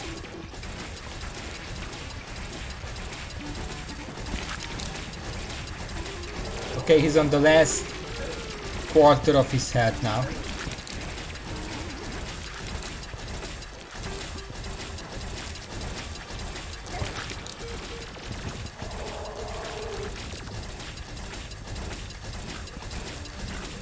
Yay!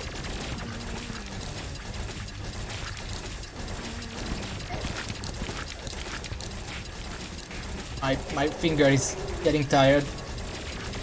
My mouse feels very hot. Okay, look at this health.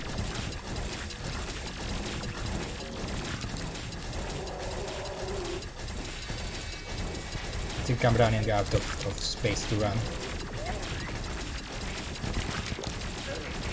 That was a bad potion. Uh-oh. Ah, he's dead.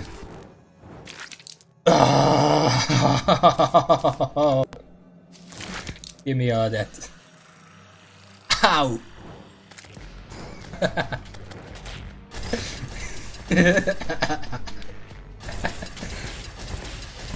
Yep, we're in hard mode, which is why I'm just gonna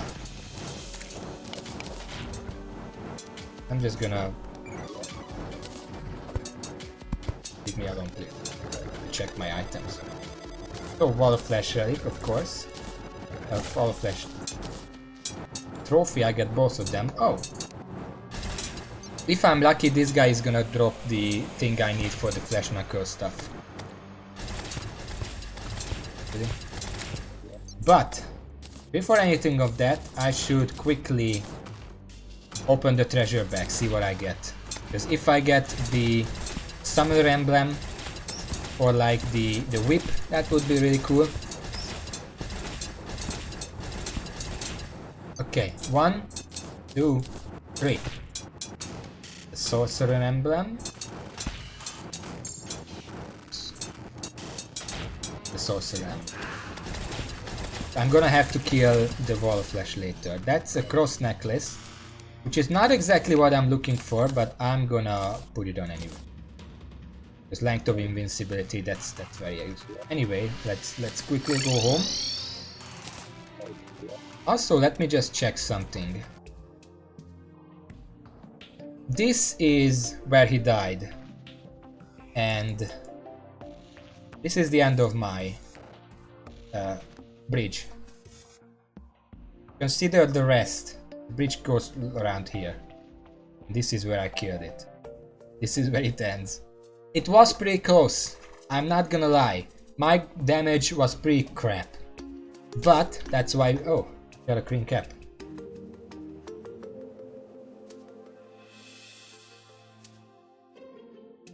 Okay. That's from the guide. He had that specific name when I killed him with the doll. Anyway, just gonna put it up to the other ones, I guess. I'm gonna put it over here. Ball of flesh. Looks amazing because you can actually see him from the front. That's the mouth and the two eyes. Pretty cool.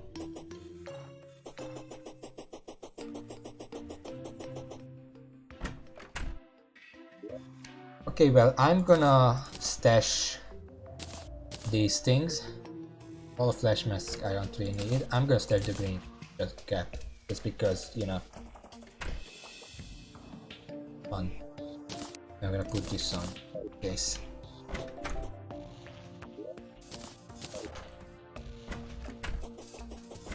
I'm going to sell the laser rifle. It's a mythical laser rifle, that the best laser rifle you can get ever. But I can't use it, so it goes to the merchant. Watch me and weep.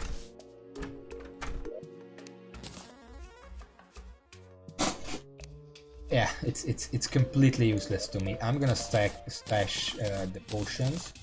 Okay, so now that I'm in hard mode, I actually do not want to destroy altars because there is no benefit to me from me. I get my my stuff from a completely different place, and let's see. I think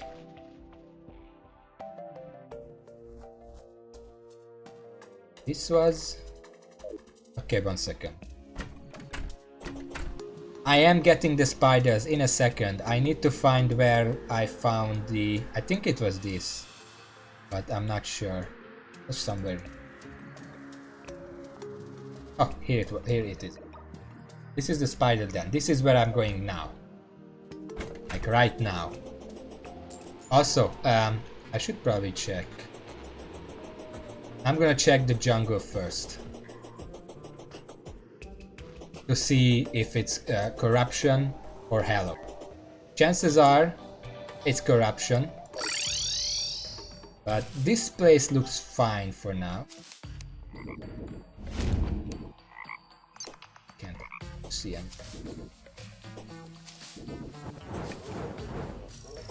Oh no, there are a bunch of enemies in here that are gonna one-shot me now.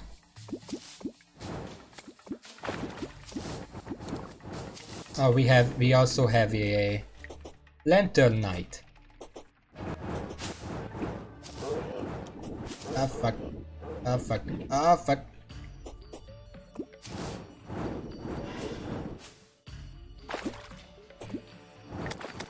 Did I? Where is it? I go past it. Run. You know what? Get out of here.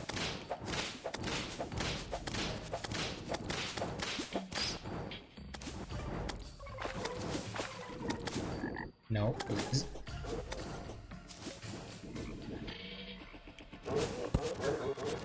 Oh fuck, I'm gonna die.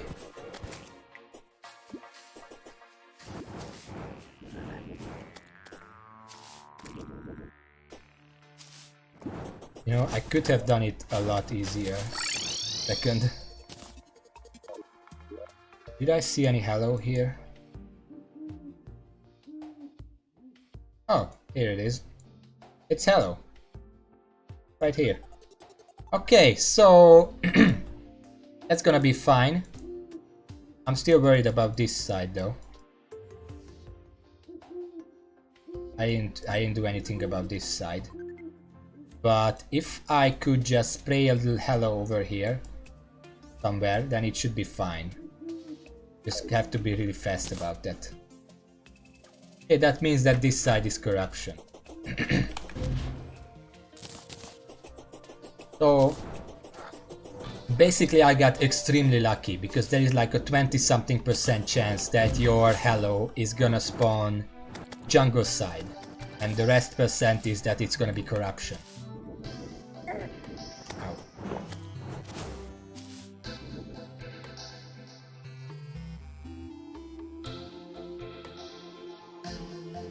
For now though, spiders.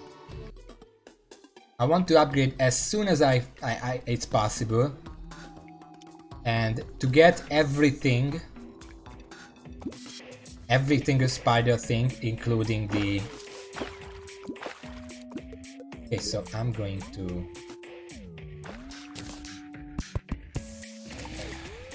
I need about 80.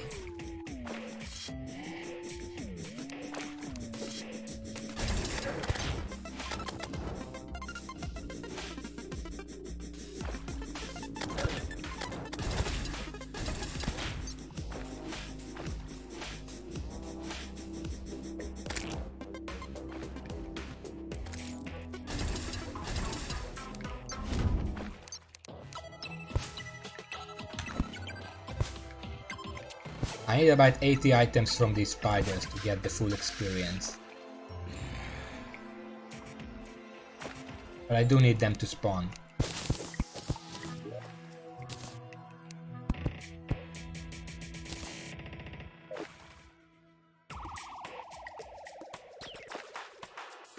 Maybe I need to be inside of the... I don't know.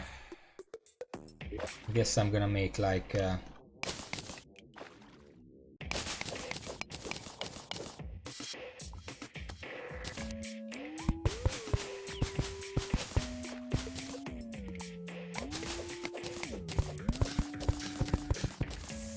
Okay, I'm inside the spider biome now. Although it's kind of small, so I don't know if this actually matters. Because if I'm nearby, they can't spawn, as usual. I'm gonna keep going.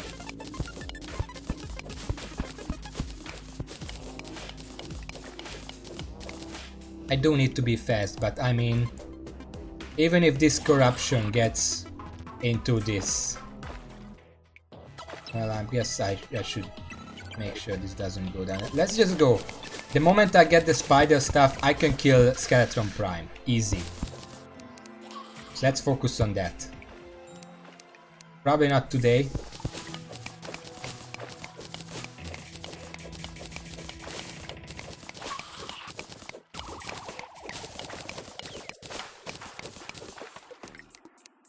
But soon.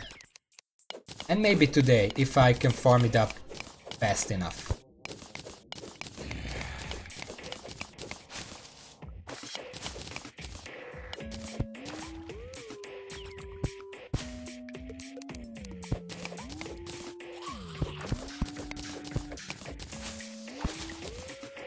Okay, so this is the entire spider biome. Very small. A lot of enemies over there which prevent stuff here from spawning. Kill them. Because there are 10 enemies nearby.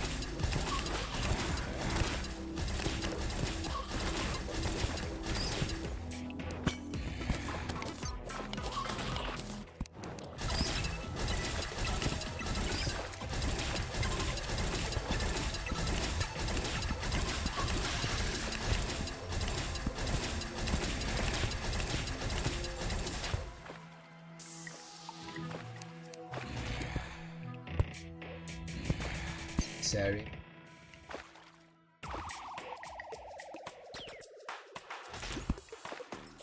I could also just go inside. I mean, what's the worst that could happen? It's a really tiny spider den, to be honest. I should have looked at how big it was.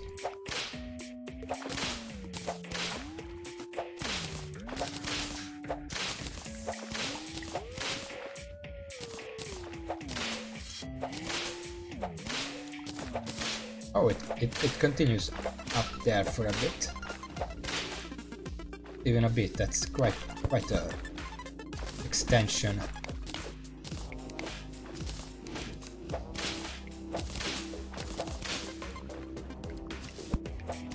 That's the edge of it. Well, let's illuminate the entire thing.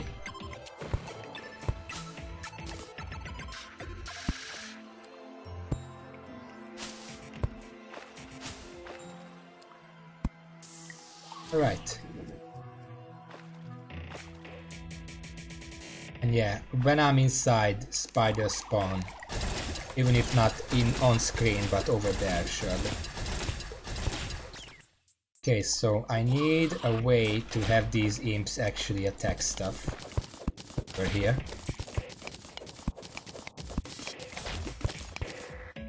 This should work, but I can't.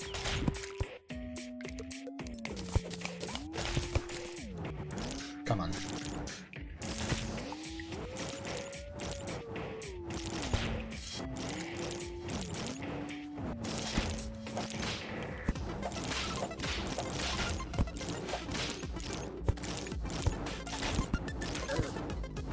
Okay.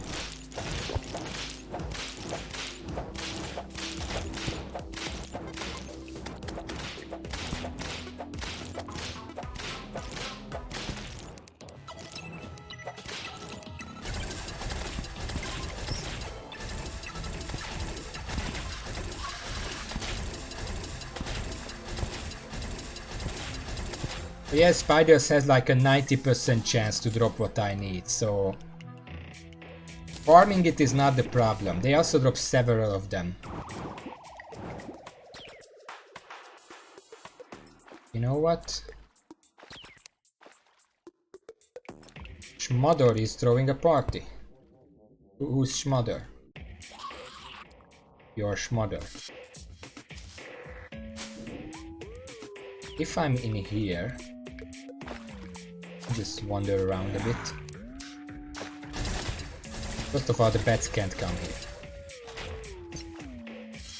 Secondly, you can make little peek holes. Then I should be able to attack them.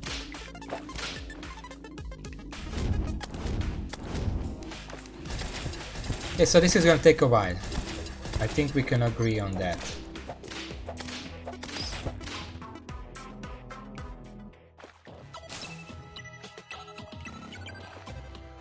You know what? I'm gonna streamline this area. Oh, there's a spider. I'm gonna streamline this area a little, so spiders can come and go easier, and I can just hide in the spider biome.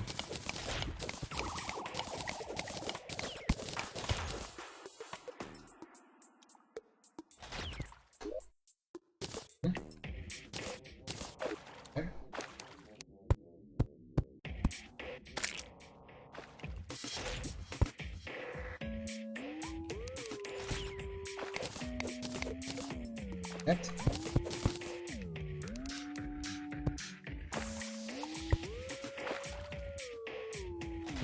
Okay. And basically I just have to... Oh, there we go.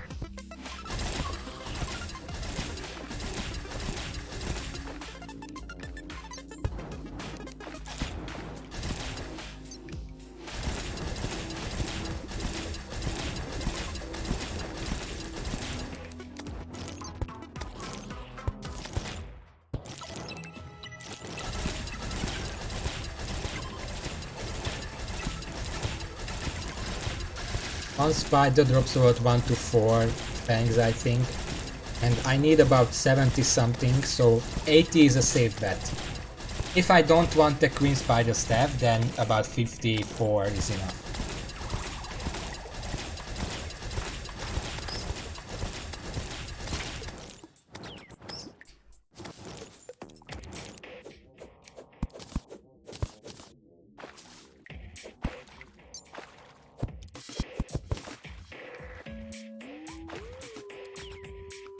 And there is a spider.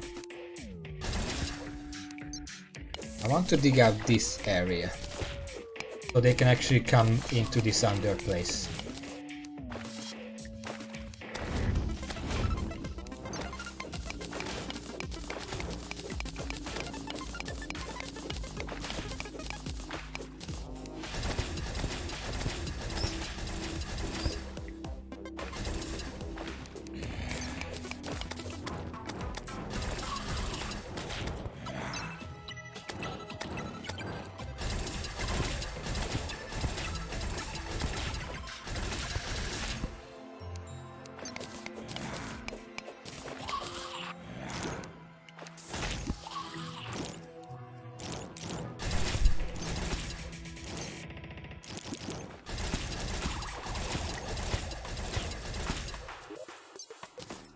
I put it there so I can see how many I are.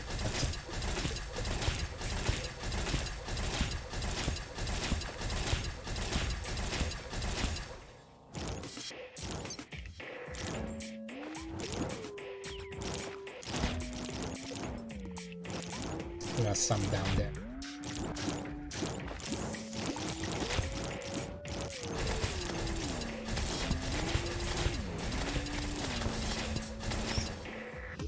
You know what?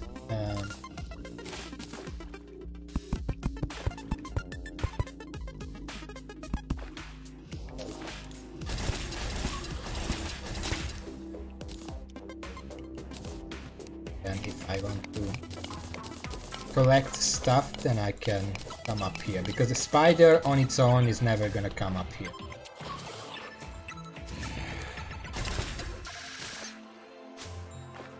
Getting stuck on everything.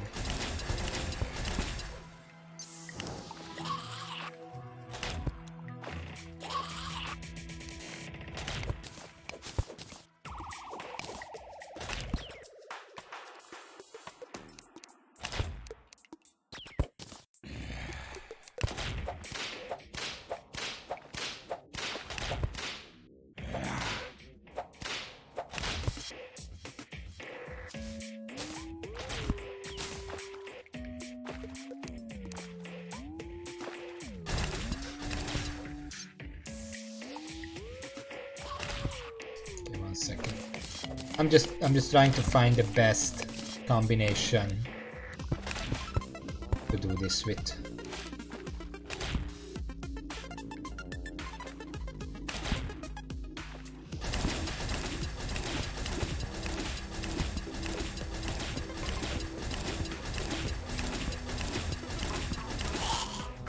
This is gonna take forever, but there is really no better way I can do this.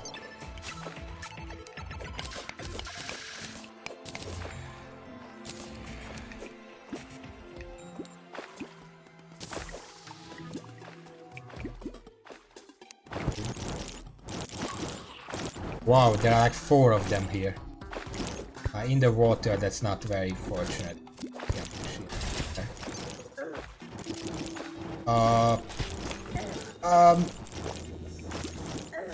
Yeah, I forgot they can shoot fire. Fire, I'm dumb. They can shoot webs.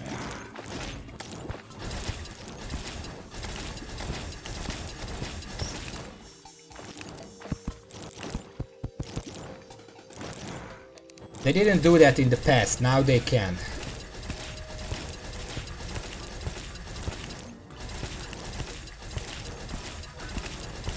Oh, another one down there. Every single one of them appeared down here, apparently. They can't find their way up, so I have to come down here, but it's extremely dangerous down here. Okay. But if I just keep doing this, then they should die eventually.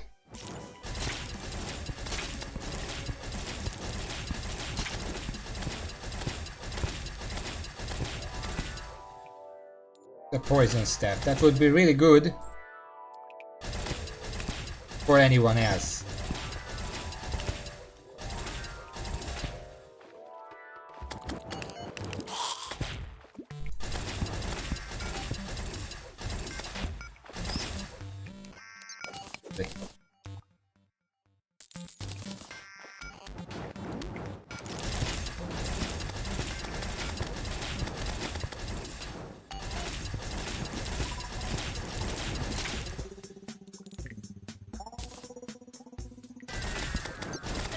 Hey! Fucking bats!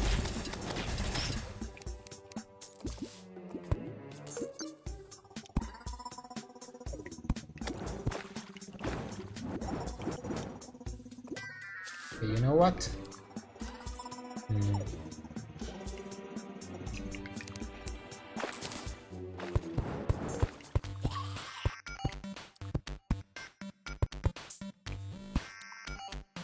The spider.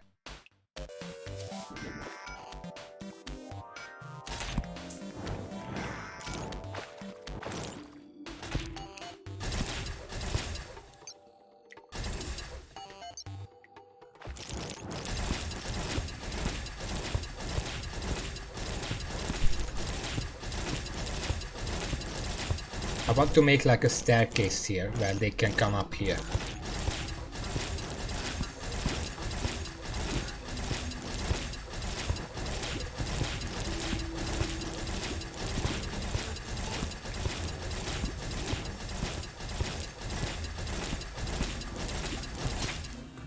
Yep.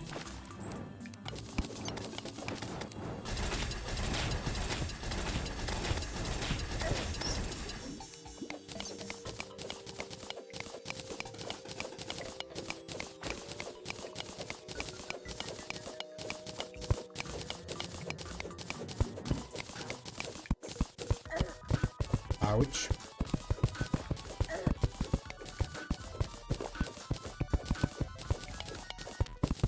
Some silt. Never hurt anyone, I guess. I got 18 fangs at this point. I need like 50 something. So yeah, this is gonna take a while, but once I set this up properly, it should get a lot easier.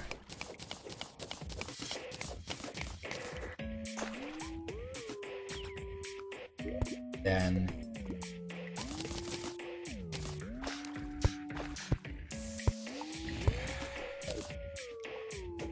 it'd be nice if I could see anything. Orbs and other garbage here.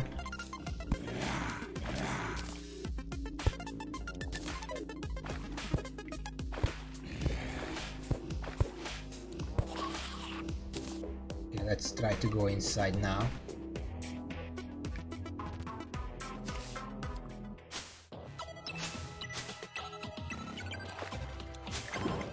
I mean, stuff can still spawn down there, but other than that, just hanging out in the spider, then the spider should come eventually. And this is such a small spider then that if I'm standing on one end, I'm not far enough from the other end to actually spawn anything. I have to rely on outside spawns.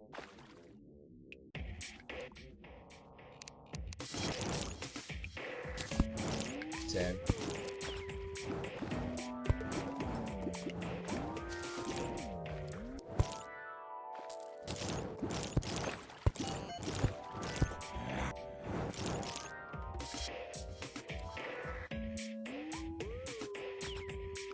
okay, let's see.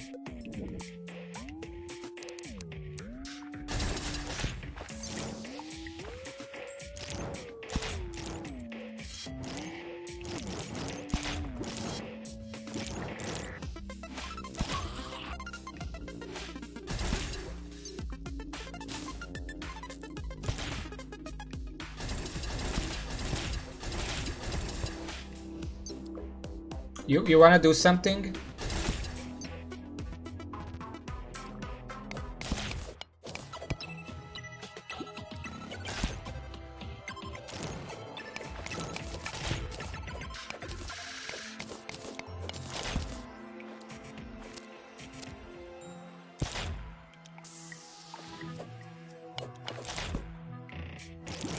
Finally.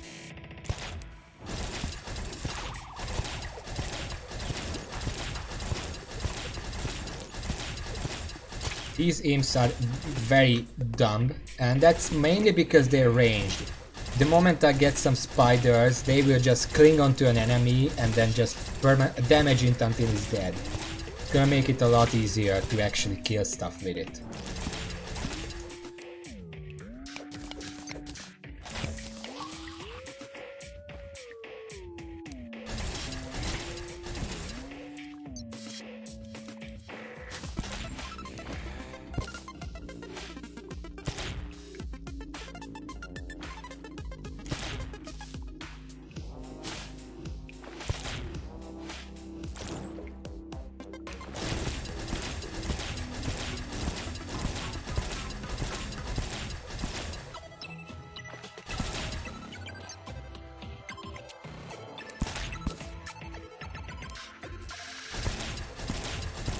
At least we're getting a lot of spiders. Look at this. There are at least 3 on the right there. It's gonna take a while to kill them.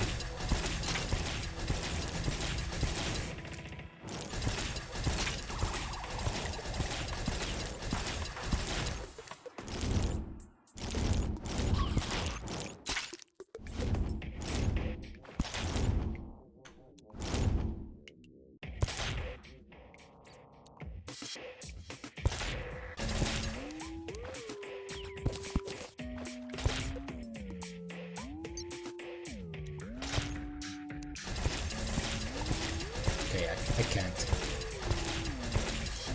Let's just agree that I can't and make the spider staff before I make anything else. I think that needs like, I don't even know how many. It's not that many. The armor and the queen spider staff needs a lot more.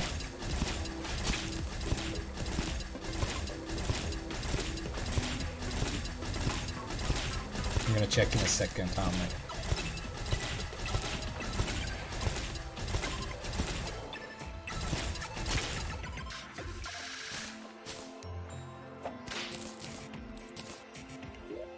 I got 37. Blood Moon, great! We just had one.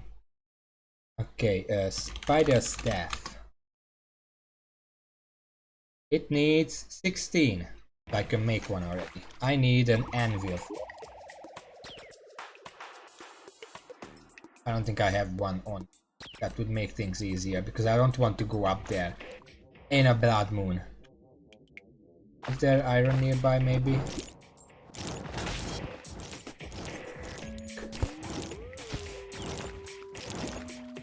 You know what's good?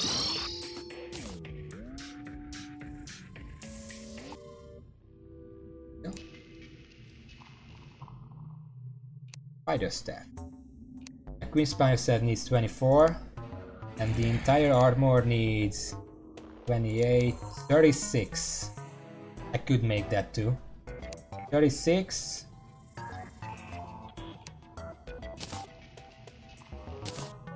And so 36,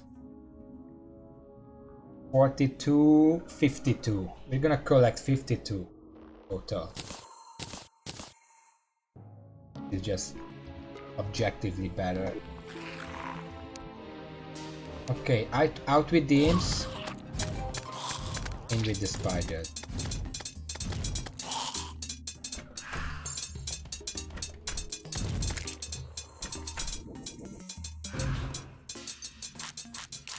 Let's just run. Let's just run.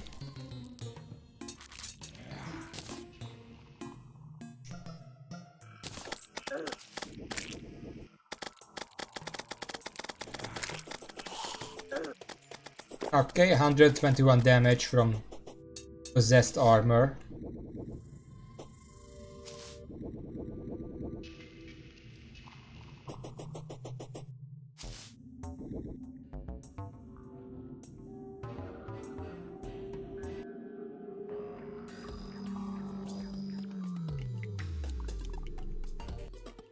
Wait.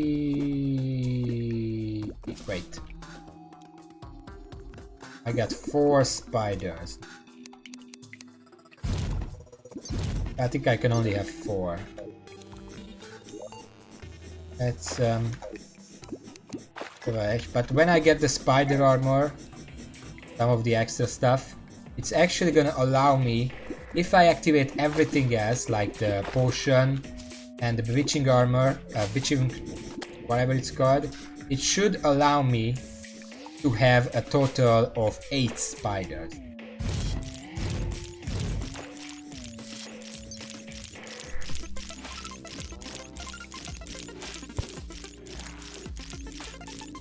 I mean, this is still faster than trying to do it with the imps. I can just put a spider on them and done. 3 fangs.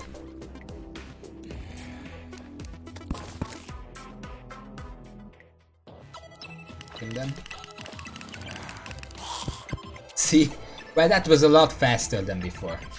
Objectively.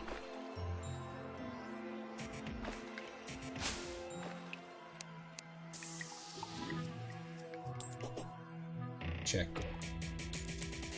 Could be some down here.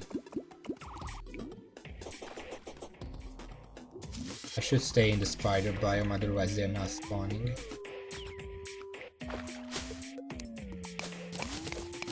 It's out of the way.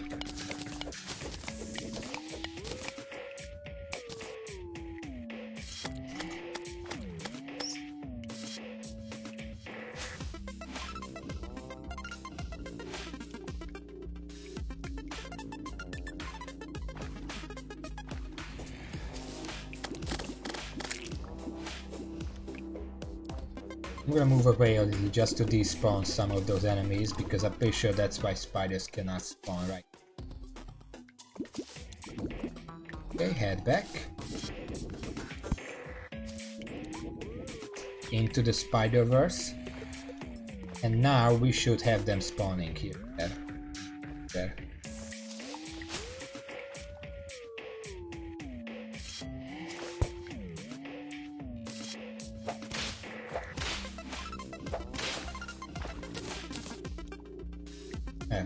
Here comes one, and another, and the third.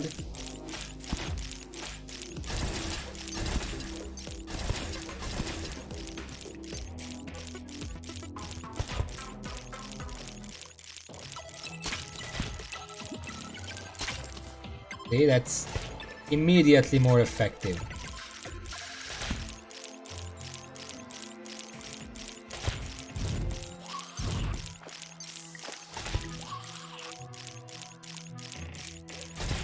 Especially if I keep doing this, I don't know why I stopped.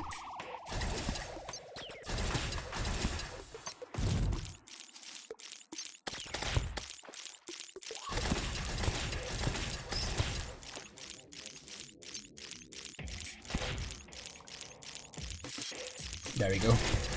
Spiders are a lot easier to manipulate. Sadly, without back walls, they can't fly. But as long as I put them on the boss, it should be fine. Sometimes I have to click them off and resummon them so they go back on the boss. But not as bad as it sounds, really.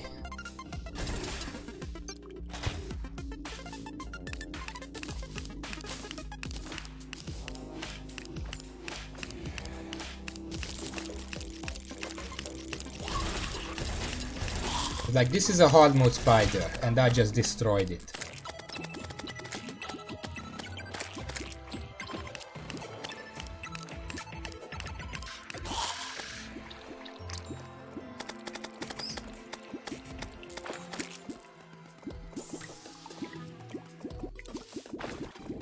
So I do have to go back to actually spawn them.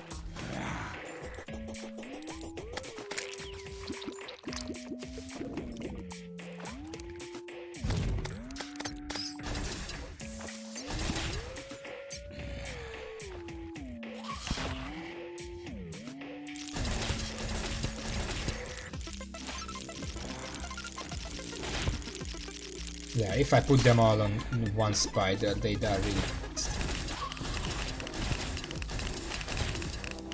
Anything dies really fast if I put them all on one enemy. Look at this.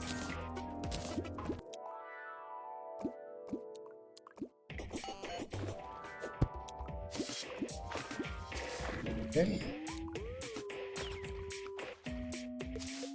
Spider down there, let's lead it up here.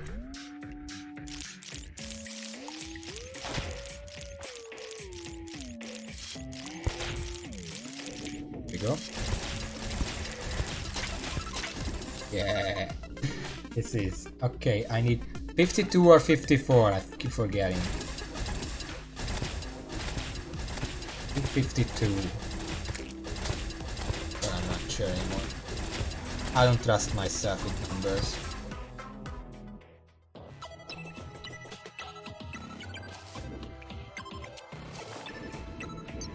Let's collect 54, it doesn't really matter. Yeah.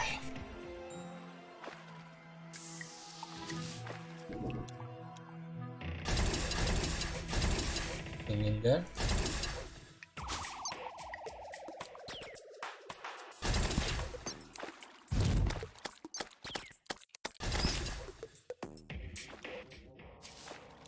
Honestly, once I get the armor, like the spider armor, I can already beat the Skeleton Prime. It's probably the easiest. Although the twins, I heard, are not that bad either. But I'm more confident in beating Skeleton Prime. So I do need to get like summoning items and all that crap, so it's probably not gonna happen today.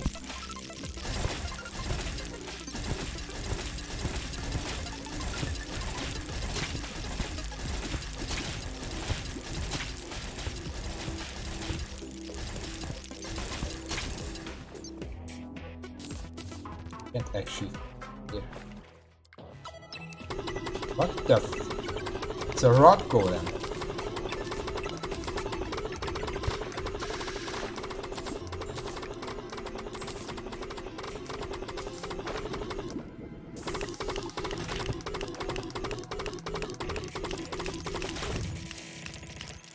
Okay.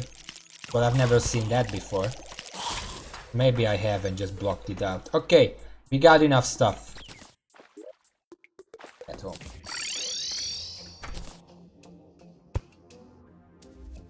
Okay, so spider mask, spider breastplate, spider greaves.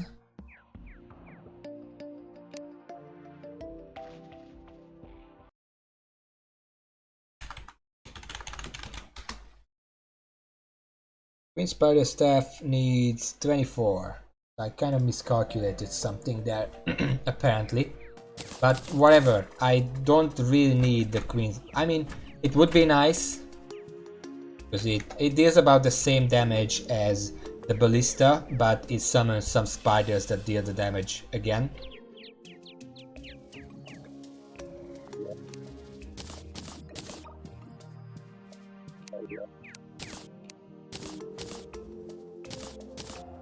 Gonna sell this big magic item, it's corrupted, can't use it anyway. So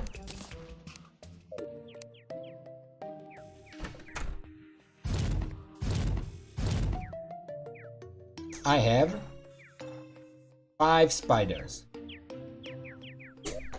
5. I miscounted something. Should be able to have 6. Also, let's just take these off, get a good look.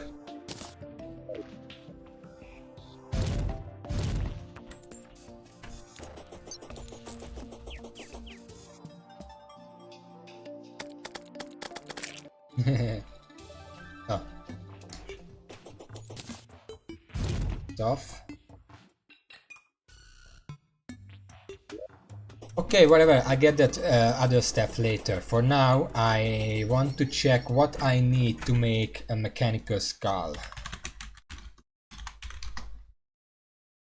Mechanical skull, soul of light, soul of night, 3 of each. And bone. Bone is from the dungeon. I guess I'm gonna go there eventually. For now though,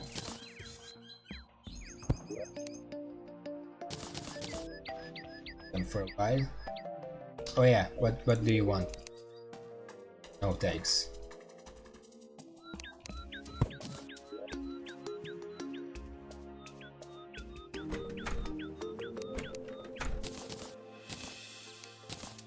Okay, let's go to hell.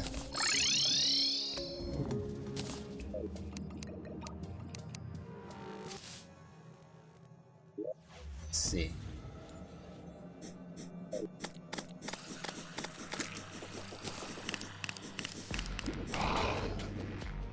This looks like hello.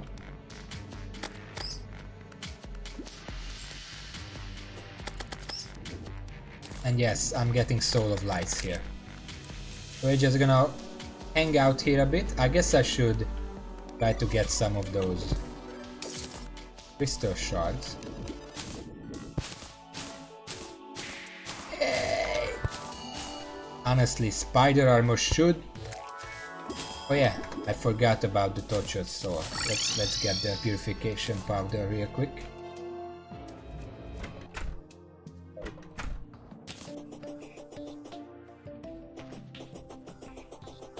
Yeah, hard mode is pretty... Hard mode hell, to start with, is pretty safe, but it doesn't stay safe for too long.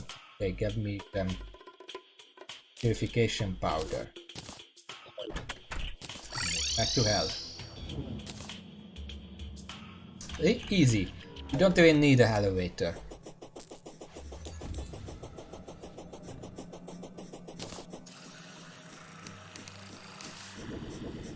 I do want to put up some torches up here so I can actually see what I'm doing.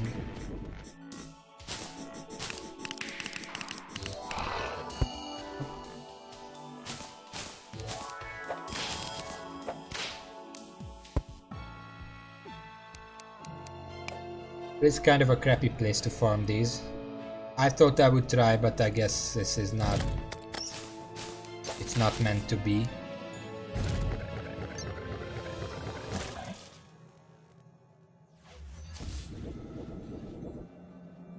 I would wager I can find a little...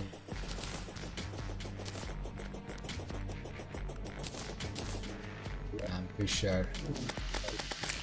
Oh.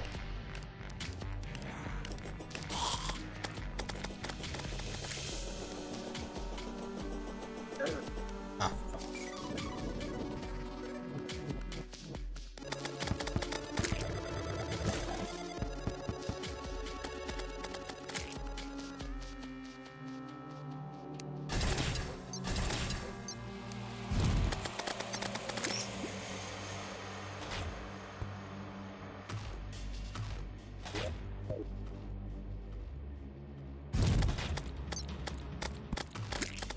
It does kind of look like if I summon one of the spiders on an enemy and the spider finds the enemy and starts attacking it, the other spiders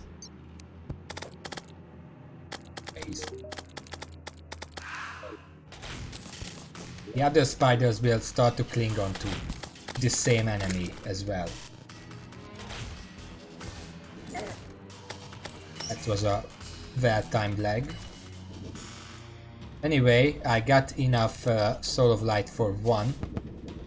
I should find the corruption equivalent and do the same there. And I also want to find some mimics, of course, because there is an item I want from them. I forgot what it's called, but it's required for the power glove. And that's an accessory that I want to have.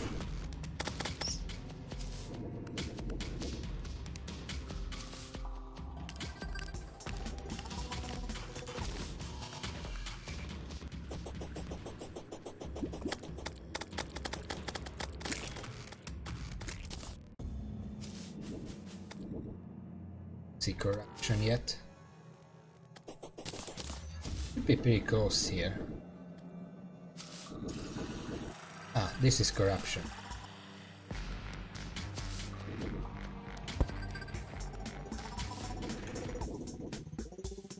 Found it, guys. It's as shit as I thought.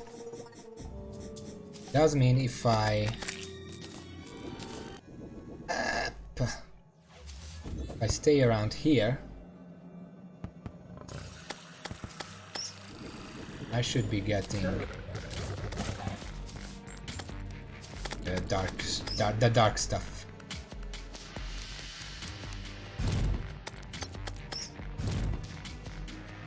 I only really need 3 for one summoning item. What's without the butterfly?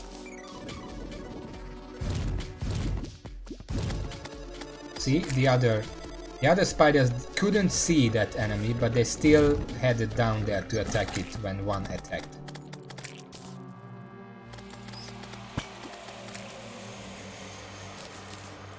And it also needs some bone. I guess I'm gonna go get some bone. Yep. Which is come over here, and if I teleport to the ocean, it's gonna be faster. Not this one.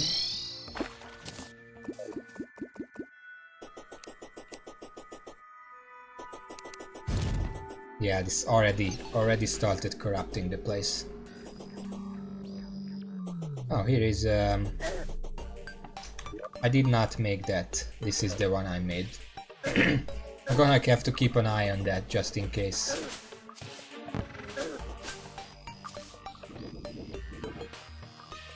Didn't reach there yet.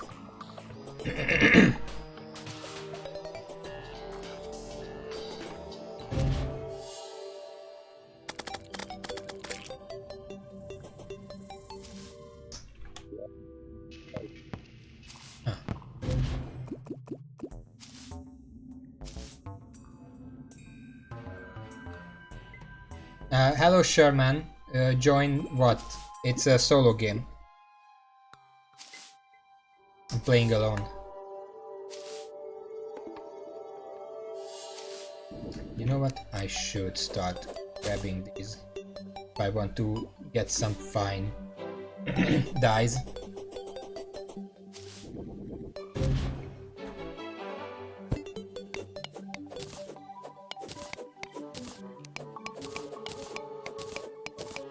Okay, so 30 bones. Oh, Strength, thank you for following. Very nice of you.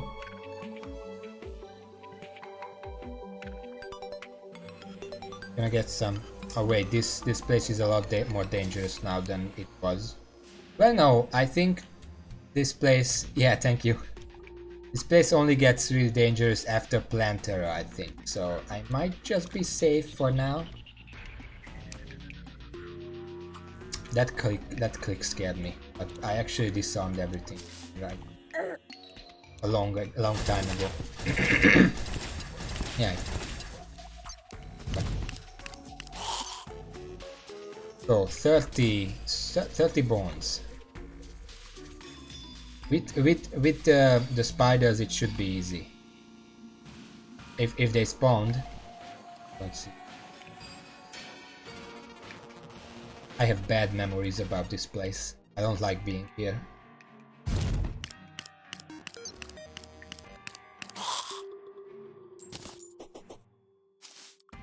I guess I could try to discover the bottom that I didn't go to because no, sorry, this is a single player game. I'm doing like a challenge. Not much of a challenge if there are multiple people doing it. I can find my way.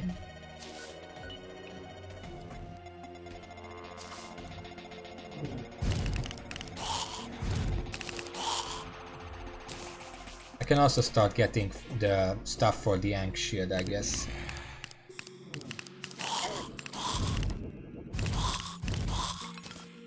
Now in all summoners, that depends, because at that point you have like 15 spiders running around, you can imagine that. I get those.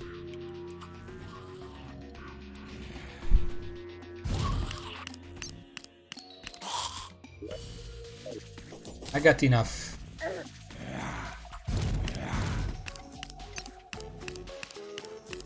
Enough bones now, but now I'm dedicated. I want to get to the end. Gravitation. I already have Shadow Key. Ramasa, blah blah blah. I don't need those.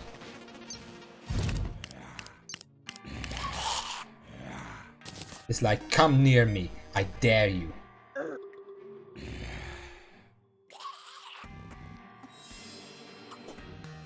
Oh yeah. Ah, fuck.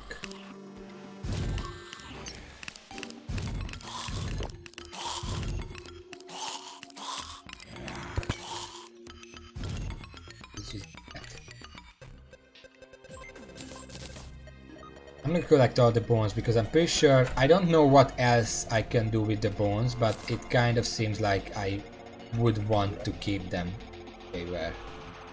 Down and to the left.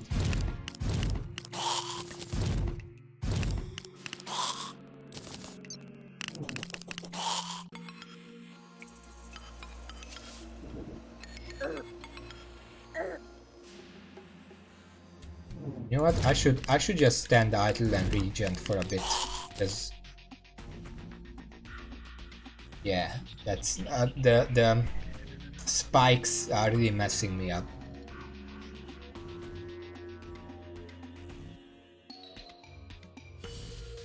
But you would have to get a Terra Prisma for literally everyone in the run, but yeah.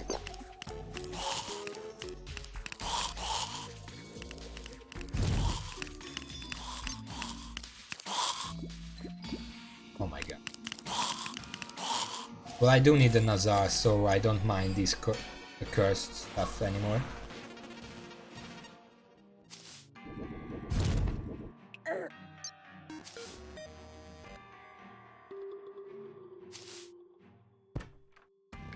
Oh, that's a bound wizard.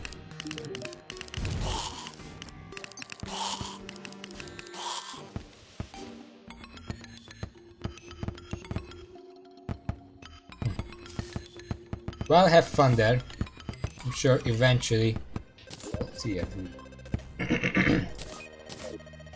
that.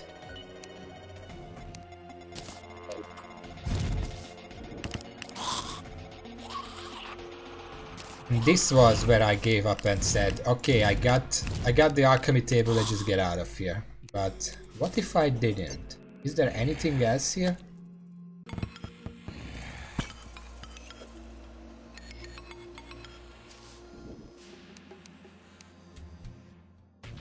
There is the tundra biome chest.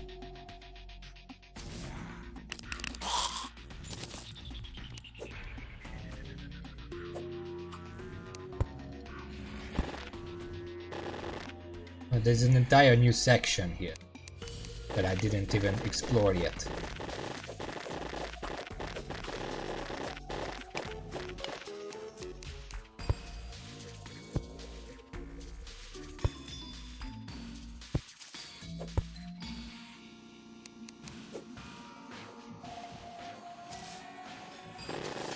Okay, that's a trap, I've seen that.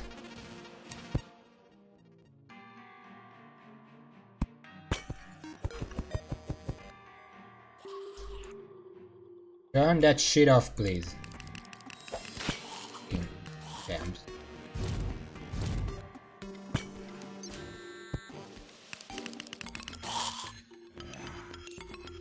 There's just a wall of spikes over it. But it's a lot easier to explore this place with spiders, you know. Oh, that's a trap. Seen that? What kind of it's just a bone tool. I thought it was something special.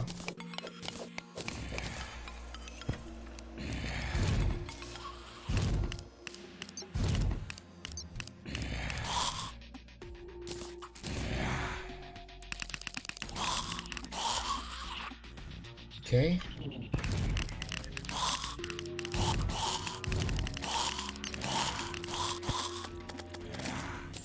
Okay, we're getting to hell soon. I mean, I made it here. Made my safety thing here, but... Okay, this is a trap here.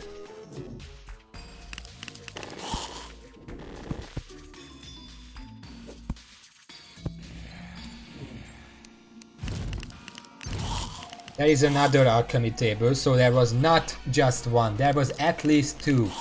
That's a revelation. But let's keep going.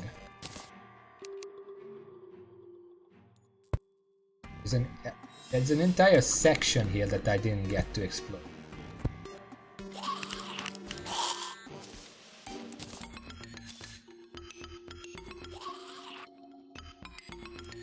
The king statue. There is a third one, okay.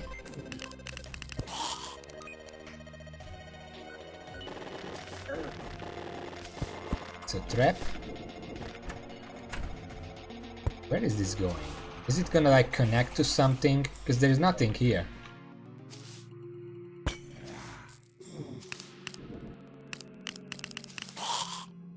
A small room there.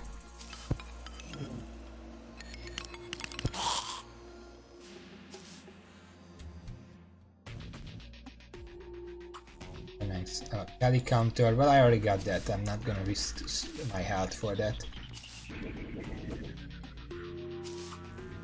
That's a dead end.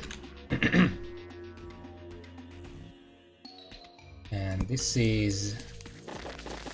yeah. Where is this lead? Where does this lead? Wow, it leads into itself. Ugh.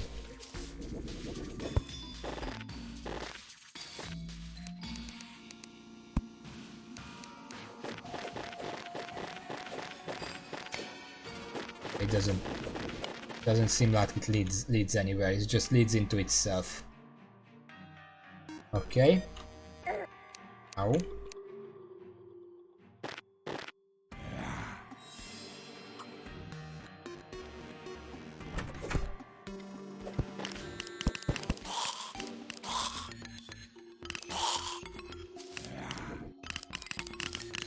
These spiders are the first time when it actually feels like I don't have to do anything.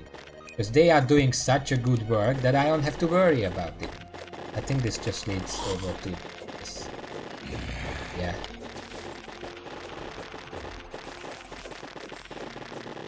Yeah, it just leads here. Okay.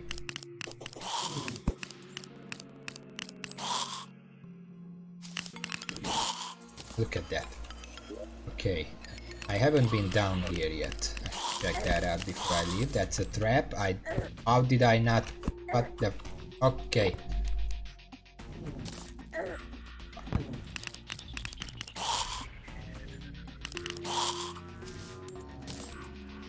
Yep.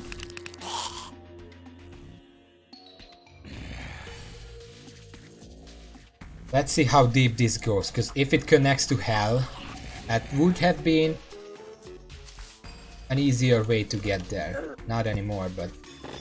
okay, this is a trap.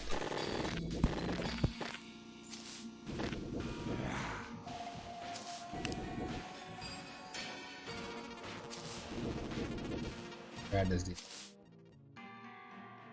probably hang around and restore a bit of health. This is not safe. Oh. Okay, that's a bewitching table. Ow.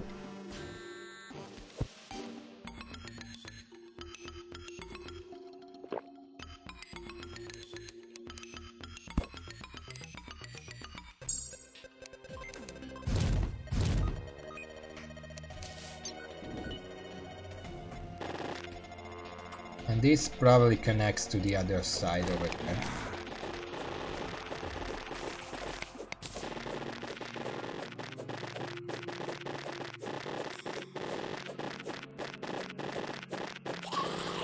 Yeah, it does. Amazing. But this is just a little self-contained area. I should just stop. Because I'm about to die. Please protect me.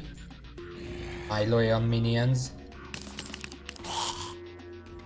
Can almost heal.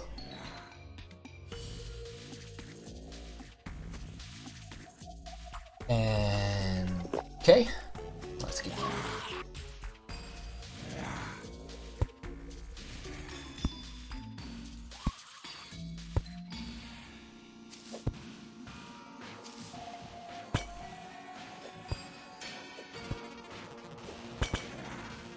And this is the last area that I haven't explored.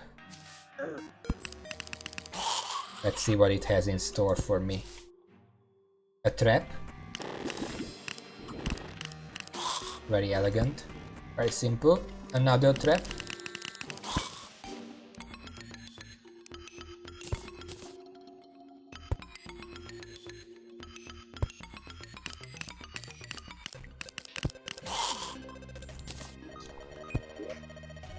I should grab that. It's a very tiny tunnel.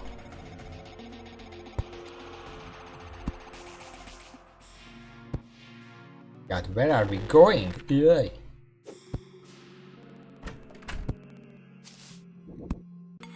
Okay, so this is a dead end.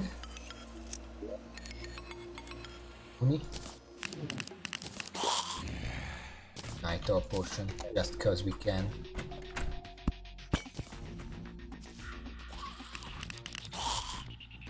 Okay, so I'm not sure if this is actually a trap because it goes somewhere. But it might just doesn't. It goes this way. Oh my god, where am I going? Ow. Still goes somewhere because there is this.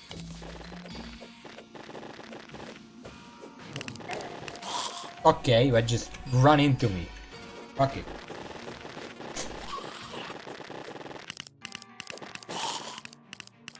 So it looks like a separate room. Very big room. I haven't seen one this big. Yeah, it's just a hidden room here.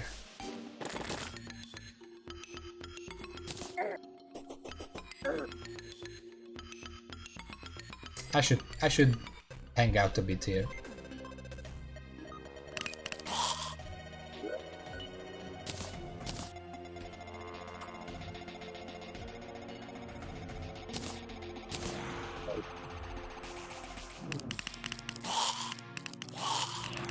I love these spiders. This is... Suddenly the game is not deadly hard, and this is the trap. Okay, so... Can I just... One second. Look at this.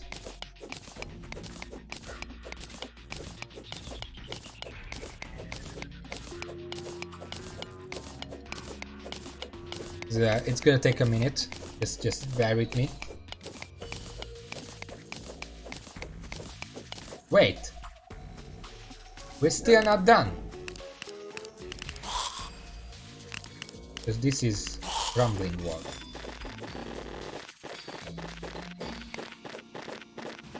Does it even lead anywhere? It's just... It's nothing. Okay. Oh, false alarm, sorry. Let's go back to this.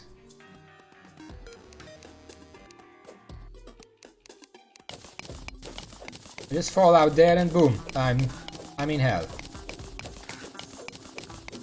That's it. This is hell. Look at the background. I just left it behind. Boom. This is hell. I mined for 1 minute. Not even 1 minute. I mean, I stopped to check that other stuff. Boom. This is hell. Boom. That's just it.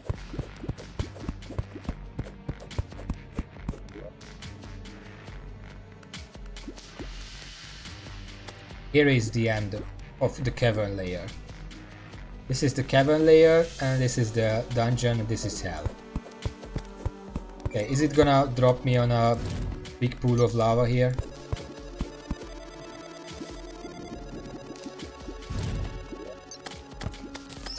Anyway, I got the bones.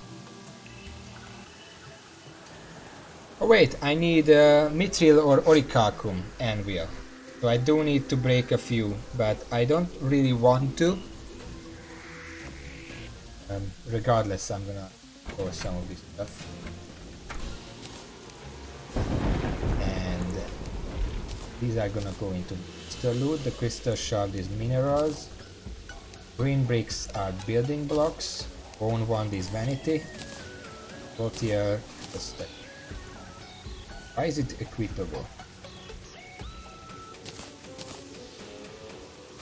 Spider Funk is monster loot. Golden key 2.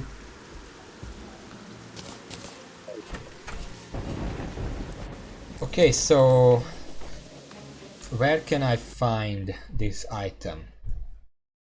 When we use at night, because all enemies, with the exception of statues, pandamas, meteor heads, have a 1.2500 chance of dropping this item. Others white stone crafting. Well, I think that's what I want to do. You know what? Because I don't want the corruption or the hallow to spread into my biomes, because it's gonna be really hard to find them. Every time you destroy an altar, a little bit of corruption spawns in the world. And if it just so happens to spawn in here, I'm gonna have a very hard time clearing it out. Which is why I don't really want to. What I can do is just fish. Which is, I think it's what I'm gonna do. It's a lot safer. I'm already done it a bunch of times. Just grab the master bait. Grab my... I'm gonna put up lava slime. It doesn't do anything here, but whatever. And we're gonna go to the ocean. Not this one. Other one. That one was a bit corrupted. And I just fish for some... Wait, I'm dumb. I need crate potion. Because that's what I'm here for. In mining crate potion. And I should also...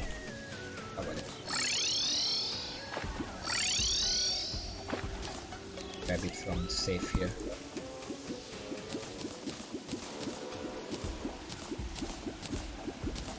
There we go.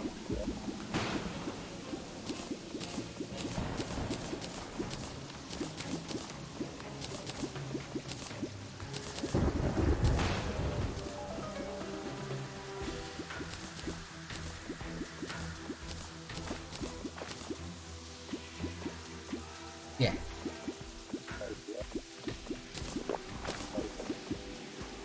Alright.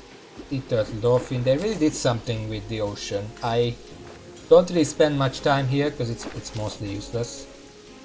But it's nice just having a turtle there and Mummy is on the other side coming for me.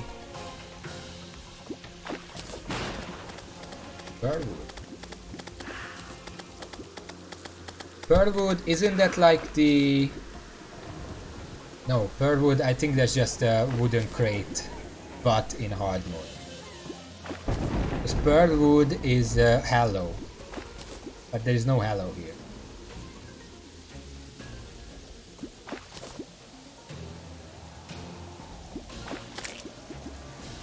You died? Wasn't me.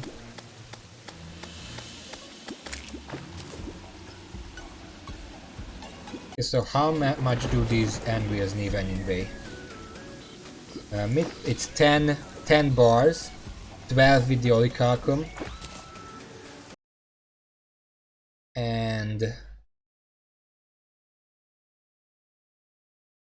for that 40 mithril or 48 orichalcum.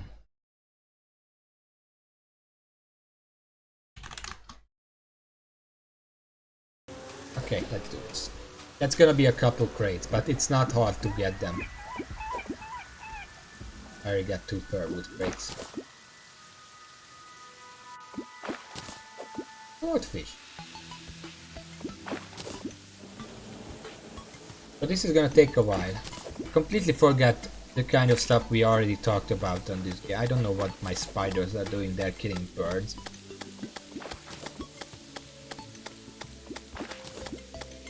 I just want to fish up, make the anvil, make the summoning item, and try beating Skeletron once today. Whether I win or I lose, I'm gonna end the stream there. I don't want to go for 7 hours again.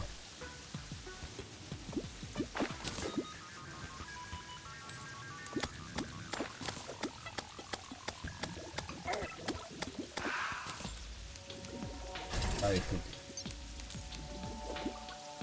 one more crate and I'll open them. No, when my crate buff runs out, that's when I'll open them.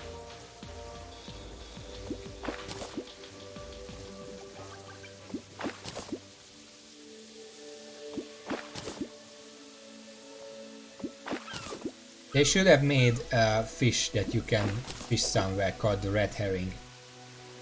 I don't know why, I haven't seen a single game do that joke yet. It would be funny. And it's completely useless.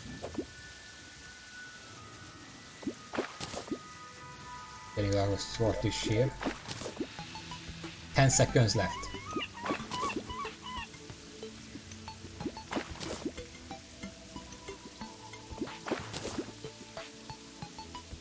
Okay, it ran out. Gonna power this up. And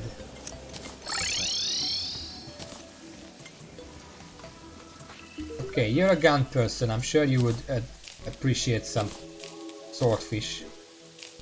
So there you go. Some more fish, tuna, red snapper. I know you love them. You don't have to thank me. Okay.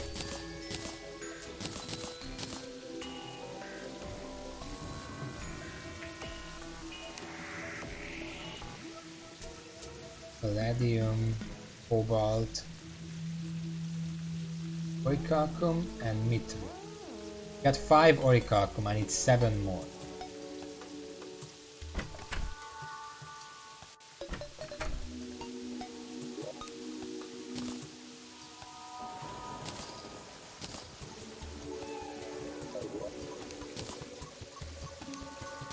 I'm gonna keep this on me. I don't need a flipper potion.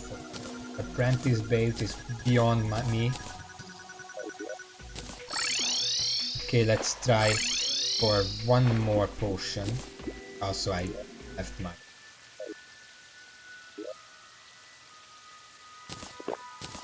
Three more minutes, go!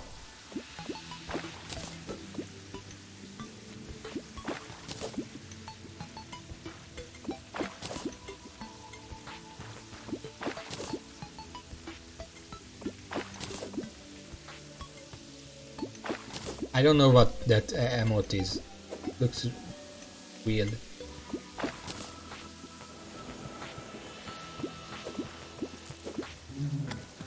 Oh yeah.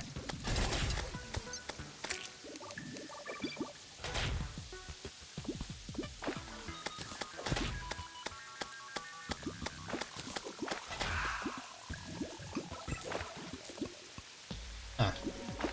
Yeah, I see it now.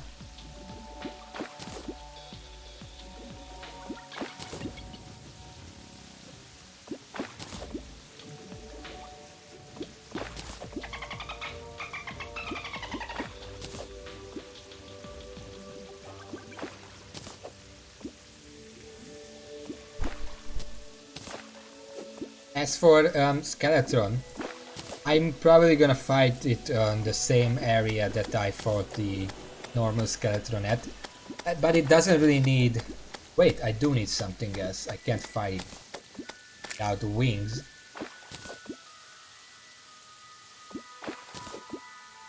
I mean, I can try. Doesn't hurt to try. Frog leg. Which wings are immediately accessible in hard mode? I think the Dryad Seaside Crate. The Dryad says wings in Blood Moon, I think. I should look out for that. Yeah, no, Fish Throne, chances are Titanium Crate.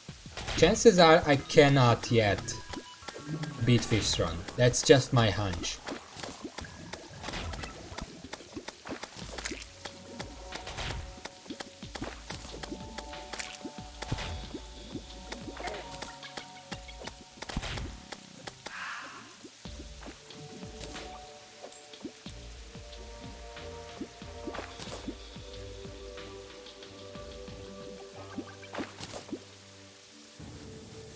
Twenty more seconds.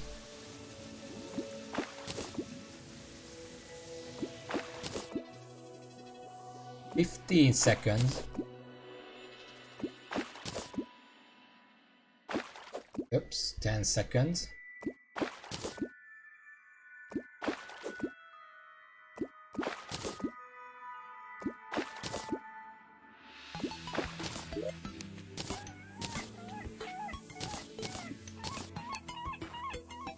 Okay, this time I am in fact going to grab my safe.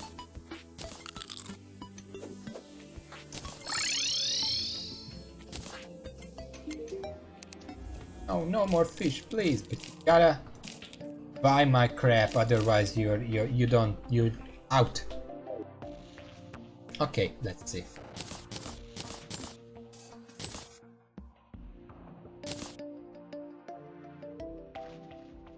Pretty sure this can be combined with something. I forgot what. Hey, Kevin. Rock webbing.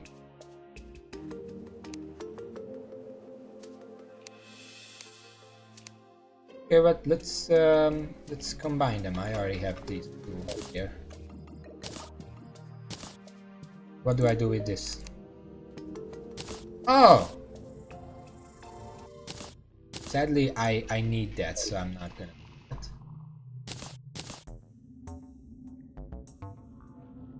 Oh, the cobalt. Oh, fuck.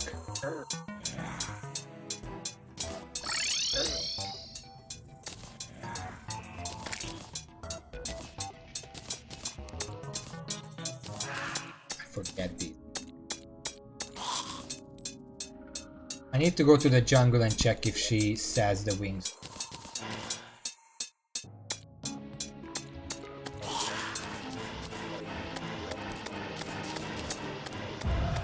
Like right now.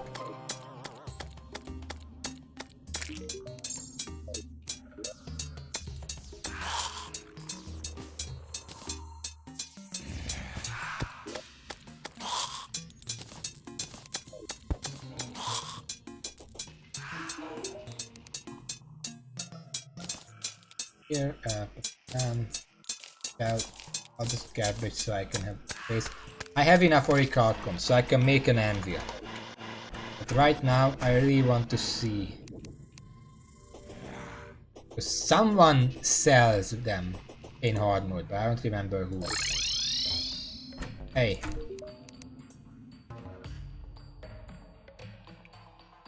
Shit. Island. That's fine. I don't see any here. You know what? I'm gonna Blood Moon. Here. Effects. Sword items. Throwing knives, silver bullets, mine mask and stuff, dryad.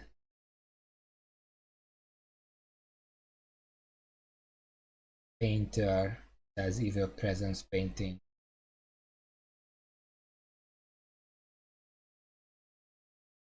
You know what? I'm gonna check wings instead.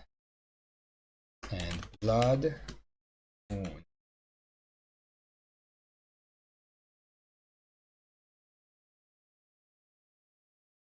Also sword by the dryad.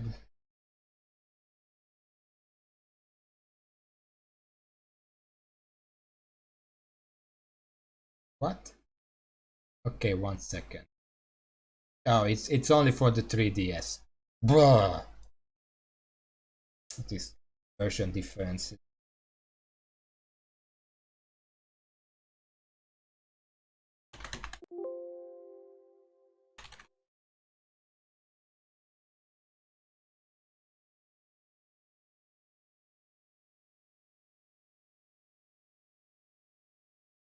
Wait.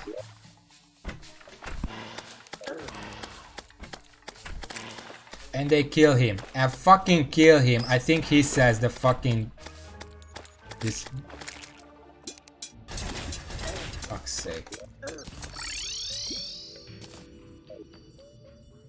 Okay, forget that then. Fuck it.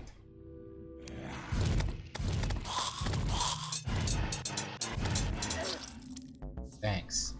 Fuck you. Check some... Soul of Flight.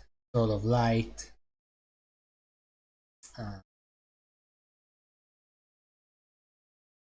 Soul of Light. A Soul of Light, Pixie Dust, Ice Feather, Giant Harpy Feather,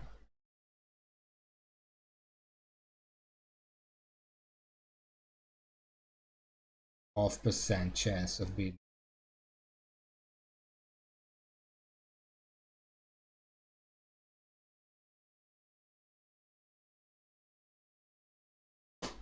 A Broken Batwing. Okay, we are a bit too deep here. Fire Feather. It's gonna be level. Not very good.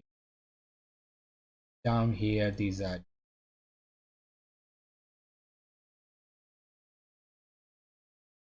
plant stuff. Okay, so I need Soul of Flight.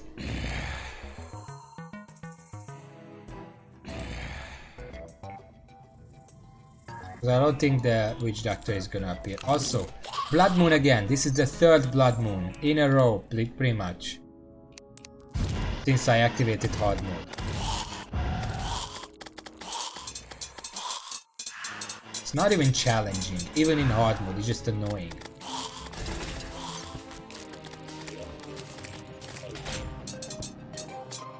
I could at least make a command wheel. But the goblins would be during the day, so they wouldn't piss me off. But at night I had plans. I wanted to fight that asshole, that skull asshole. But no, it has to be the fucking Blood Moon, so I can't do that. During the day I can't do that anyway, so I don't care about the fucking... what the fuck, goblins. Okay, what do I do now? I got the mithril. Anvil, I wanted. Oh yeah. Can make the summoning guy. One thing, if I do this stuff, there is a potential that I can just heavy drop. I mean the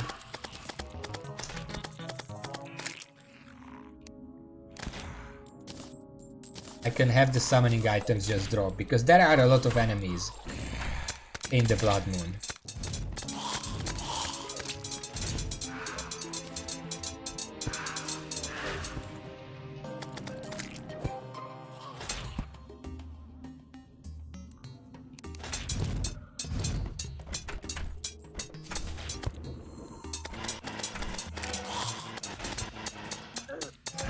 This is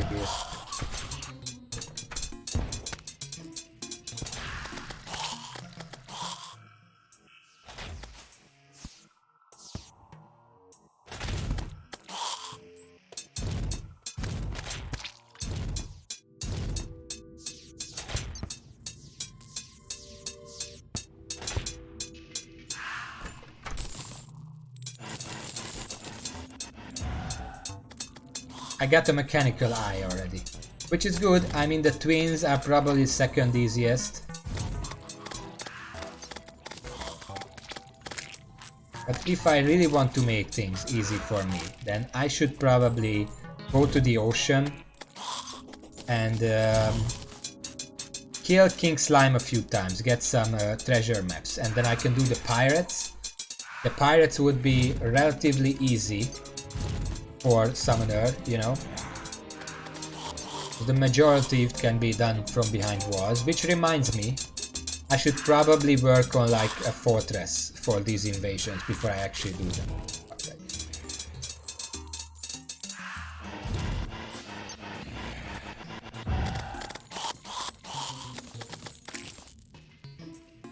It's nothing special about the fortress, just a little building with thick walls that I can hide in during invasions. Most enemies are not gonna go in there. Some will, but you know, those are the exceptions, and I can just plan for that. A group somewhere. There he is. He's dead.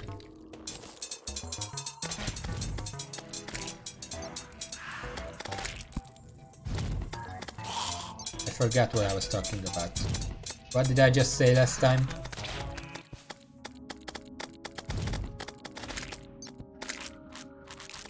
I honest to God forgot what I was saying. What did I want to do just 30 seconds ago? Oh yeah, I wanted the pirate map. Because I can get the black spot and I can use that to cheese a lot of enemies. But do I want to cheese a lot of enemies? Because technically... Yeah, and the fortress. fuck, fuck, fuck, fuck, fuck, fuck. No, no, no, no, no. Kill that guy.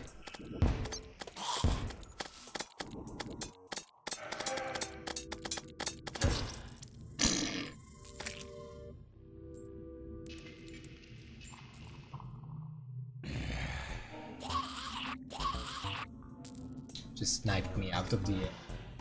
But I think I should be allowed to use, you know, for one, because, well, we used it in multiplayer. Technically, master mode, you're allowed to use anything. I'm the one limiting my own stuff. But based on my own rules, the black spot deals summon damage, so it is entirely allowed. So it's just a matter of... Oh, fuck, get out. It's just a matter of whether it's too cheap or not. Because it is summoned damage if you ram into something with it, so in that sense it's entirely allowed. There is nothing wrong with it.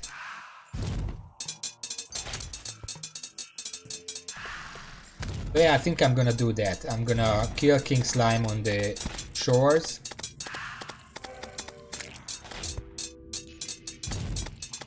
Maybe even near the corruption to get some Swords of Might, because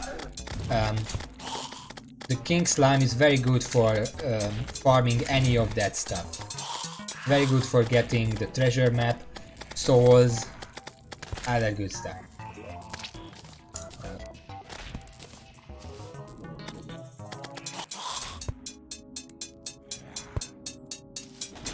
They die like twice as fast. Okay, it's over. Nice. And the wizard moved in, so I'm gonna have to make him a house in the Hollow.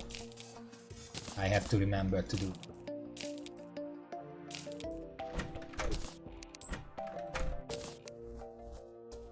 Okay, monster loot. This is gonna be the boss items are gonna be monster.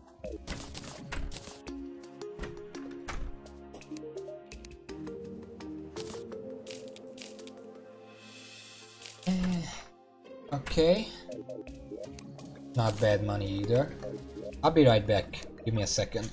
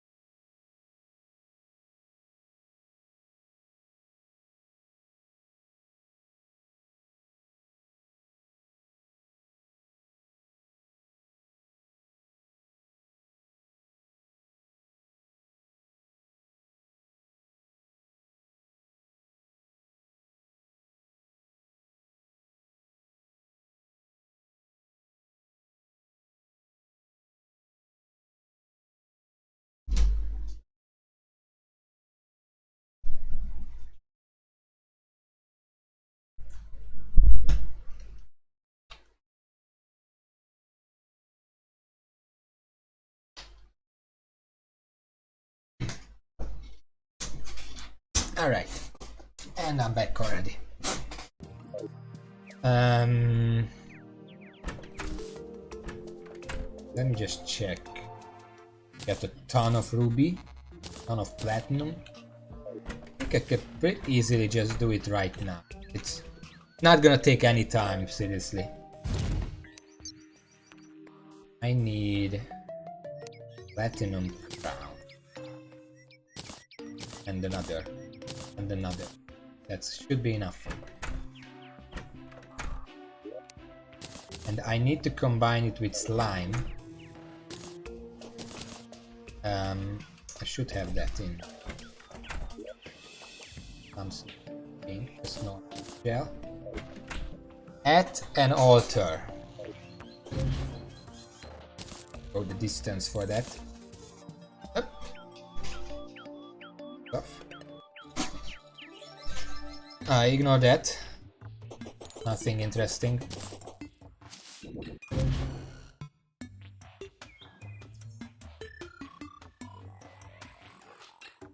But yeah, at least my area is completely free of corruption. So if nothing else, if everything else is really bad, look at this, it's already here. See? If I didn't put this here, which doctor arrived? It's not, wait. Not Blood Moon now, but I'm gonna check him out. If I didn't make that sewer over there, that tunnel, that trench, it would already be on the way to getting to my house. Right here. But like this, it can't get past. So that's great. Anyway.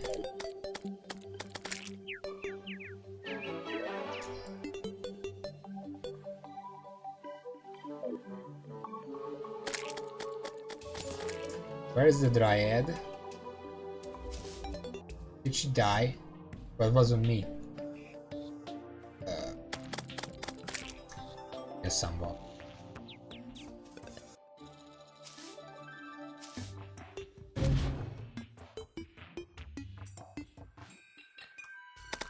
I should just put a cat there. So even if one dies, or even if both die and one comes back, they would still be eligible. The other day I was thinking about what the stuff I would say, and there was a word that I said in my mind, and I said like there is no way that's how it's pronounced. I forgot what it was though.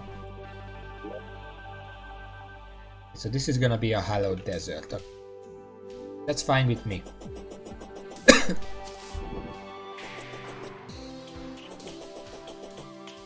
I forgot exactly what the word was, but okay.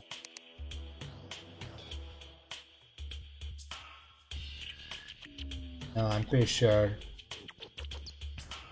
he only says it because supposedly he says it, but I guess. Oh look, the unicorn Pegasus. I guess he only says it when there is a blood moon in the jungle. Anyway, altar. No, Raven, don't look at them. You're gonna get PTSD. Try it, alright. Eat her right now, but. Oh yeah, and I'm going to have to make a house for the tax collector at some point.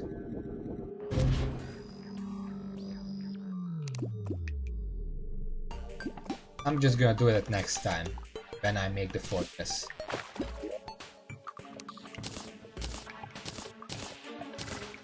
Perfect.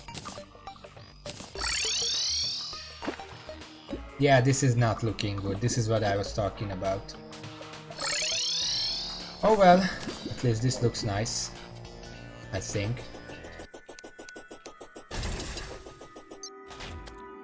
I'm not gonna look down there for... Can you kill this for me, please? I just have to stay here. Is it? Ah, it's here.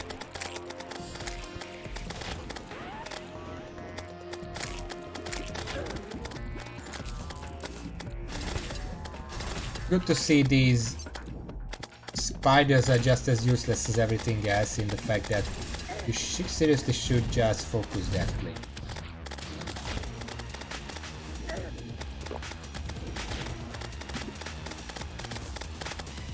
Nothing else here can actually hurt me. Well, the projectiles can, but you know, those are easy to get rid of. Just dodge.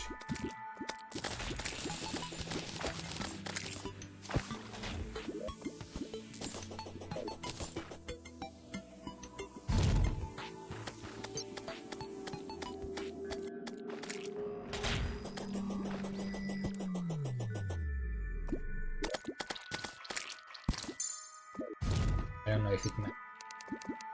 Because the spiders are a bit unique because every single spider counts as 0.75 minion.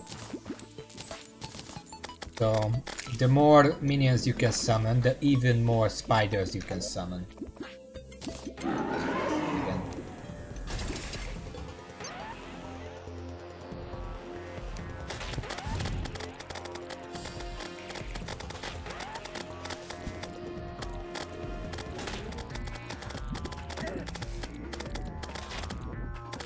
Touching these slimes does not do anything against me, so it's really easy this way.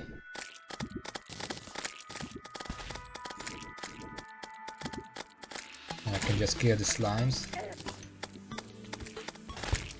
Yeah, I'm not really getting lucky in here because I'm not getting any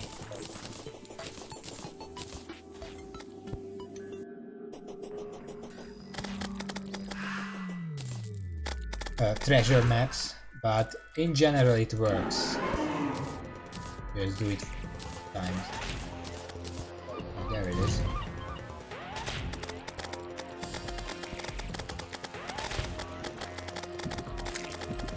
With the royal slime, it's as easy as it gets, even as a summoner. Come on.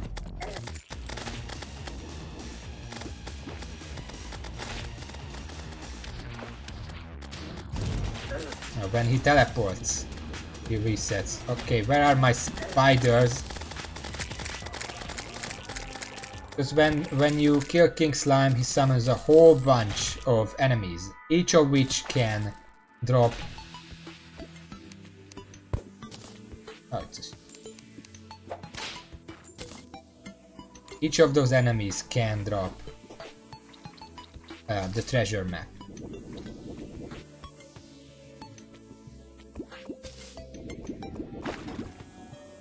But it didn't seem like I got lucky. I got Slime Prince. That's something, I guess. It says. Just throw the rewards everywhere.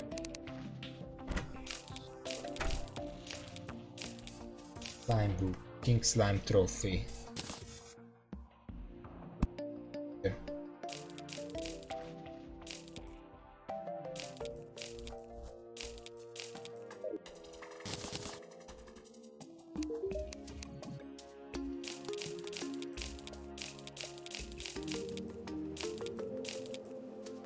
Okay, it's also pretty good gold.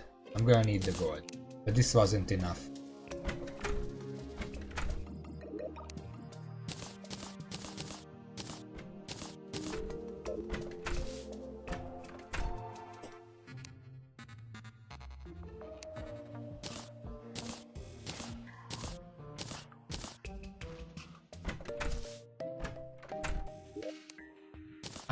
I hope I'm not dumb and they actually patched it. I don't remember them patching it.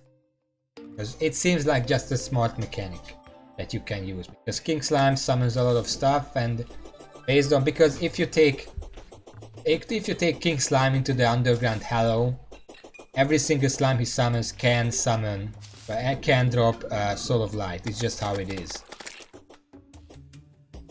It's just how those kind of drops work.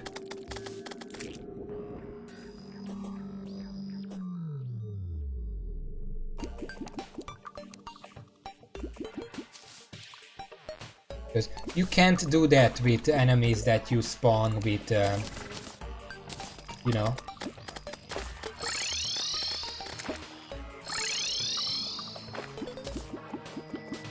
with statues.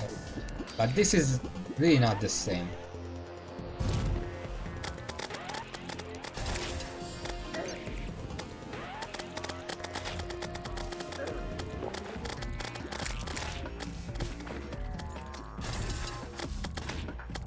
Yeah, he takes off the focus, the summon focus every time he teleports, which is kind of annoying.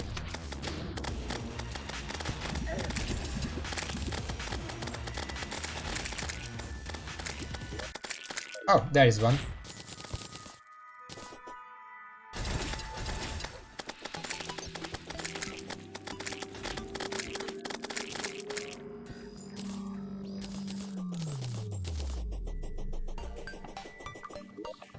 Yeah, so I got one. Should I do this right now? I think I have some time. And pirate invasion is not that difficult. Especially if you have the luxury of just hiding somewhere. Like I do. Here we go. Stuff. To the end. Reflective dye.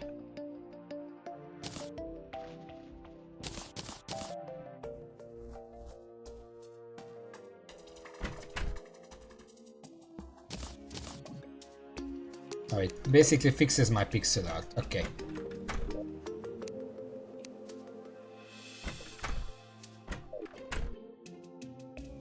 Wait. What fish do you want today? Jewel fish? I think I have that. Not here, it's in safe. Fish. Just to keep doing that. Eventually I'm gonna get the... I already got the sponge. Wait. This is a different sponge. And less amount of water. Okay, well, I'll put it on with the others anyway. What do you say, Raven? Burner, if you're still here.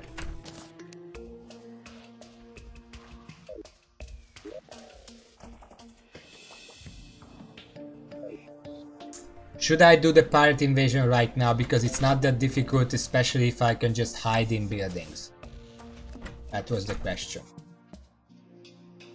That's the worst place you could... Yeah, I mean, but should I do this now or just keep it for... Can you leave the fucking door? Are you serious?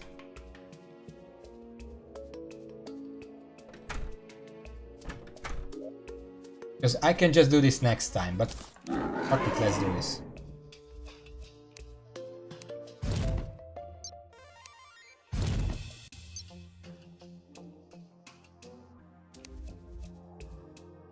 The only thing I really have to look out for is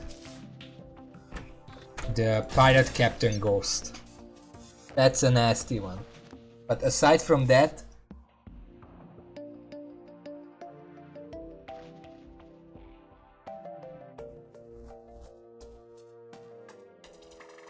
okay, when are they coming? You know what? The summoner would be a lot better, well, not a lot better, but less frustrating if I could just designate a spot. If I'm not clicking on an enemy, just on a spot, then it should designate a spot where I can make my minions guard that area.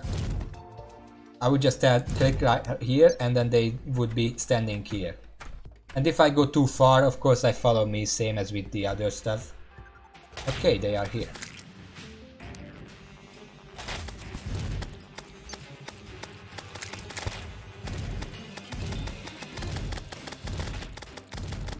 There we go.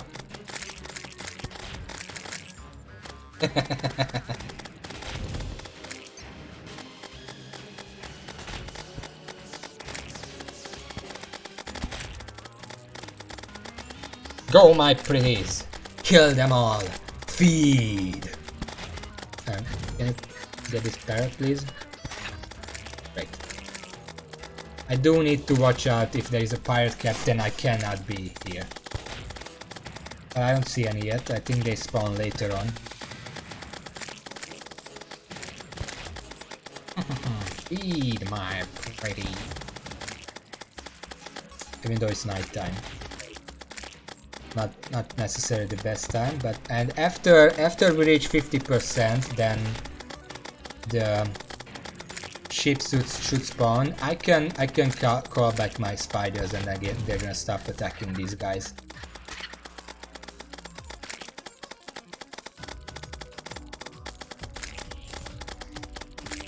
Also, golden chest. I can use that for something probably. For now, I'm just gonna put it here. Oh, look at this. Who needs lava? Then you can just scare them, please. I'm leaning back. I slept. I don't care. I don't even care. I slept.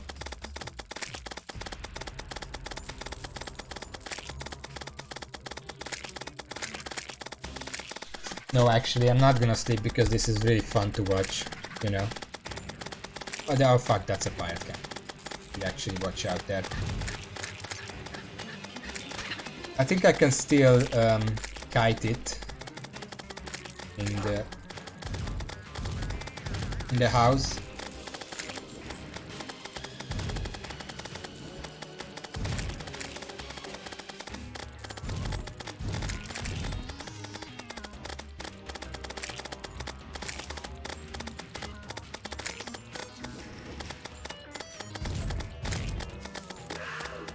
Okay, he's dead.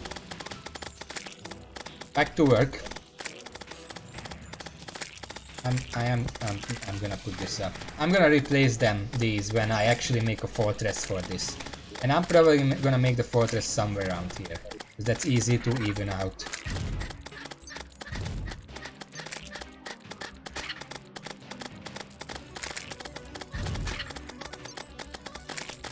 Okay, there should be a ship soon around here. Unless he's stuck on the other side. No, it's not.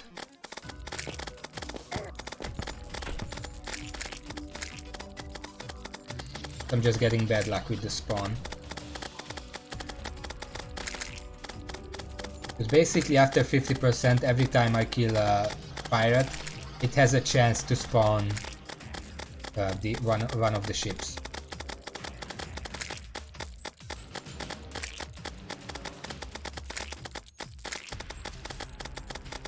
If I stand up here, then it should just come swooping in. And probably appear on the minimap, I'm not sure.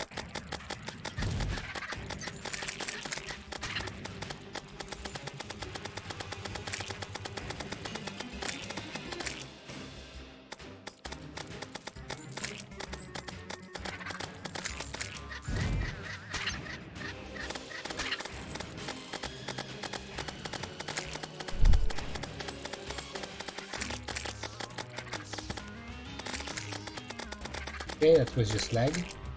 That's a pirate captain. Please catch him early.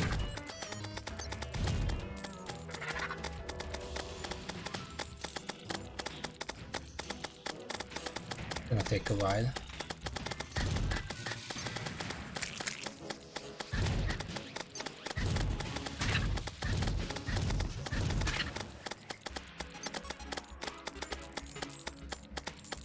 Okay, so at best we're gonna get one pirate ship from this event. That's kind of a waste.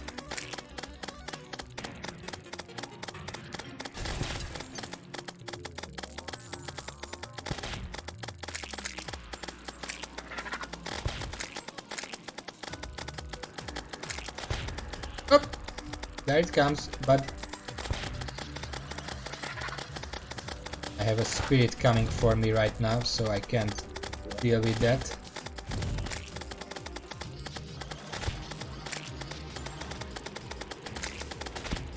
Yeah, the pirates have been defeated, but that doesn't mean that the Flying Dutchman is not gonna despawn. So let's be quick.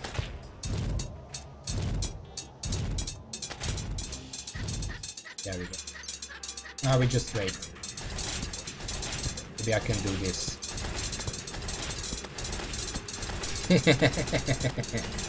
I really hope it drops it, because if it doesn't drop it, then I'm just gonna have to do it all over again.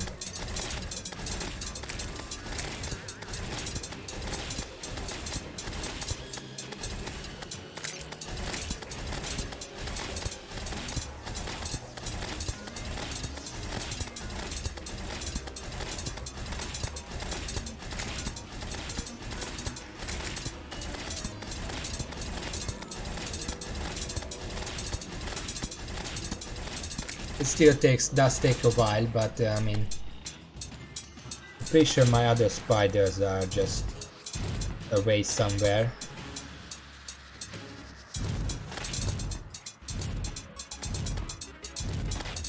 Yeah, they fell down.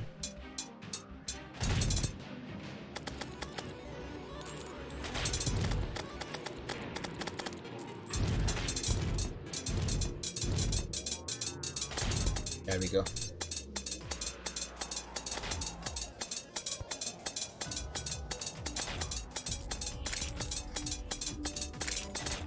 Why would the spiders start fires?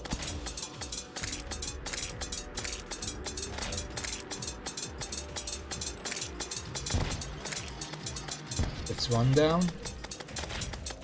Oh. I'm sure there is a mod for that. If you really want your spiders to start fires.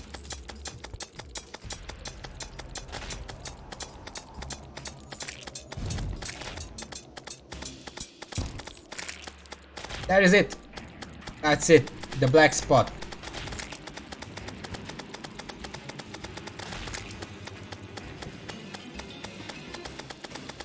Just gonna finish off the remaining spiders.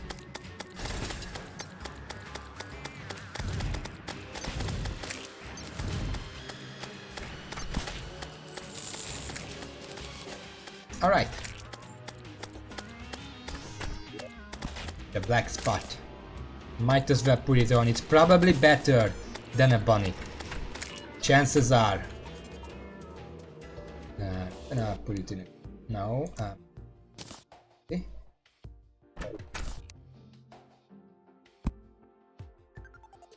Any other?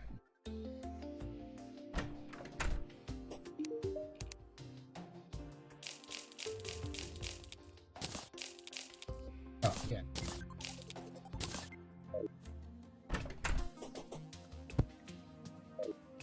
Okay, and now I got over a platinum for that one, which is why Pirate Invasion is probably one of the best ways to get some money easily, because you get over a platinum for each.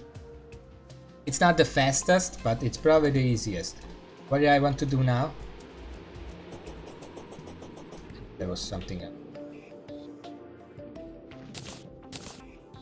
Well, anyway, this is the black spot. What I can do with this... Wait.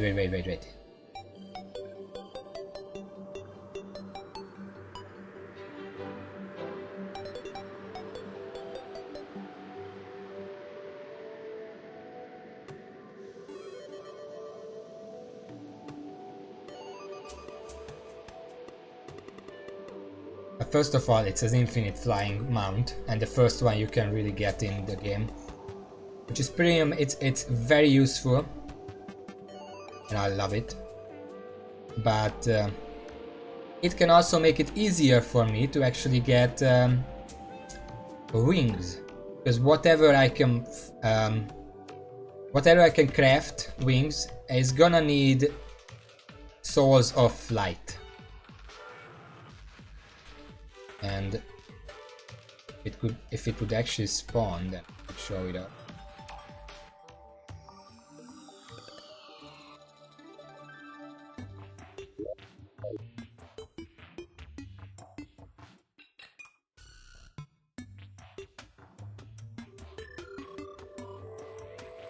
By now, a wyvern should have spawned.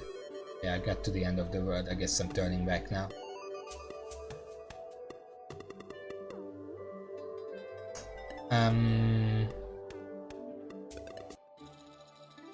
They usually spawn every single time you don't want them to. No, I want them to, and then they're just not spawning. Am I too low? Check the eye. This.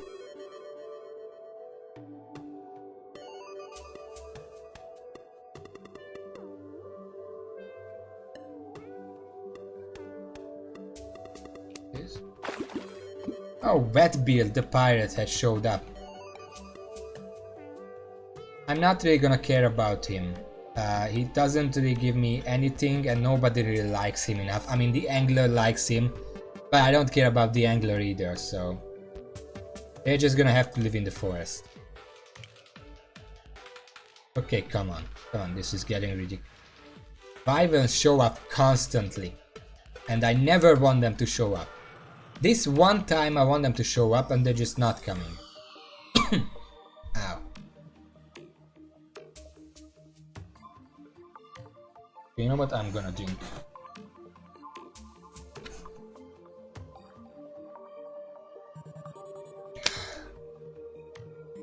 I really thought it would spawn the moment I'm drinking.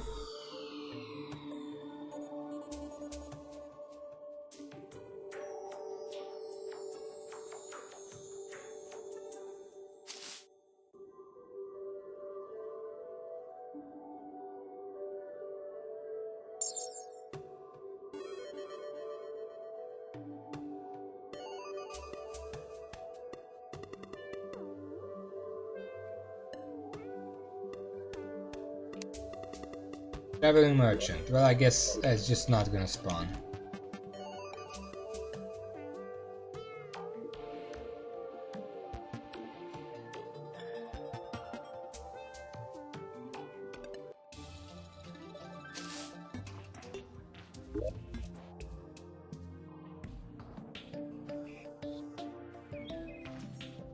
All the way down there. Abraham.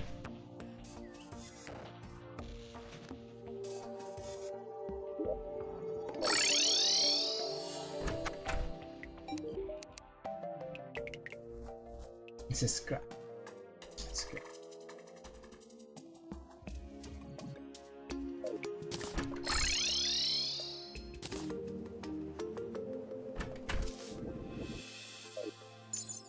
I'm gonna go one more round, and in the meantime, next time, which is gonna be Wednesday, on Wednesday's stream, I'm going to try to get wings. Just normal wings, any kind. The point is that I should be able to float fast up, because sideways I can move with this black spot just fine. That was summon damage. Great. It deals 100 and something damage. Amazing. But if I want to quickly move up and down, this is horrible. Which means I'm gonna need something proper. Oh my god. I'm gonna need wings basically. Even if it's not like huge flight time or anything, I just want to be able to move up and down really fast. In a way that I don't have to fall to the ground. Because if I fall to the ground, Skeletron Prime is gonna be able to hit me with the bombs. If you're constantly above ground, he can't hit you with the bombs. I'm not sure with it.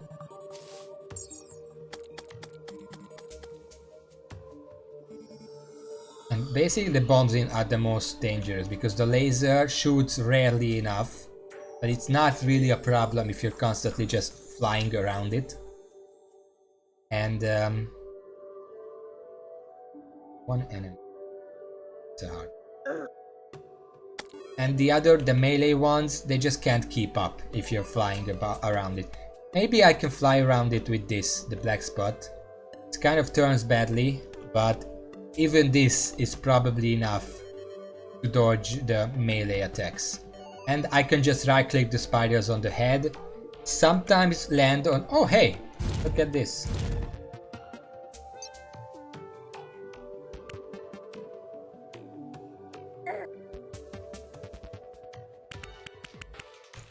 Land. Attack it. Ouch.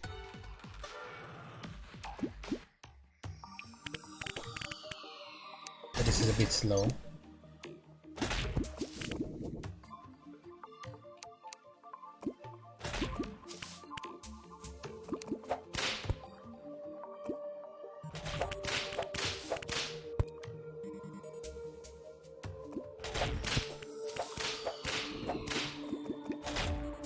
So yeah, this is the negative. The Wyvern moves way too quickly. Okay, you know what? I'm gonna do it on my own. Come on. I'm whipping your face.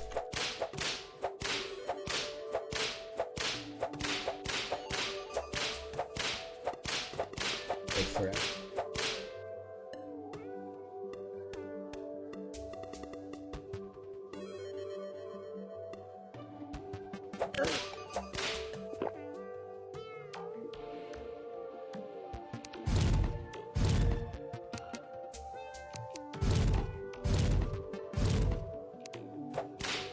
Yeah, the Wyvern itself is way too fast. The spiders can't keep up with it.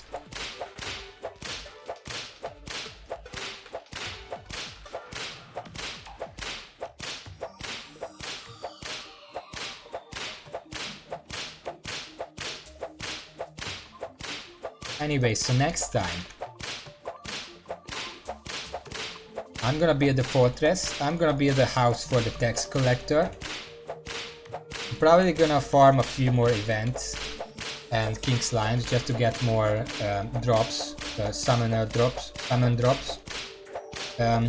I could probably fight the Wall of Flesh again to get the summoner emblem and the new whip, because this is still a pre-hard mode weapon, just basically.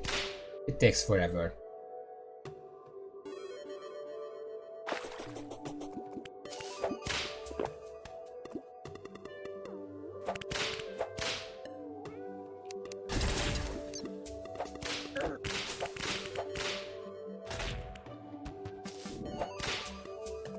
Also, I'm about to die, probably.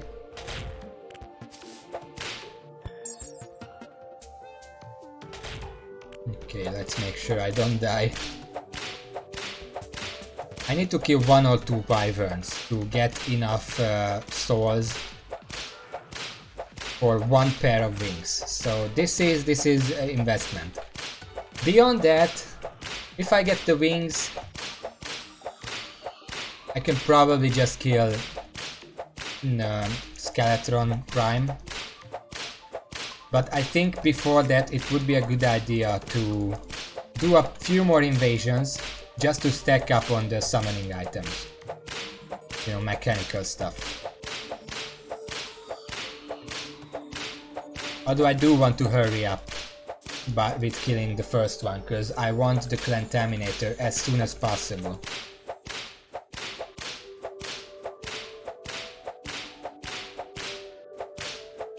And also, I need to farm some mimics, which I can do at in the underworld, because they spawn a lot in there. To get, I don't remember what the name of the item is, but I can make the power gloves with it if I combine it with feral claws. And that one would allow me to auto swing the whip, which, as you can hear, probably would be a big help right here.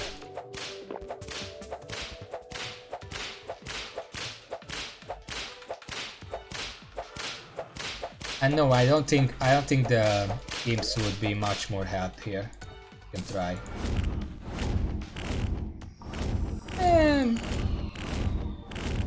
Oh fuck. I can actually, yeah, this is better. Who that thunk? 20 soul of light. I think that's,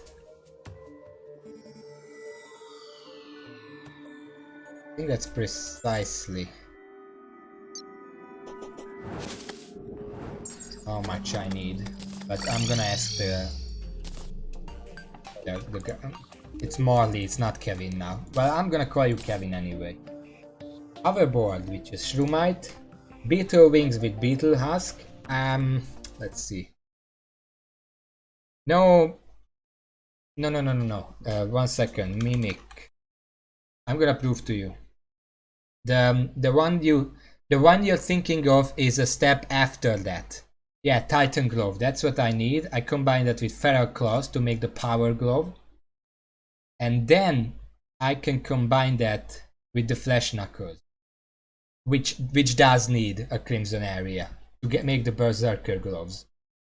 And the Berserker Gloves are amazing because, is it the Berserker Gloves or is it the Mechanical Glove? No, I want, wait. No, I specifically want the Berserker Glow, because even though the Berserker Glow gives, enemies are more likely to target me, I'm playing solo, so it doesn't matter. But what the Berserker Glow has over the Mechanical Glove is 7 defense. And that 7 defense makes a lot of difference. So yeah, I'm gonna have to make a Crimson area somewhere underground. Probably gonna surround an area with a big hole. Or like, yeah. I'm gonna dig out like an arena that I usually do for Plantera, and then put some crimson ores or whatever in the middle, and that should contain it perfectly. I don't think the enemies can spread it. So yeah, that's that. As for what did I? No, wait. Marley, Kevin, whatever your name is. I wanted to check Beetle Husk.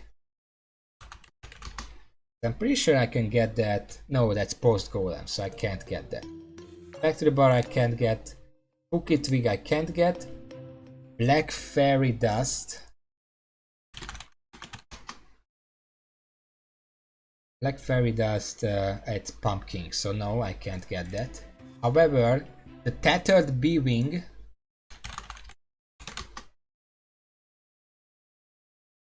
Yeah, it's dropped by hornets. It's a 1 in 150 chance, but I can make that right now.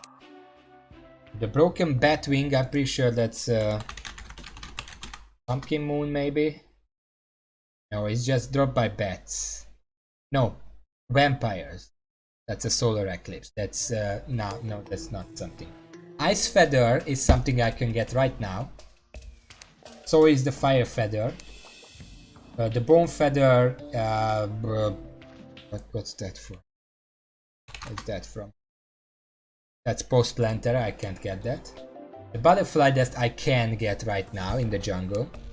Giant harpy feather I also can get. Pixie dust I can get. It might be the easiest, because every pixie drops a couple of pixie dust, so I might have to kill less pixies to get 100 pixie dust. Then I'll just. But I'm gonna look these up tomorrow or today, and then on Wednesday I'm gonna get wings. I'm gonna build the fortress. I'm gonna get the power glove. And I'm gonna kill Skeletron Prime. And once I kill Skeletron Prime, I can get the. Oh yeah, I'm gonna build a house for this guy, Agnew, for the money. And I'm gonna put him in the snow biome. After all, that's why I made this area. Oh fuck.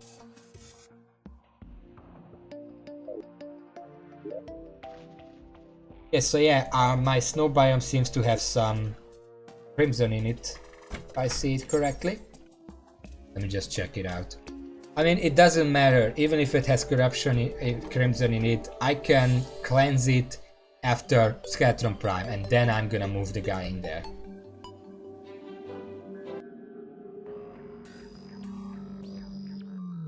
But I still want to check what's going on.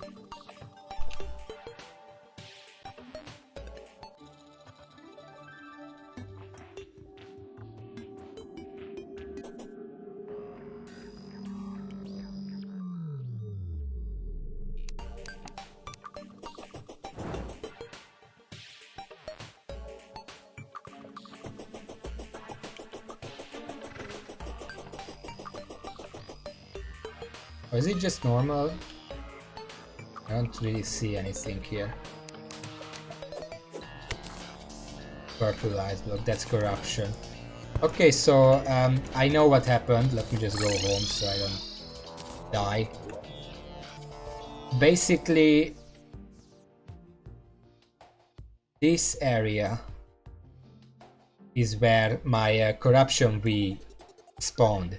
It spawned here and goes down here. Just like how corruption but crimson. Hello, is what I want to say. Spawned here and goes down here somewhere. It's a bit off center, I think. Or maybe I'm off center, I don't know. But that makes sense. It doesn't really matter because once I kill Skeletron Prime, I can just clear out this area. It's fine. Entirely fine, yeah. You can see the corruption over here. It's gonna eat this area up until this, but dungeon is gonna stop it, and then if it goes all the way down, it can't get past it. So we're safe. That I don't really care about that. Yeah, but that and so yeah, I guess I should just end because it's a beautiful day out. The night. I'm gonna do. Alright. So I'm gonna end before I stream for 7 hours again. Thank you everyone for watching. We got quite a few people in this past hour and a half or so. I don't know who you all are, but thank you very much for watching. Very motivating every time I see at least like 5 viewers. Like right now we have 5 viewers. It's very motivating to me. It's my primary motivation. So thank you very much for watching. I'm gonna be back on Wednesday. Same time at 3 p.m. GMT plus 1. That's fine. You are still here and probably listening. I don't know. Wednesday 3 p.m. GMT plus 1 time zone. I explained what I'm gonna do. It's gonna be probably... No, I'm pretty sure it's GMT plus 1 here too. Hungary time zone right now. Ah, fuck, it's plus 2 now. When did it change? I think it was June something. I don't even keep track of that. Okay, so 3 p.m. GMT plus 2. Check your own time zone and you're gonna know. And yeah, next time should probably be more interesting because I did kill Wall of Flesh right now, but other than that, not much happened. Next time, if I do the preparations, I can probably kill just all 3 of the mechanical bosses. So tune in for that. It's gonna be awesome. It's gonna be interesting. And until the end, thank you for watching and see y'all.